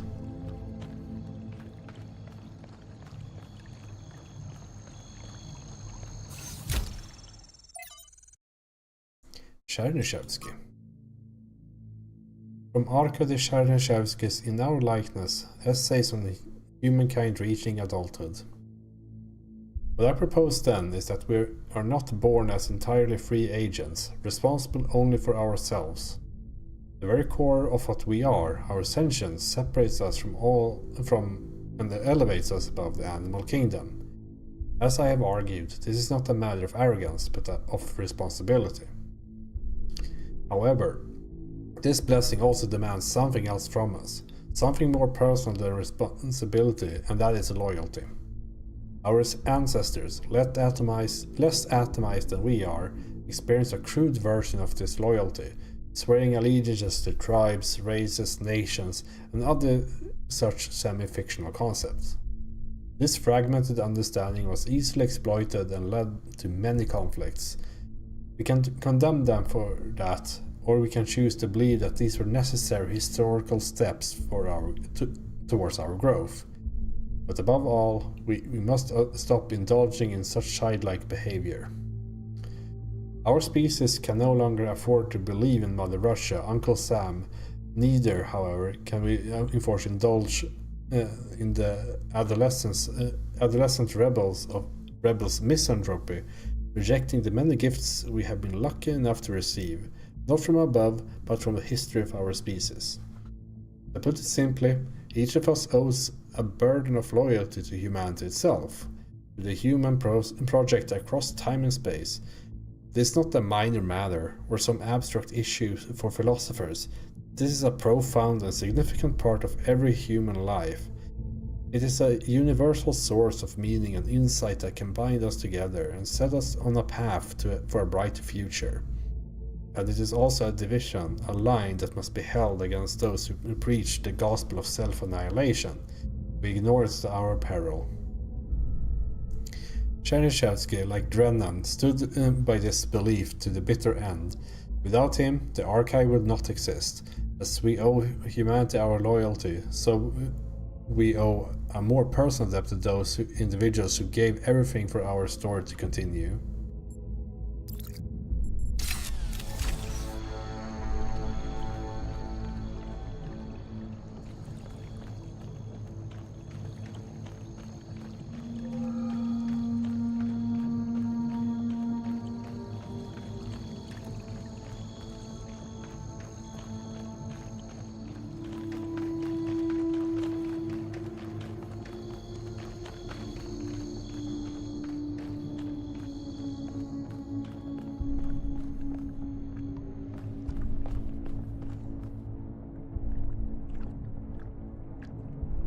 Is there a queue here?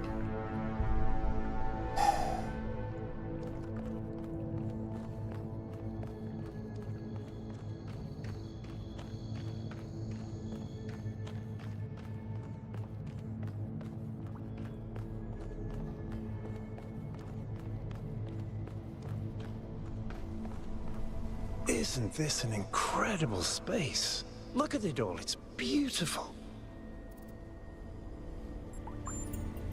That's good. That's excellent. I find that a lot of people these days can't see the beauty in things created by human hand. They can look at an ant colony or a coral reef and be impressed, but if it was made by humans, they just don't see it. It's good to be humble as an individual, but we have to be careful not to lose track of our accomplishments as a species. If we're impressed by the complex patterns produced by animals, then this should be breathtaking.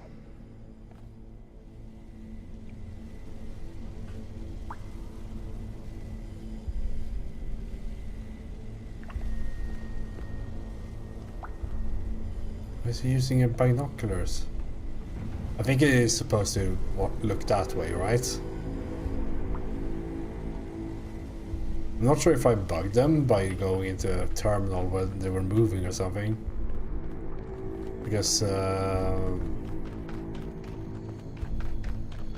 yeah. Melville is also kind of stuck there, right?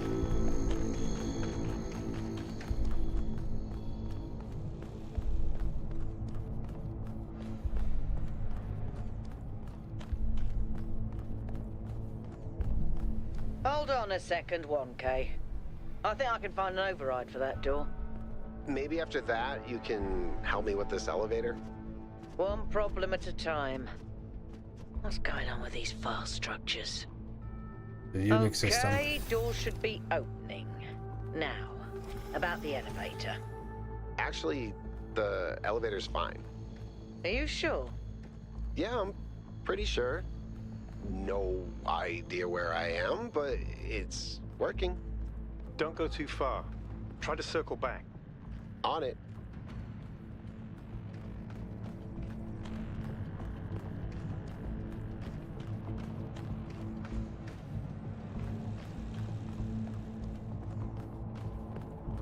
Oh, wow.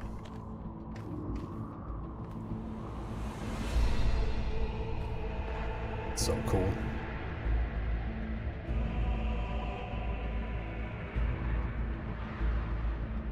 Good job, environment artists. This is looking fantastic. Like the lighting and like everything is so cool.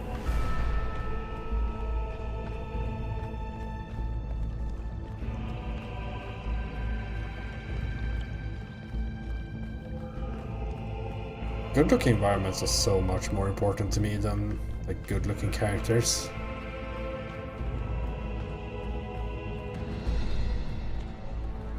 How did you get here? Hey, 1K, can we talk for a second? That whole thing with the elevator just gave me the creeps. When we first arrived here, I was really excited. It's such a huge place. The technology is so advanced. If we figure out what it all means, we could really change the future of New Jerusalem. The mayor says we have to avoid repeating the mistakes our ancestors made, to stay humble, to not reach too far. And that sounds very abstract, but I've seen the ancient cities. I've seen how much they built, how much they grew, how far they fell. So I've been thinking, what if all this sets us on the same path? What if this is too much power for anyone to control? I mean, what is this power to begin with?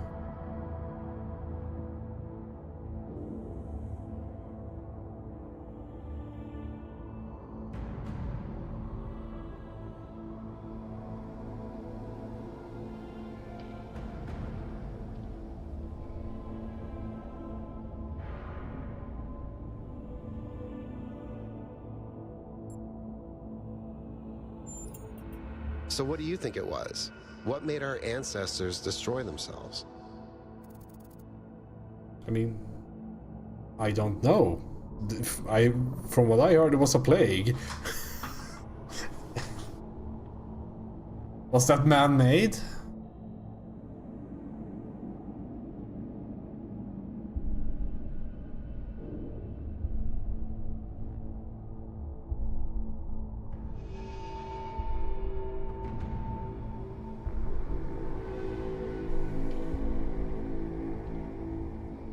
Let's see. It was actual lack of power. With more control of their biology, they could have survived. They got their priorities wrong. If they had properly invested in medicine before the virus, they would have survived.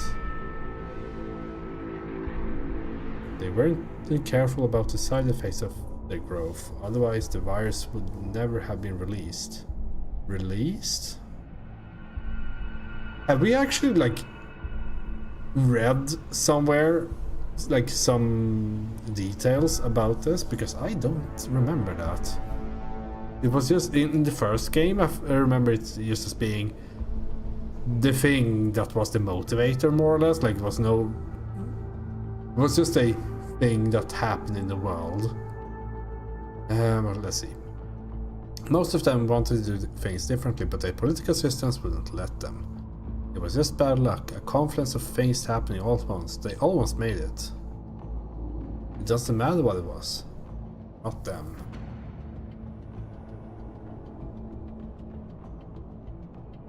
What made them destroy themselves? Say priorities? I never thought of it that way, but you're right. If you think about how vulnerable they were to diseases, it's incredible that they didn't invest more into protecting themselves. Why do you think that happened?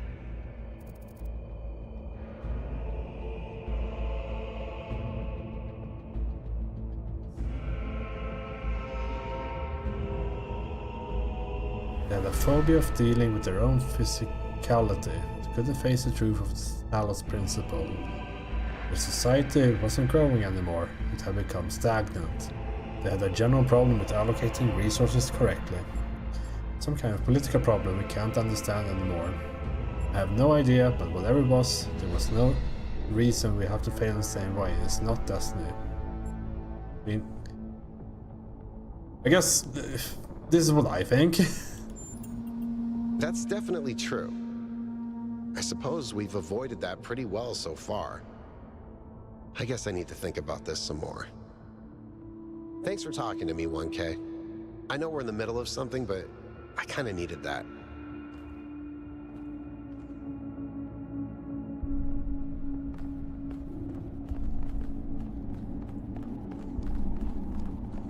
Oh. He's off.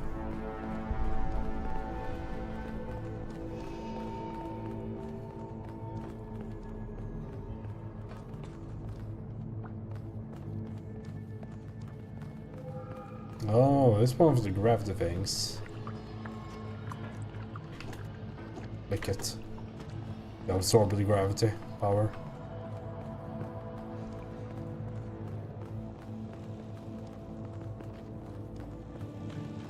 It's so nice that you get some like vegetation in this as well. Such a contrast. Wow. Oh, this wasn't this Looks the... like another set of puzzles. Same pattern, 1 gate, 3 receivers. Like some sort of fractal symmetry. Oh man, this is like... Was this the place we saw? In the... Like we saw one, like a hologram of a place. It kind of looked like this, I guess. I just... Go, my drone! I love these kinds of rooms in games. It's such a... it has such a grand feeling. Again, with the, like... It feels like having a long draw distance. I like the detail now. It's so cool.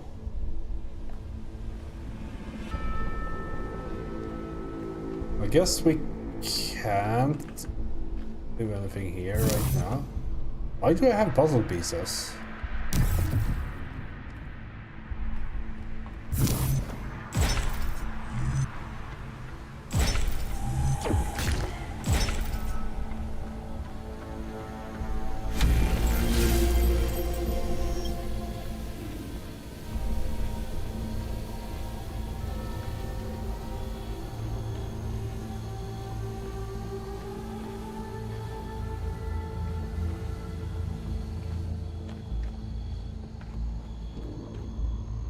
Almost like I want to open this in Unreal Engine and see how this looks. Because like there's some cool level streaming going on here, I'm sure of it. Because there's so much detail to have in memory at the same time.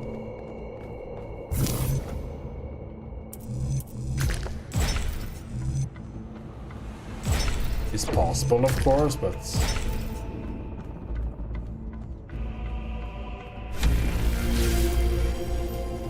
I'm sure there's something going on. Yeah, they really kicked ass with this one. Activate 3 beams.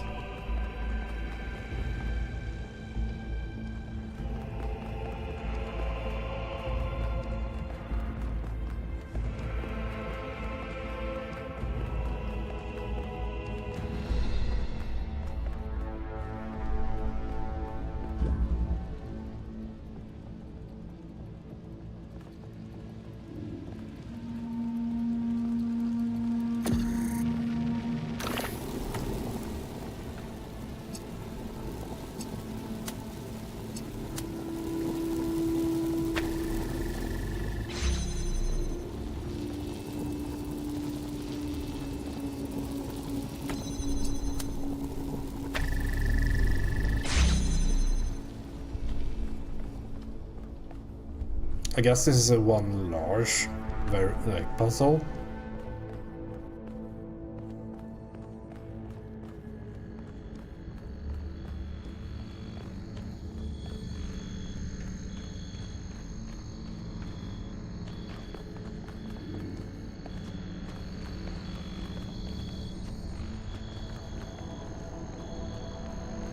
How do you fire a laser?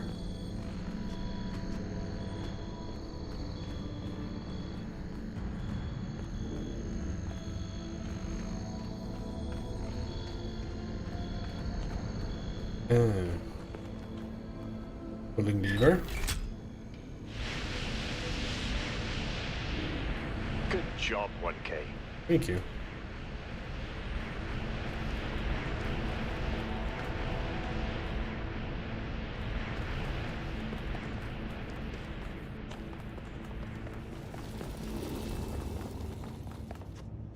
A very simple puzzle, but I mean, I guess it's necessary. I don't think that like this is the puzzle area, so to say. It's more a environmental storytelling area, like it showing off such a grand structure is the main reason for this.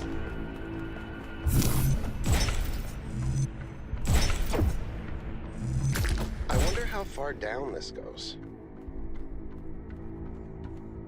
I'll figure out for you.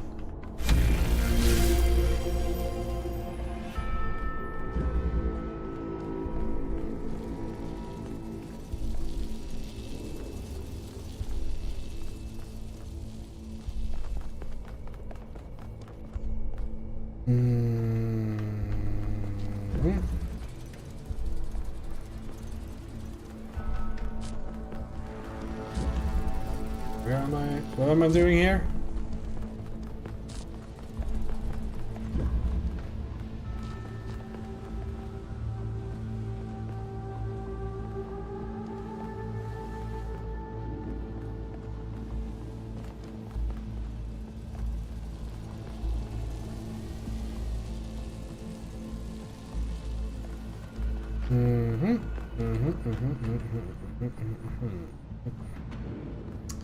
So need to probably rotate around.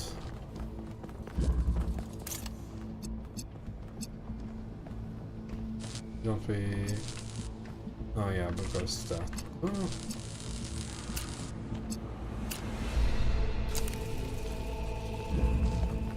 Ah yeah, because get the red one. That is why.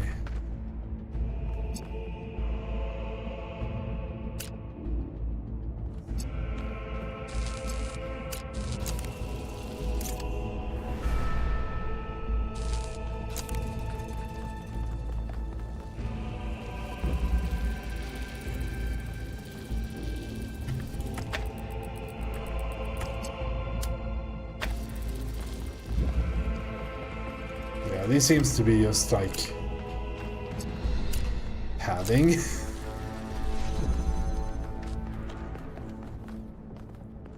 Almost just to like for a cinematic experience. Well done.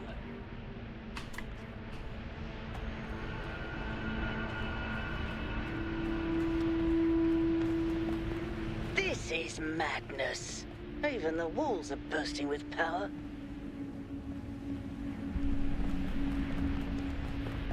It would be cool, I think, if this was the like a hub area, rather than the ones we've had up until now, like which are basically just forests. It just looks really good. It would be cool to do puzzles in here.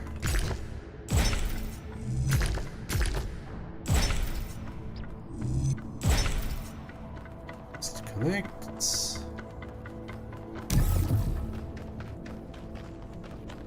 I guess this is the final one then.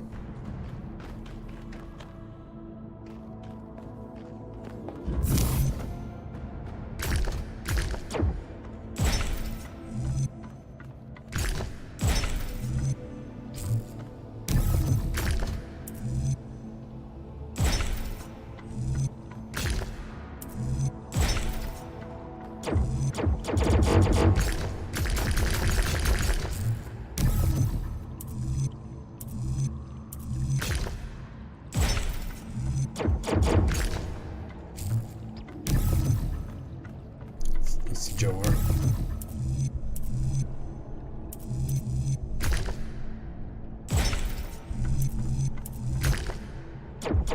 But why?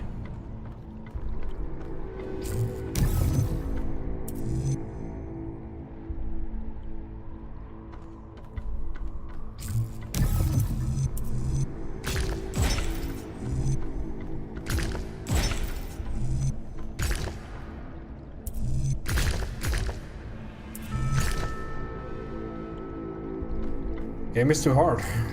What can you do?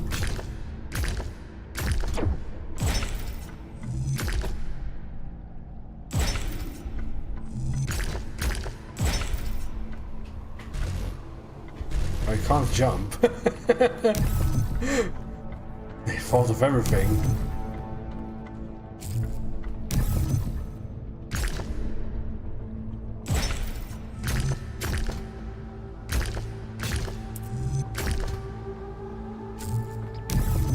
I wonder if you should even use the...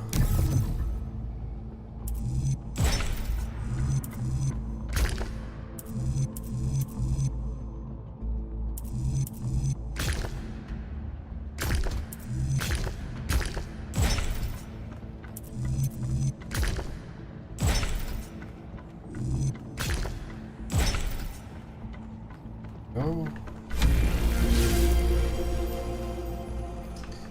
So we made our... I need to take a look at the puzzle.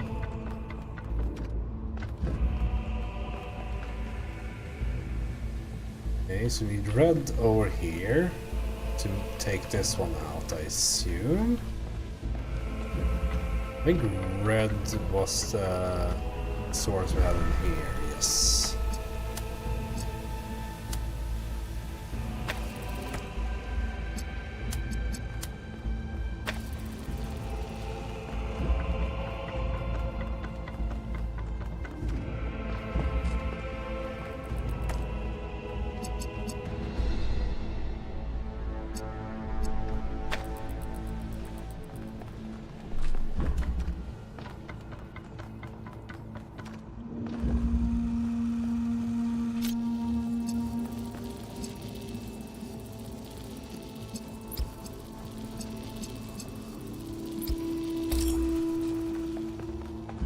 Something like that, right? Then we just have to put blue into that and should be good to go. Go.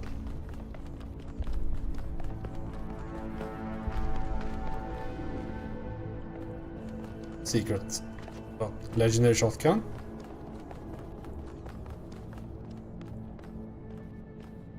Secret waste of time.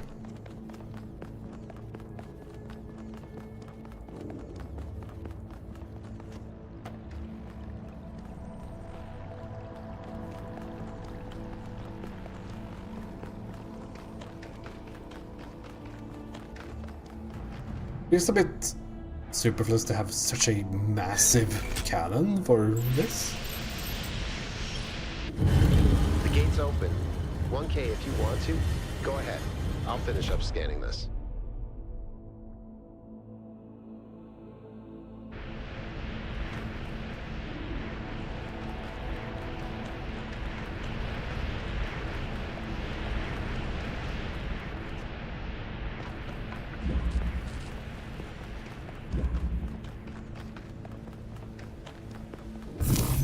Didn't I do this one?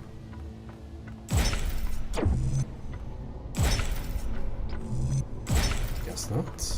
I keep getting locked out of parts of the system. I think I've tracked down some more schematics, though. Let's see. This might do something. Or not.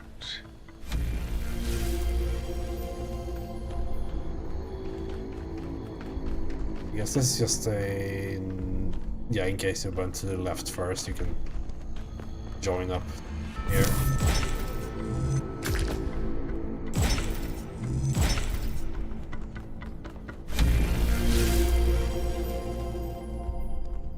Bye, cool room.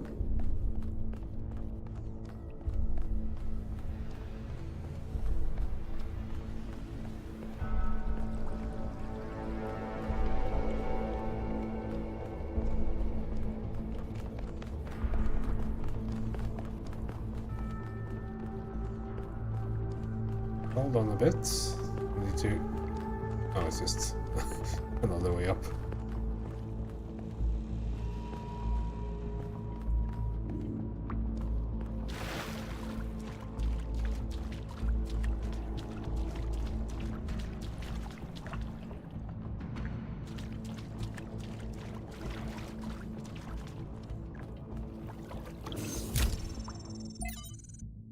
Question. From Miranda. I was doing some reading while the last trial was running and I came across something I don't understand. There are a lot of reference to ancient human feelings that science is boring. To me, everything we're studying is mind-bendingly incredible. Whether it's quark glue and deconfinement or neutrino antineutrino oscillations, or even something incredibly basic like the properties of light. I understand why our ancestors cared about art, why a beautifully crafted story or poem was moving to them, but how could they not see that everything that surrounds us is just as incredible? Studying science is like studying the most incredible machine ever created, a machine designed to build worlds and tell stories. How could they not see that? I'm sure there's a good explanation, but I don't get it. I'm too busy.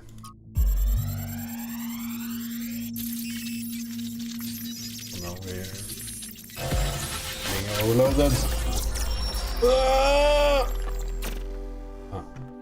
Mother, what are you thinking about, Mother?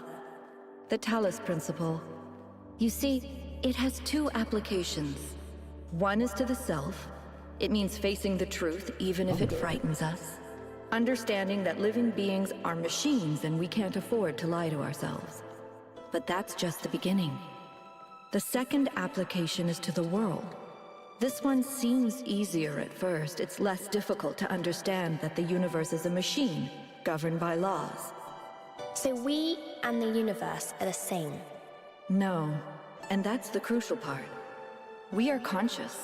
Consciousness is rare, unlikely, but it's also the foundation of everything else. Without us, there can be no meaning. Without someone to perceive it, the beauty of the universe is pointless. But that shouldn't make us arrogant. No, in fact, it means we carry a tremendous responsibility. We are the light of the cosmos. And if we go out, there will be nothing but a cold, dark machine.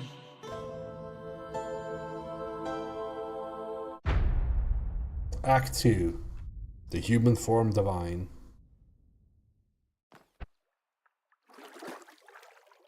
Athena! The founder was here?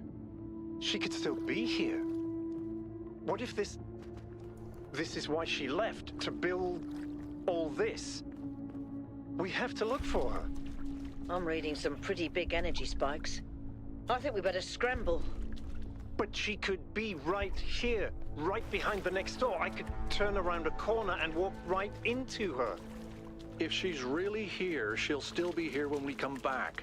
But right now, safety needs to come first. Let's go, Byron. You're...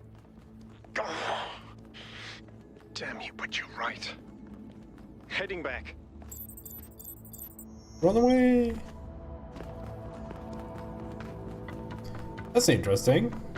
Because I guess none of the other robot humans, I guess,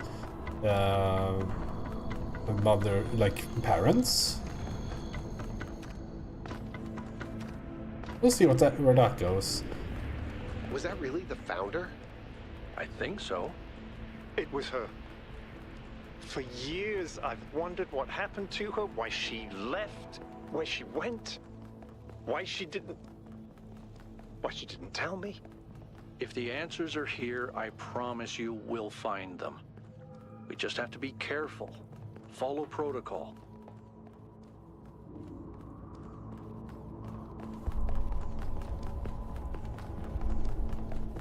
I still can't believe the founder built this place. Has she been here the whole time? We don't know that she actually built it. All we know for sure is that she was here at some point.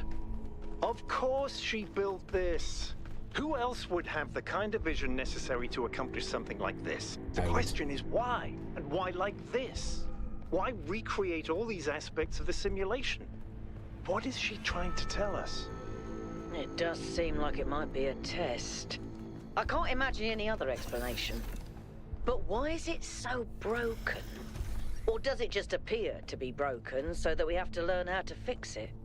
I hate this. Well, I know one thing for sure. Everyone in New Jerusalem is gonna go absolutely nuts.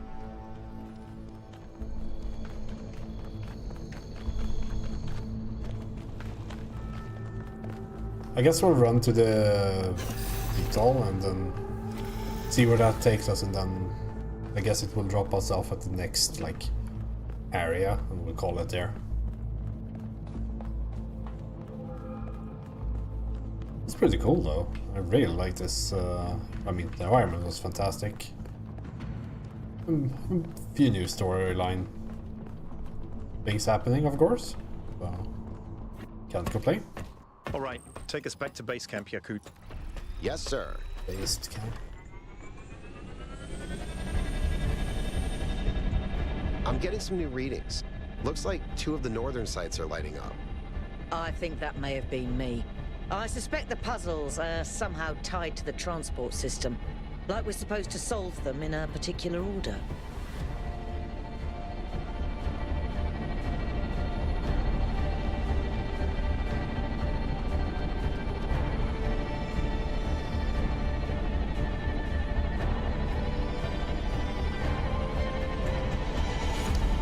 I guess that's the cool part about like Unreal Engine and level streaming and all that you can just exit this and out into the All right, everyone. this environment. Our main objective is getting back into the megastructure. 1K, I want you on puzzles. You seem to have a knack for them. I mean, you The haven't rest even of us tried. Can't neglect our secondary objectives of studying this island and understanding this technology. Maybe you guys also have a knack for puzzles. If you tried one, you might figure that one out. Alright. I guess that's... I guess we'll have another... Let's just go to the next zone and see how it looks. It looked like it was ice cold, like the northern part was cold. So let's see how that looks and then we'll call it there. Updating map. I guess we'll start with North 1. You should be headed towards an island off the northern coast. The terrain's pretty rough, so be careful. The island has another island attached to it. Yes, it has several, actually. How irritating. What?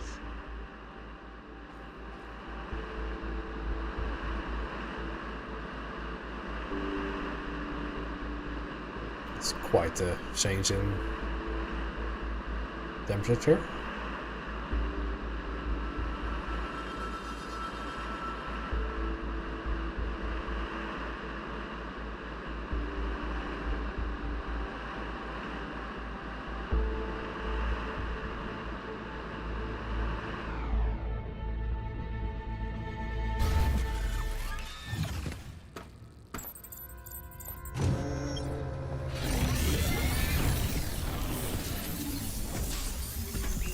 Let's see how it looks.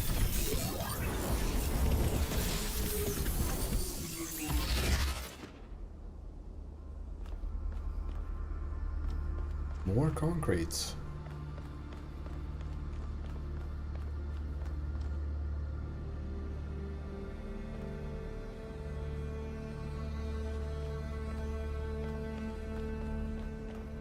All right, let's call it here. We have a whole new zone to explore next time around. Interesting, interesting. It's probably new stuff. Like we have been teased the gravity stuff, so I guess that will show up here. How did you get there first? But yeah, let's call it here.